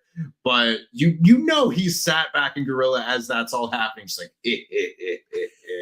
so pleased with himself. And it's a great angle. He should be very happy with how it's been executed. But getting that one over on all the dirt sheets for not knowing what was up, get your jollies, I suppose. If that's what is gonna float your boat, more power to you. Well, I am hoping for a season 2 of Unreal, just because I want to keep seeing all of the buzz and the chaos that came with it, right? Everyone's arguing, oh, this is going to ruin the business. This is not ruining the business, and the back and forths that have came of that. I have found it very, very entertaining to see all of that play out. Thank you, Bob Ross Jr., for your generosity. We got Frank here who says, Lil Man and me not happy, but remember, hashtag Team Queen Bliss won titles. We knew it, but still Seth winning sucks. Doesn't hurt any less, but forget all of that BS. We have Tempest in the building. Miss ya, brother. I'm so glad that we were able to make this happen. Tempest, I love your wrestling takes every time we get to do any videos together. I always enjoy hearing what you have to say. Thanks a lot, man. I mean, I'm very happy to be able to be doing this. It's a lot of fun. Like, I've been really excited about it all week. It's just been like this little I thought you were going to reject reunion. Absolutely not. It would certainly not be my choice to ever not do any sort of collaboration with the lovely and wonderful Denise Salcedo. But it's just so nice. Like, honestly, of the people that I kind of imagine making up the broader like Quizlemania crew, the only person I think I've probably spent more time with outside of the Wrestle Talk main cast would maybe be Sean. And it's just a toss-up between the two of you. And honestly, some of my favorite people in all of wrestling media anyway. So a chance to do not 1, not 2, but 3 shows on back-to-back-to-back days with the lovely and wonderful Denise Salcedo. How could I possibly say no? I always have that fear, by the way, every time I reach out to people, but then I was like, oh shit, you said yeah. And I was like, yeah, we're good to go. Let's go. Hell yeah, brother. Thank you, Frank. All right, we got Brandon here who says, yo, Tempest, good to see you on the show. Will you be coming back to Toronto for All Out? Great question. Yes, sir. Yes, sir, I am. I've got my trip booked. I'm very excited. I'm going to back-to-back AEW pay-per-views. I'm going to Forbidden Door here in London, and then I'm flying to the backwards text of the Toronto Blue Jays, the home of the Blue Jays, who last I checked were still in first place. So hopefully it'll still be the case when I go home. But yes, I'm very, very much looking forward to going to Toronto for All Out. And if you're going to be there, I hope I run into you. I haven't decided yet. I've still been thinking about it, so we'll see. I'm still on. You guys know I make last minute decisions all the time. We got Frank here who says, "Oh, he gifted 5 DWO memberships. Thank you so much, man. You're the man, Frank. Thank you, man." We got Sheldon Jackson who says, "Paul Heyman's clients who've won world championships with Heyman as a manager. Ooh, he's got a list for us: Brock Lesnar, Kurt Angle, Big Show, CM Punk, Roman Reigns, and now Seth Rollins. You know who I hope is next? Bron Breakker." Think it's possible, Tempest, that happens where maybe Bron eventually turns on Seth Rollins and we get that whole story unfold and see the rise of Bron Breakker. And while we're at it, my second favorite match of the night was the opening match, which was Roman and Jay versus Bronson Reed and Bron Breakker. I thought everyone kicked ass, but the MVP of this match was Bron Breakker. Dude always moves with such intensity, but I kind of felt that extra pep in his step here today. What do you think about what Sheldon had to say, and as well as the opening match? I think if Bron Breakker is not world champion in WWE within the next, I don't know, I give it 18 months. If he's not world champion by the end of 18 months, say until not next WrestleMania, but the WrestleMania after that, I would consider a colossal failure on somebody's part. He is world championship material. He's the fastest man alive. I swear to God. I Like, always "Can you outrun say, the Flash?" Tempest, every You time he bet. runs the ropes, even though we've seen it 100 times, I still pop for that. He's incredible. Every time I'm just like, I wonder if he's gonna make the whole ring move again, like he did on that one NXT show. The damnedest thing I've probably ever seen from someone running the ropes, and so rarely is running the ropes one of the big highlights of a guy's repertoire, but he certainly has made that his.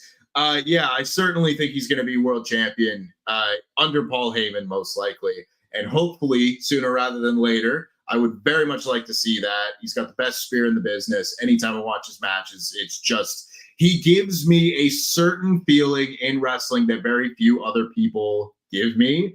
And it's always so funny, and not to get into a whole big, like, you know, what is pro wrestling kind of conversation by any means, but every so often you'll see like a clip of Goldberg from like 98 in WCW when like La Parka hits him with the chair and he just like shrugs it off, spears him, and the whole time like 17 rows of people are just throwing their babies in the air and tearing their clothes off, running into the street, throwing popcorn everywhere.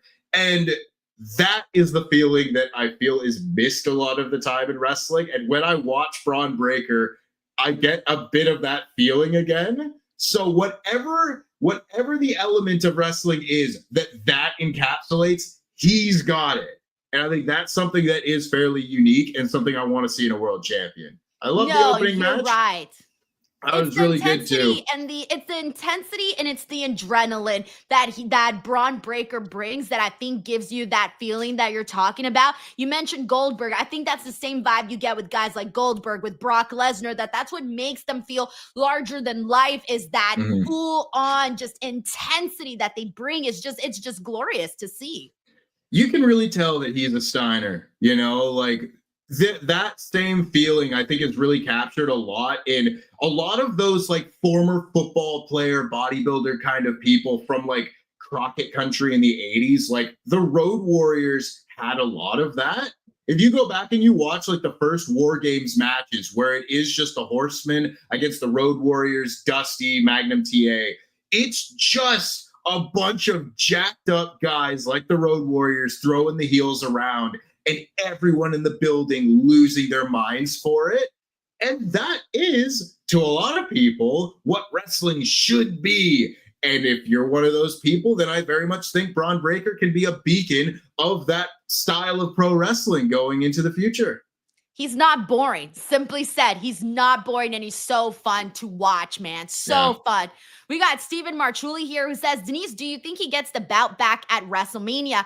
I'm assuming you're talking about CM Punk. God, I hope so. Like Tempest was saying, that it still has that feeling in the air that CM Punk will have his heyday as champion once again with an actual run.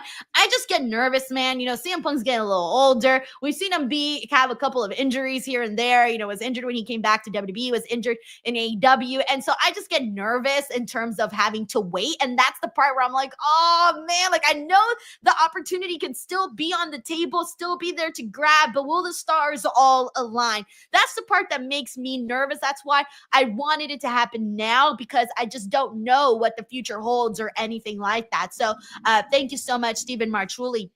We got Bob Ross Jr. here who says Julia versus Zelina 2 was way better than Kross and Sami 3. Whoever started the Karrion Kross propaganda needs to be banned from watching wrestling. All right, so let's get into this. Sami Zayn, Karrion Kross. This one was an interesting match. This is one that I feel it was weird, because when you think about matches you're really excited for, you're probably going to name a bunch of other matches, but Sami Zayn and Karrion Kross still had a lot of people intrigued, but they were primarily intrigued to see who was actually going to win, because both Sami and Karrion really needed the W, right? And this match ended up being super bland, Tempest. To me, the way that I saw this was, wow, there was really no remarkable moment that stood out to me. And then the way that the finish just came in and just happened, the way the match ended, I think it was like 8 minutes long, according here to Wikipedia. I'm looking at that and I'm thinking, that's it? That is it. Really, this was not a SummerSlam match. Nothing came of this. So we got all of that for nothing. So I know a lot of people have been talking about Karrion Kross's contract. Is he going to stay? There's a lot of people that coming off of this match feel like his day with WWE is pretty much numbered. How did you feel about the match, Kross, and his future and what he's done so far in WWE? Well, it's interesting. It's a lot of questions, and I do think that a lot of them kind of tie together. I was watching it, and just like if I was to do a prediction ahead of time, I was like, well, I think Sami's probably going to win this because as far as I can tell from reports, it seems as though they're winding Karrion Kross down. You know, if he's not going to be remaining with the company, he's probably not going to win a match on the second biggest show of the year. You know, so that was playing into it for sure. The actual match itself, it didn't really do a whole lot for me. There were certain storyline, threads that I was kind of interested in. Just the Sami Zayn embrace the hate story that they were doing.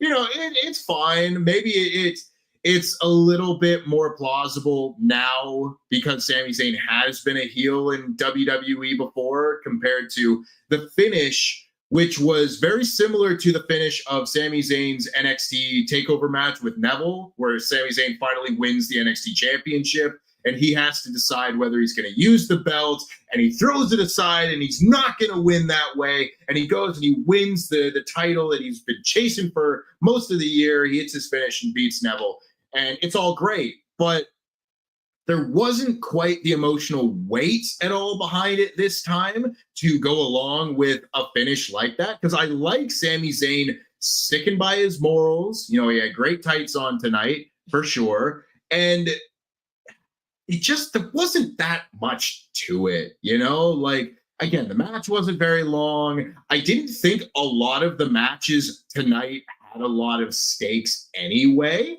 There were a few just kind of tag matches, and this one was a regular singles match, and it didn't feel at any point like the winner or loser of this was going to have that much consequence. And it's hard to get invested in a match like that.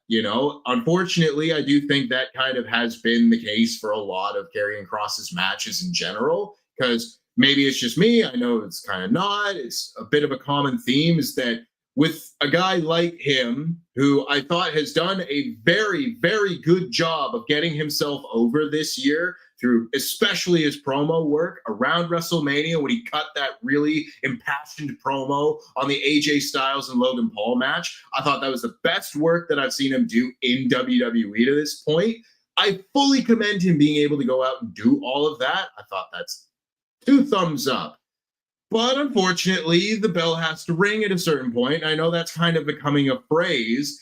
And with a guy that I don't think you can necessarily trust in super long WWE main event formula type matches, it's always a little bit harder to get invested in his matches anyway, because you just don't think he's actually going to ascend up the card if he wins, because they're probably not going to put him in that position to do so. It's a really weird, kind of chicken and the egg kind of problem here. It's like, maybe it's a self-fulfilling prophecy too, a little bit, where he's not, therefore he can't, and he can't, therefore, you just chase yourself around in circles and never end up pushing the guy. Maybe he could have done well if he was properly pushed at a point. I don't know. But as we're standing here, we went into SummerSlam with another match that on paper I wasn't terribly excited for. I watched it. I wasn't terribly enthralled by it either. It was fine. It was fairly bland. And now hopefully my only one real big hope for it is that maybe Sami Zayn can get something of a championship push coming out of it. Because I am way past my point of my patience running out for Sami Zayn, world champion in WWE. I would very much like that to be in his near future as well. And we were talking earlier about what could be next for, Seth Rollins and that sort of thing. I think some sort of program with Sami Zayn maybe happens through the fall here. I think if that's the case, Sami probably doesn't win the title. But if it's that sort of thing where maybe they have a match, there's a wonky finish, and it leads to intrigue around the Royal Rumble time, maybe Sami Zayn can get himself in a position where he can have a big moment at WrestleMania or just get in a title reign at some point. That's what I hope comes out of this match. But again, that might just be wishful thinking on my part. But the dots do connect, though, because when you mentioned Sami Zayn and Seth Rollins not too long ago, were we not seeing confrontations between these two? We totally were. So it does feel like those dots can connect. And I feel like Sami Zayn is that guy that you have certain guys where you're going, oh man, I can't wait for this guy to get his day. You can't wait for this guy to get his moment, right? When Cody was trying to finish his story, we were all so excited. I feel that the next guy that can have that moment, hey, will he finally get this opportunity? It's Sami Zayn. Sami Zayn, who was the MVP besides maybe Roman Reigns when it came to the bloodline story. It really was some of the finest work that we had seen. And in that feud really proved that he could be a future world champion. And so the fact that people are still talking about it, you're talking about it, I'm talking about it, people in the chat have been talking about it, we still have something there where people want to circle back and get back to having Sami Zayn in that title picture. So at the end of the day, it was the right call for Sami Zayn to win. My thoughts in regards to Karrion Kross, though, is that I don't think the company sees anything in him. At least that's how it feels. You mentioned how he got over with that promo and nothing came of it. Nothing, which is sad because when you get a lightning in the bottle kind of moment like that, as a wrestler, as a talent, you really count on that. You really hope that the powers that be see you and reward you, right? And it just hasn't happened just yet for Karrion Kross. And I'm not like the biggest fan of the in-ring work, only because the matches sometimes tend to have a lull. I prefer more so the promos. I do prefer that when it comes to Kross. And I also feel like he works better with certain people. Like the last real big feud that I loved with Kross was the work that he did with Samoa Joe at NXT, which was, God, feels like 50 years now. But this one here with Sami Zayn was probably the best work he had done on the main roster, but it's been just far and few in between there. We got CJ96N9R. Thank you so much for sending in the super chat. Says, this show is 100% mid at best. This was like the same level as WrestleMania Night 1. Night 2 is going to have to carry for this to be a good SummerSlam. I think, Tempest, when a lot of people saw the original card, a lot of people were looking at it and going, damn, Night 1 is gonna suck. I still held out hope. I think the matches that I expected to deliver did deliver, in that being the opening match and that being the ending of the show. Every other match was just there. I didn't think, we just mentioned Sami and Karrion didn't have much. Tiffany Stratton and Jade Cargill was very brief, very short. Nothing much stood out there. Can't wait to get into the Jelly Roll match. We'll talk about that right now in a moment. But other than that, like, I do have to agree with CJ here. I didn't think it was the strongest show, but I do think people will look back at it a little bit more fondly because of the Seth Rollins cash-in. No, 100%. I mean, I think the parallel between night 1 of WrestleMania and now night 1 of SummerSlam is very apt, where there wasn't a lot on night 1 of WrestleMania until the main event, and then everybody loved the main event, so it peaked at the end. And hopefully they buck this trend before the end of night 2, where it was a really good show that had a terrible main event. Let's not repeat that bit of history. But yeah, it was weird because you look at how this card was coming together and a few of the late match additions. I have no earthly idea why they wouldn't have put the TLC match on this show and add one of these tag matches to tomorrow's show. You'd think with the vast amount of stipulation matches we've got all stacked on top of one another tomorrow, they would have balanced this out a little bit, but that's the choice that they made, I suppose. I think it will kind of reflect on people's, memories of the show in general. I don't think the show sucked by any means. Like, I didn't think any of the matches were out and out bad. But again, I'm not going to go back and rewatch any of them ever outside of the main event. And if you're, again, doing a SummerSlam show, you are probably hoping for a higher level of quality than that. So maybe they were hoping to put all the good stuff on night 2 so that, again, we can come away thinking like, oh, SummerSlam was amazing because all we remembered was night 2. We got Sheldon Jackson here who says, fun fact of the night, this is the second SummerSlam in which CM Punk wins a world title and then loses it immediately via cash-in. Del Rio in 2011 and Seth tonight. Sheldon, I was thinking it, and I wanted to vomit when I thought about that because, God, that was terrible when it happened then. When I did my SummerSlam rewatch and relived it, it was like stabbing in the heart multiple times. I don't know, maybe just not good luck. Not good luck. It's unfortunate. No. There's no Kevin Nash this time. Oh, so God. Oh, my heart tempest. One of the worst things I've ever seen. There have been very few nights where I've gone home more pissed off at being a wrestling fan than SummerSlam 2011. Brutal. So what do you mean? You finally build a new star for the first time in how long in CM Punk, and that's the day that you decide Alberto Del Rio needs to be WWE champion? Not any of the other times leading up to it that year. Not any time after this that you can wait and have your moment at any moment because he's Money in the Bank guy. Damn, bro, they just hate it's CM gonna Punk, happen man. right then. I'm starting to think Triple H still hates CM Punk. Obviously, that's a joke, right? But hey, man, I'm just kidding. All right. Infamous Ringer Loco here says, the match was built so good, Gunther Punk, but we feel your pain, Denise. I was yelling, run, Punk, run. He didn't run, son of a bitch, but storyline makes sense. Even if I hate to admit it, CM Punk fighting to win it back, but when? Man, I'm hoping we get right to it. No stalling, no time to waste. Let's get to it. Thank you so much, Frank. We got Rahul Patel here who says, Denise plus Tempest equals magic. Please collaborate more. Tempest, great to see you back. Let's go, Seth. Thank you so much for the kind comment, Rahul, and I'm so glad you're enjoying the review. Seriously. We got Paula Bennett, 3017, who says, everyone feels good about a babyface cash-in. Everyone gets mad about a heel cash-in. I mean, yeah, right. Of course, that's the way that it should be. Like, heels should piss you off and make you angry. So on that regard, that's a success, right? They got the heat, pal. The heat happened. But I think a lot of people, like in general, they just mark out for the cash-in moments every time, right? Oh, yeah. I mean, it is a WWE branded and italicized moment. So that's what people have been taught to love. And also, just about every other babyface on this show won outside of the Jelly Roll match. So having a heel win at the end does balance those scales ever so slightly. So you got plenty of babyface wins elsewhere on the show to go away happy with. We got CJ96N9R who says, anyway, LA Knight's the one that got screwed, to be honest.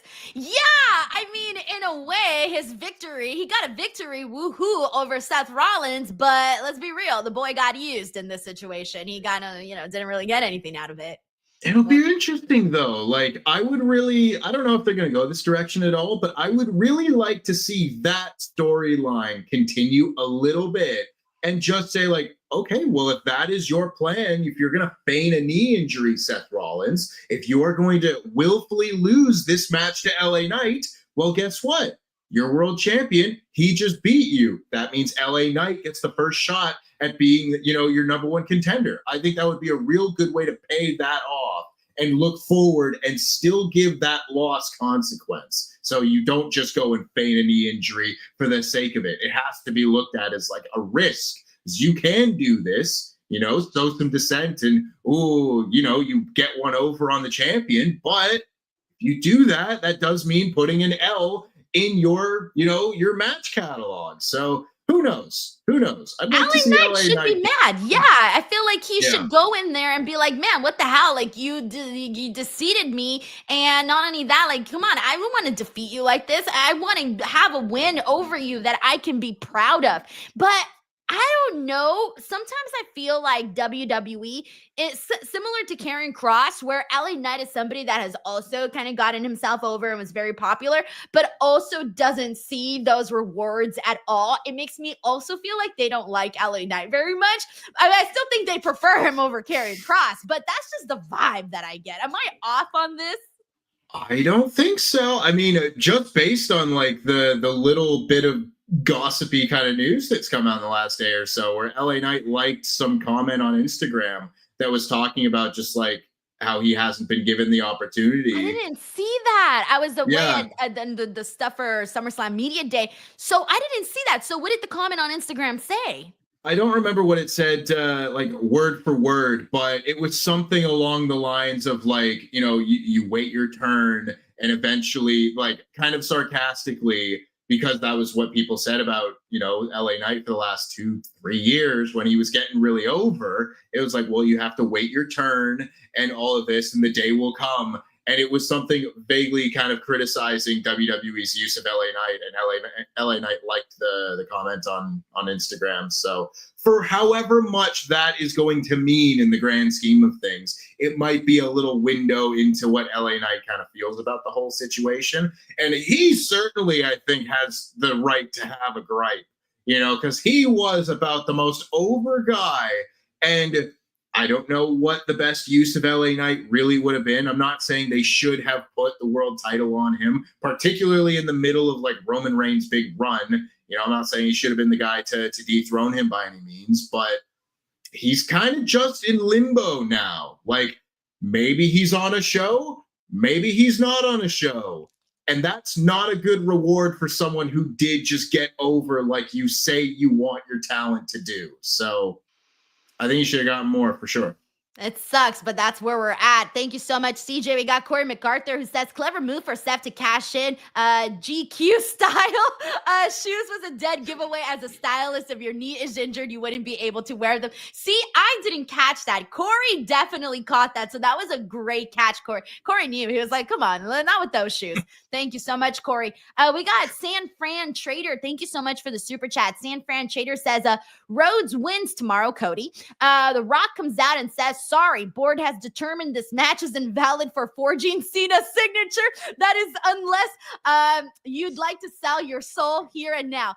Hey, look, it can happen. Let's be real. That contract should not be held to any sort of legal standing. But then again, this is pro wrestling and they've done shit like this in the past plenty of times. I was about to say, is this everyone's first day in pro wrestling? I remember when John Cena came back at the Money in the Bank show post-pandemic and did his match with Roman Reigns at that SummerSlam. He went out and took a contract that had Finn Balor's name as the challenger, and Baron Corbin had beaten up Finn Balor, and John Cena takes the contract and signs it in big, stupid block letters like an asshole and steals that other man's championship match that he deserved. So I will not be hearing this, particularly on the part of one John Cena. Anything that'll bring The Rock into this storyline like he should have been from the start, but I don't see it happening personally. I have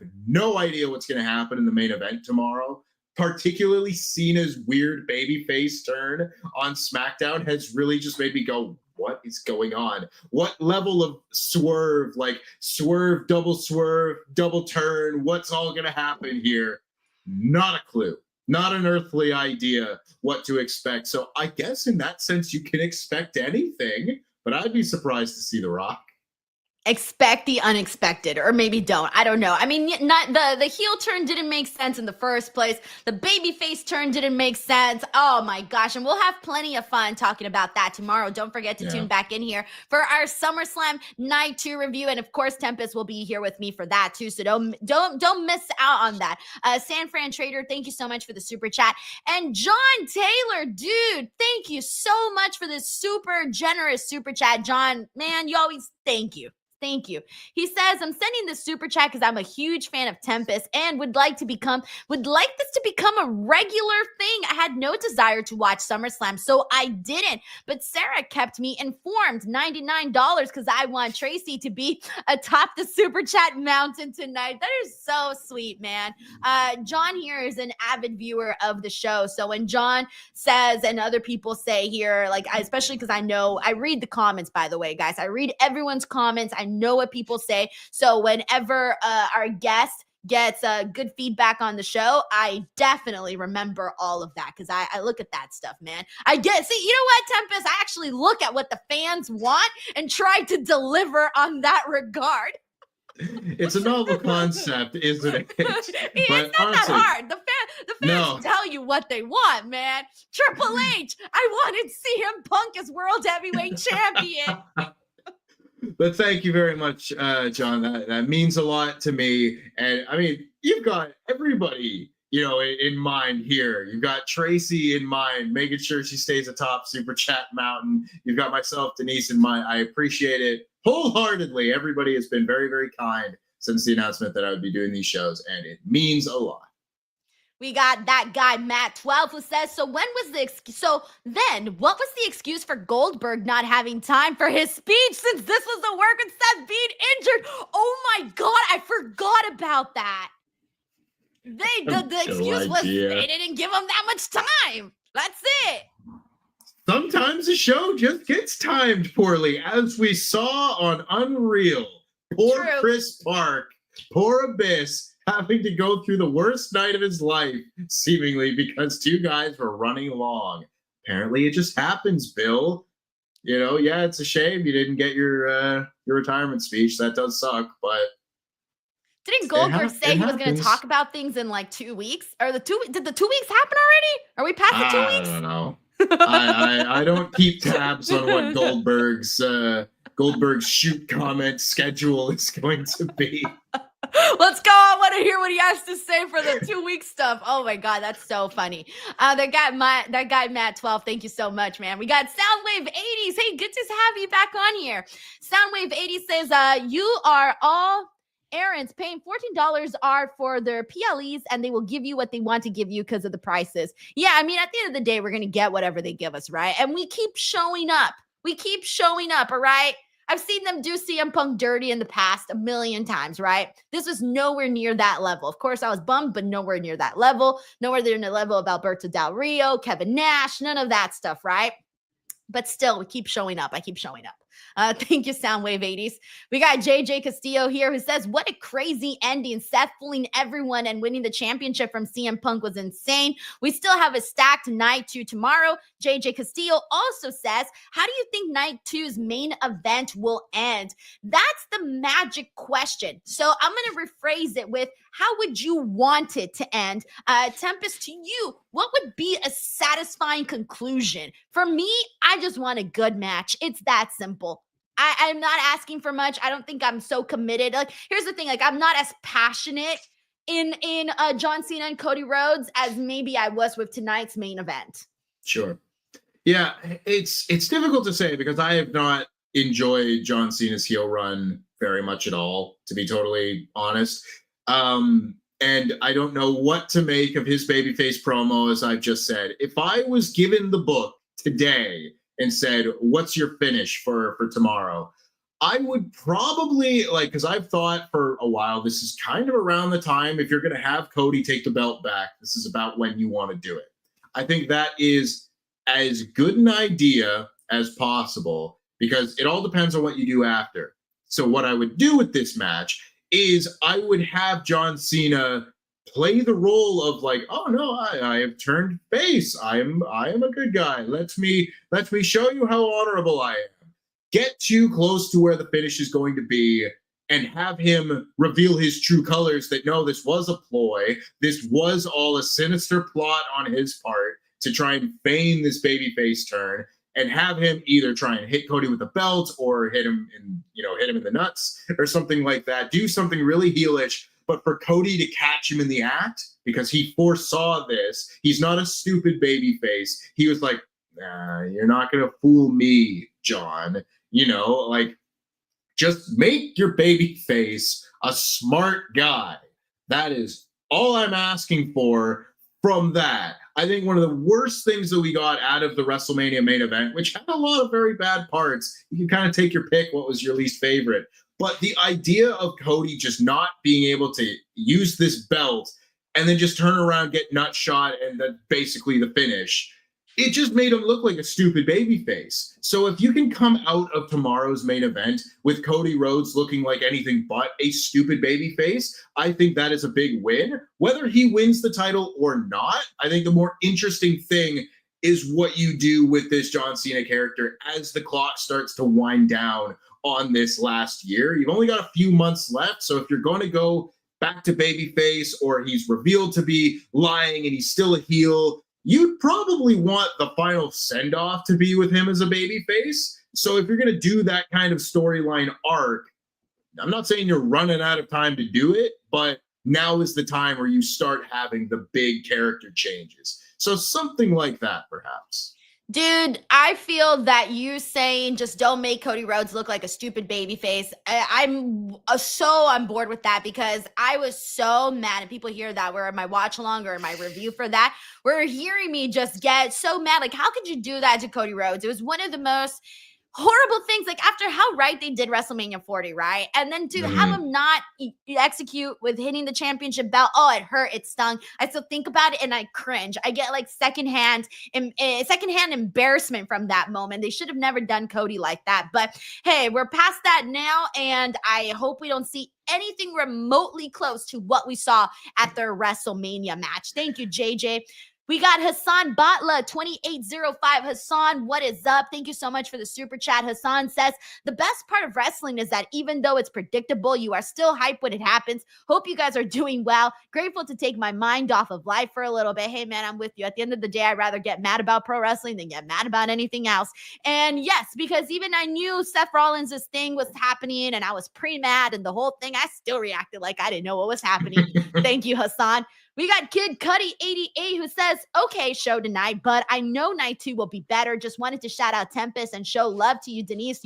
Y'all have a good night. Thank you so much, Kid Cuddy. And I'm so sorry it took me a little bit longer to get to everyone's super chats, but thank you so much for showing some love and coming in here and checking out the show. John Taylor says, also, vindication for John Pollock of Post Wrestling, who was the first to report and has maintained that Steph's injury was a work and got crap for it. Welcome to pro wrestling. Journalism, it always happens, man. It always happens. But at the end of the day, you stick to your guns and you just wait and see. You just wait until everything gets proven to either your report or not, and just wait and see. But no, I really respect John Pollock a whole lot. He's been a guest here on the channel in the past and does great work over on Post Wrestling. So he should be smiling today. We got Steven Marchuli here who says, are we getting Cody versus Seth at Crown Jewel? I don't think I even thought about that as a possibility. Did you, Tempest?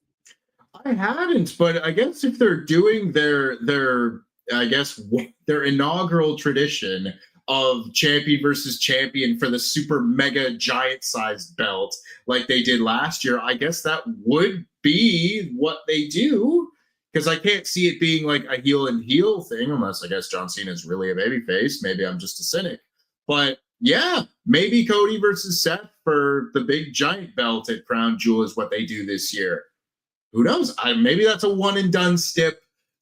Who knows? It's not in Saudi Arabia, which is really weird. They've just kept the name and it's somewhere else. So I don't know. Maybe I've always felt with the Saudi Arabia shows, a lot of the time it feels like it's the filler arc of the WWE's calendar. A lot of the time it's just stuff doesn't really matter for that month.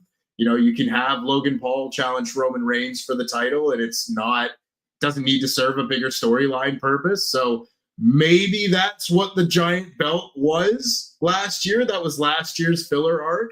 And maybe if it's not in Saudi Arabia, we don't need to do it that way. Who knows? I don't know if they're going to do it. I guess we'll find out. We'll see what happens. We got Crew Kid 52 who says, hey again, guys, Will Campbell here. Hey, Will. He says, hi, Tempest. Nice to see you. I also wanted to say that Braun Breaker is inhuman, and I'm glad that you mentioned Charlotte's article. Nearly made me cry in places. Yeah, I feel like Charlotte's just, she's been so honest about everything that has happened with her, and she's gone through a lot. Think about going through an injury, a divorce, and then people hating you. It's just every single aspect of your life sort of feeling like it's crumbling, and to be able to rise above that and continue moving forward, man, I can't help but to obviously praise that. Yeah, thank you. I give her massive props for how she's responded to things in the media, in that article, but also with her work. Since WrestleMania, I think she's been doing very, very, very well. And also shout out to you, Will Campbell. I love Big that. Shout out to you. We got Infamous Rigger Loco here who says, okay, no live. CM Punk kicked out after the stomp just for Seth to hit a second and win would have been more badass, but it would have hurt more probably for us. Oh yeah, for sure, man. Got our hopes up and everything. That guy Matt 12 says Jelly Roll, aka Rosempic, did pretty good tonight. What is happening here? That's wild. That That's guy Matt. wild. You know, I just realized we haven't even actually talked about the Jelly Roll match. Jesus Christ. We need to get into that. We had Drew McIntyre and Logan Paul defeat Randy Orton and Jelly Roll. All right, I'm just gonna hit you guys with the stone cold facts. I did not like this match. There was one good moment, and that was Logan Paul hitting the frog splash off the top rope onto the commentary table to Jelly Roll. Shout out to Jelly Roll for taking that. Other than that, cool. We've seen that spot quite a bit, but Jelly Roll took it, so thumbs up. I did not like this. I didn't think it was any good. So many lulls in this match, and I just kept thinking, we got to move on, man. We got to end this. We got to end this. This felt like we were seeing them. I use this example, Tempest, but have you ever been in a situation where you're busy and you're doing something and there's a little kid being like, hey, come here, like, look at me, and you're kind of like having to coddle him and be like, all right, I'm going to pay attention to you. What are you doing that you needed my attention so badly? And you kind of have to be like nice and sweet about it, right? That's what it felt like with Jelly Roll. Like, I'm going to have to coddle this and make it nice and sweet so that he doesn't feel bad and everything works out nicely. I don't know. That's just how I felt about it. Yeah, this was not the match that I was most looking forward to this weekend by any means. Like, sure, celebrity matches always have their place in pro wrestling, whatnot. I am fine for it being what it was. I thought for the most part, everyone played their roles well, their jelly rolls, well enough. But I don't know, like, Jelly Roll was fine in the ring. I would not say he was in the tier of like your Bad Bunnies or anything like that, like the really top echelon of celebrity wrestlers. Even people like, Stephen Amell at that SummerSlam 10 years ago. There have been a good amount of pretty decent celebrity wrestling matches. This one was fine. There was a big spot in it, which really helped. But I thought the structure of this match was really kind of odd. I thought it was wild that Jelly Roll started this match and then built to a Randy Orton hot tag when surely the thing that you are building to in this match is going to be the face-off between Jelly Roll and Logan Paul. I can't believe that was not how things happened. And as it was happening, just because it was all kind of like okay at the time, I was like, okay, maybe this will turn out all right. But it just felt like it started on a bit of like a backwards note and spent part of the match trying to catch up with itself a little bit. But the people were into it. They liked Jelly Roll. So shout out to that. It was working for a portion of the crowd that was there in the building. And that's the crowd that they are working to on the night. So fair play to that. But I don't know, for all the ones where the heels won in this match, I was shocked, utterly shocked that this is the one where the heels were going to win. Like, I don't know. I was baffled by the choice. And I guess it doesn't really matter. I'm sure we're going to have Jelly Roll get his win back at some point, and this won't be the last. There's going to be more? I didn't think there was going to be more. I thought this was it.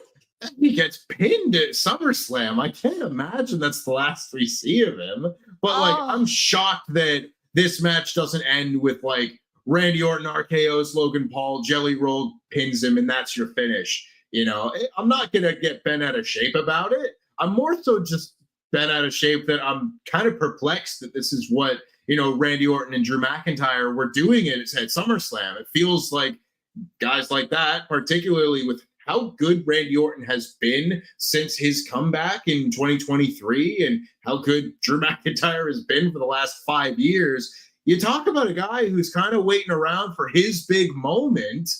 Drew McIntyre has very much deserved one this year, and I've not felt like Drew McIntyre has gotten a proper shake of the stick.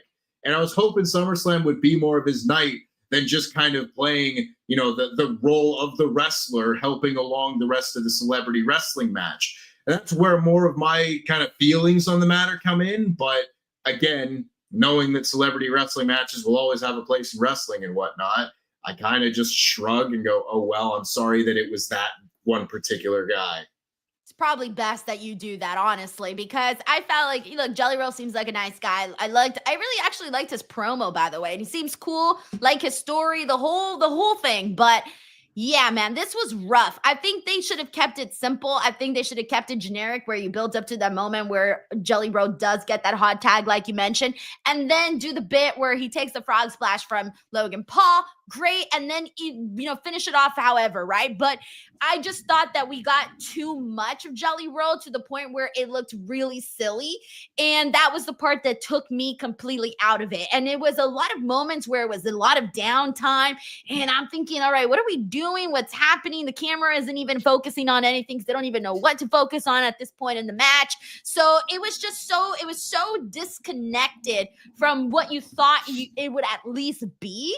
And it just, I don't know. I wasn't a fan of it. And I'm with you on Drew McIntyre. I think that Drew is a guy that he did such amazing work with that storyline with CM Punk, and I was just expecting for those rewards to be a lot grander coming off of a feud like that. So that's where I'm at, man. But we got Subman23 here who says, the problem with saying you get mad when the heel cashes in this case, you mentioned Seth maybe twice in all this time. You're not mad at the heel. You're mad at the situation. Thank you so much, Subman23. Again, I'm just wanting to see CM Punk be a champion. That's it. It's as simple as that. That's how you're supposed to feel. It's working. Damn it, I hate the heat, damn it. Thank you, Subman. All right, we got CJ here who says, Jade gets a world title for being over. LA Knight got the US title and randomly loses to Shinsuke Nakamura. Wins it just back to lose it again 2 weeks later. One of the worst decisions I had seen when they had him lose to Shinsuke Nakamura. Went nowhere. Thank you, CJ. We got Van Housen Van Life here who says, watching from the arena parking lot, hoping traffic clears before the show ends. Biggest pop was for the opening match and then Rollins cash in.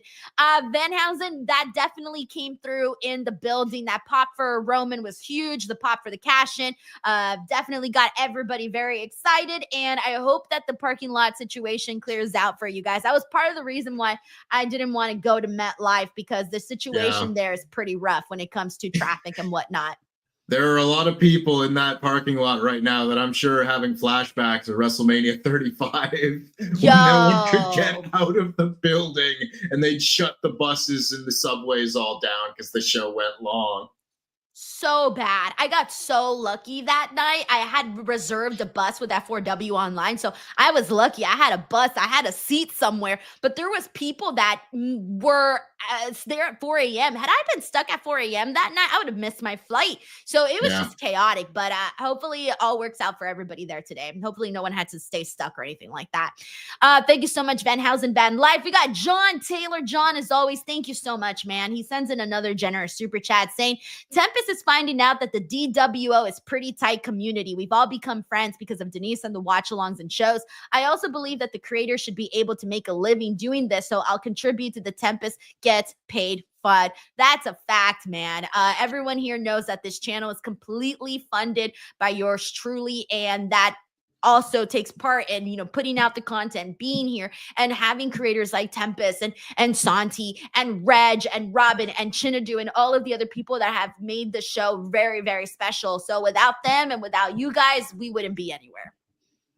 We wouldn't be here without you, Denise. I literally would not be doing a show right now if not for you. So I'm gonna be like Triple H, and I'm gonna be like Triple H, and I'm gonna do the DWO Unreal. A whole show just putting yourself over. Yes, I'm gonna be like, well, I work so hard, and I don't even know what else to say. Whatever. All right, thank you, John. We got Soundwave 80s here who says, I watched Too Close for Comfort. Have you ever watched it with Ted Knight? I actually haven't. Have you, Tempest? I have not. I can confirm I have not, unfortunately. But it sounds like maybe a recommendation from Soundwave. We got Tracy WV here who says, last one, Tempest. I was one of the 1/3 who wanted KO at the Rumble and felt your pain, and now he's injured. I'm crushed. The show wasn't bad. 3.5. 3.5 stars. Oh, man. It's so tough because obviously with the way it all worked out and Kevin Owens needing to go off and get surgery, it is probably for the best that he didn't win the WWE Championship at the Royal Rumble. But damn it, on that night, I wanted nothing more in the world than for Kevin Owens to win the WWE Championship and for Sami Zayn to win the Royal Rumble. So it all wouldn't have worked out that way if it had gone that way. WrestleMania would have looked very different, unfortunately. But yeah, all that to say, hopefully a speedy recovery for Kevin Owens, and he'll win that title when he's back.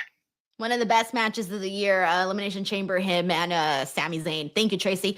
We got CJ here who says, with Tiffany retaining, do you feel that means Triple H will have Naomi lose? I hope he doesn't get carried away with the title changes like he does at Mania.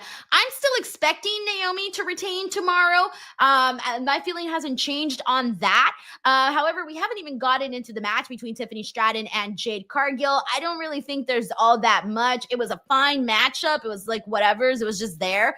I didn't think it was really much. There wasn't really anything too memorable from it, though, unfortunately. I did like the ending, though. But that was kind of about it. There were spots in this match where it felt like they kind of either lost each other or were just a bit of a step off from one another, which is not super unusual for like a Jade Cargill match, but I thought for the most part, the structure of it was fairly simple. They kept things, effective, keep it simple, stupid, as they say. I liked that enough. What I'm going to remember about this is that I'm just utterly shocked that Jade Cargill did not win the title here. It's always really? like now, yeah, like I didn't think she would because I just don't think she's ready yet. I love Jade, but she's just not at that level just yet. I don't necessarily disagree with that, but I also don't know that she'll ever be. And she is the kind of wrestler, and that's not to say that she can't improve and whatnot, but she has always kind of come across as a bit of one of those wrestlers where they kind of looked at Batista early on as you have to be main event or nothing. She is not a wrestler that can just go 50-50, lose half of her matches on the undercard and kind of just find her way a little bit. She's too impressive. She's too much of a star to kind of be anything really less than the main event. She can do her storyline matches and be kept away from the title for longer periods. But generally speaking, just because of who she is, she shouldn't be someone who loses a lot of matches. And if you're going to be someone who doesn't lose a lot of matches, that probably in kayfabe sense should mean that you're the champion.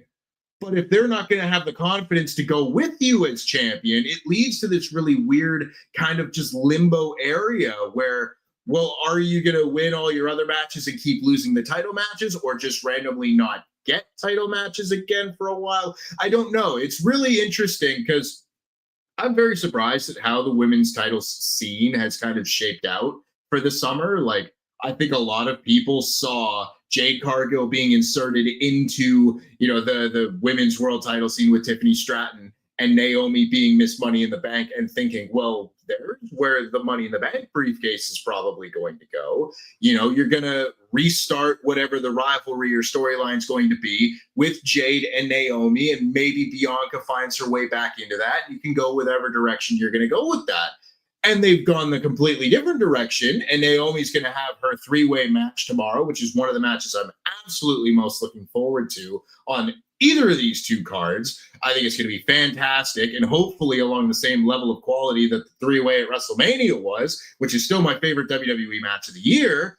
But the storyline of it all is really interesting. I don't know what Jade Cargill does next, particularly because I thought, not that we couldn't get more out of this Tiffany Stratton reign, but it felt like she's had a good run. If this was the time in which she was going to lose the title, no one would be like, oh, too soon or anything like that.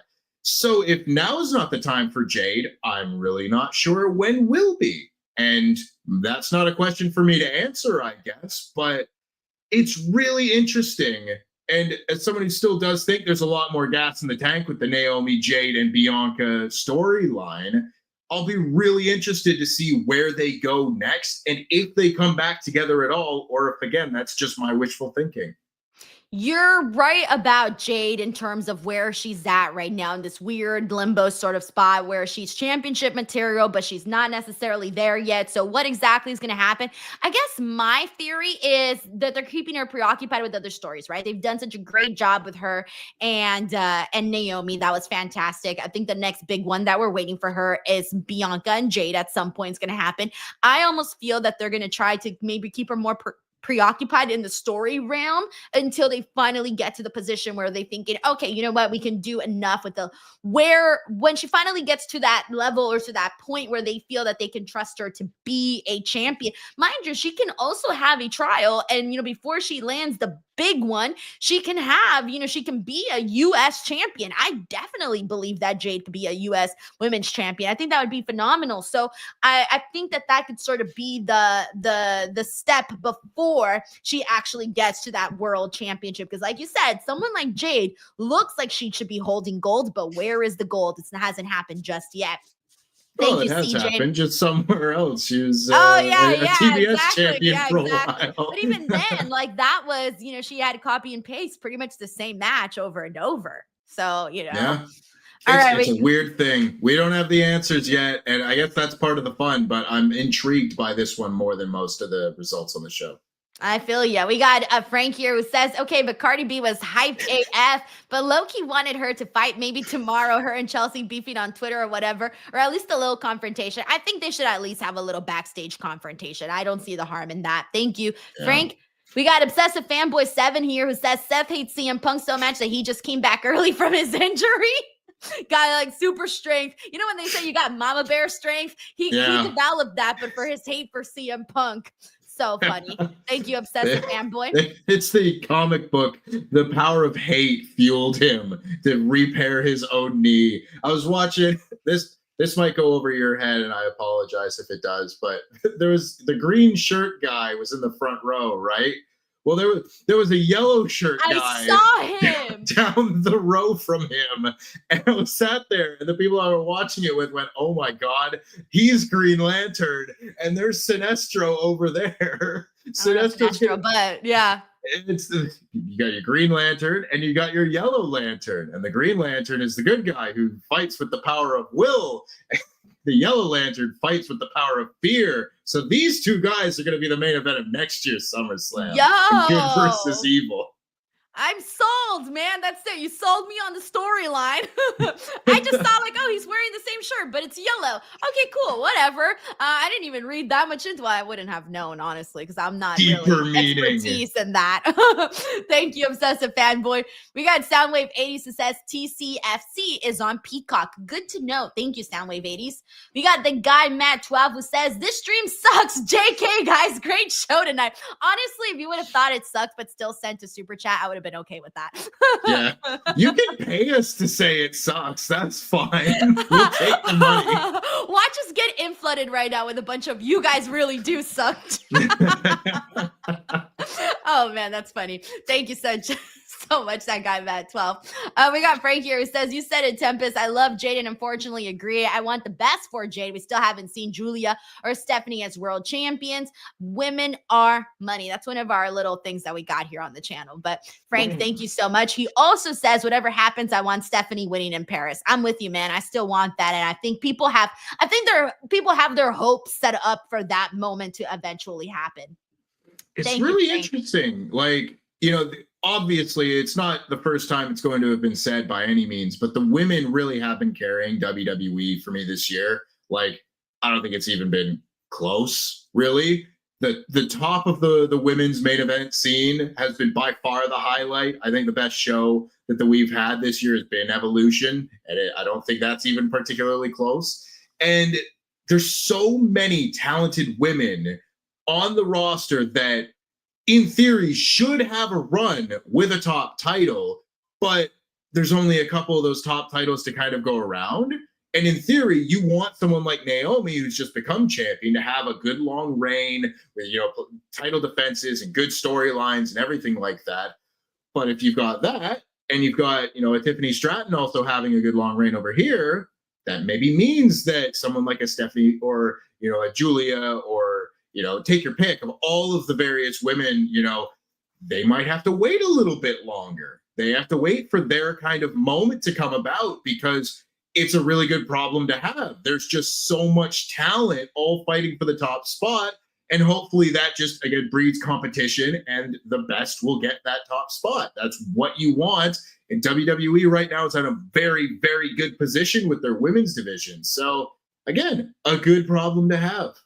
Man, and it's just going to elevate because they're going to have to be more competitive, right? You're going to really have to push to be in that top spot, and making yourself better is going to make the division better, and overall will continue to make future generations of pro wrestling better, specifically speaking for the women's division right now. So I'm with you, man. I love the women. I think they're killing it, and they have been doing just such a great work. Like, I've been already thinking about my best of the year end list for specifically just the women's best WWE matches, and I'm already like halfway full with that list, and we still got half a year to go, right? So like the options are there. We got one more super chat here. This is from Frank, and he says, can't wait for your opinions on tomorrow's triple and IC title match. I can't wait, but hoping for the best on the TLC and everyone's safe. I'm thinking tomorrow's going to be just a zillion times better show. There's a lot of matches that have the opportunity to be a match of the year candidate if they really go for it. And so we'll see, and we'll be here to talk about that tomorrow.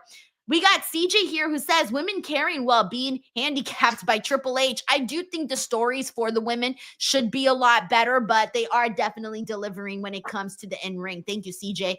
And we got John Taylor here who says TWO Unreal. Denise, I had this idea. What if we get Tempest? So I call Santi and get Love It. I get Robin on the line and he's like, do it. Text Chin and get a thumbs up. Try to call Reg and he sends me to voicemail. Text later was banging Mills. You know what? I could totally see that response from Reg. He'd be like, oh, I was out on a freaking weed and coffee run and out with the MILFs and stuff. See, look, coffee run. DWO Unreal is already shaping up, man. It's going to be a great effing show. We're going to get to it. Thank you, John, for the creative thought on that. Thank you, John. All right. So with that being said, guys, that is our show for SummerSlam Night 1. I hope you guys had a blast. If you did, come back tomorrow. We will be here. But before we go, just a friendly reminder, everyone, I have so much SummerSlam content up, video clips with Charlotte, Bron Breakker, Alexa Bliss, Lyra Valkyria, Aleister Black. That's all up here on the channel. Go check those out. Every view matters and goes a long way. Go to the social media accounts, Twitter, Instagram, TikTok, Facebook, @ Denise Salcedo. And I also want to give Tempest the opportunity to promote his stuff because he's working on a lot of different stuff and, you know, doing your own thing and all of the next chapter of your career, Tempest. Please take the floor and promote what you'd like. Well, thank you again very much for the opportunity to come and have such a lovely time reviewing this show and the next 2 nights of shows as well. Yes, I, of course, can be found on Twitter @HeyIt'sTempest and on YouTube as well @HeyIt'sTempest. Please subscribe to that channel. I am once again up and running, making video essays that I love to make. I have 2 that have come out since I announced my departure from Wrestle Talk a few months ago. One, of course, being about Charlotte, and another being about The Suicide Squad, one of the fabulous comic book movies of the last few years. So a bit more variety. I won't just be talking about wrestling, but it will, of course, be the main topic because, you know, I love to talk about some wrestling. I have a bunch more projects currently cooking, and hopefully I will be able to tell you a little bit more about them in the near future. But if you want updates on those things, please subscribe on YouTube, follow me on Twitter, and throw a follow on Instagram just for the hell of it. At Tempest Likes Wrestling on Instagram. Someone else has the Hey It's Tempest thing, and I can't get it. But otherwise, Tempest Likes Wrestling on Instagram, Twitter, and YouTube @Hey It's Tempest. I love that. Also, I just realized we're now both former Wrestle Talk employees. You know what this means, right? What does that mean? Luke Owen, we're watching you. You are now the enemy. All right. Just kidding. Just kidding. Just kidding. We love Luke. Luke Owen's going to be like, what the heck? Hey, bugger. What? I don't know. Actually, I just did a video with Luke Owen like 2 days ago on Patreon. Check that out. All right. We got Infamous Very Local here, by the way, who says, do the soundbite, Denise. All right. We're not going to. Here we go. We're going to surprise Tempest because he has no idea what to expect.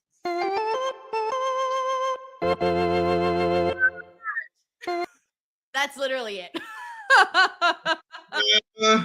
Charge. Mr. Grimley, who says DWO. Thank you, Mr. Grimley. And John Taylor says weekly Collision post show featuring Tempest. Denise, make Denise watch Collision. John, get out of here. That's it. We're sending you off.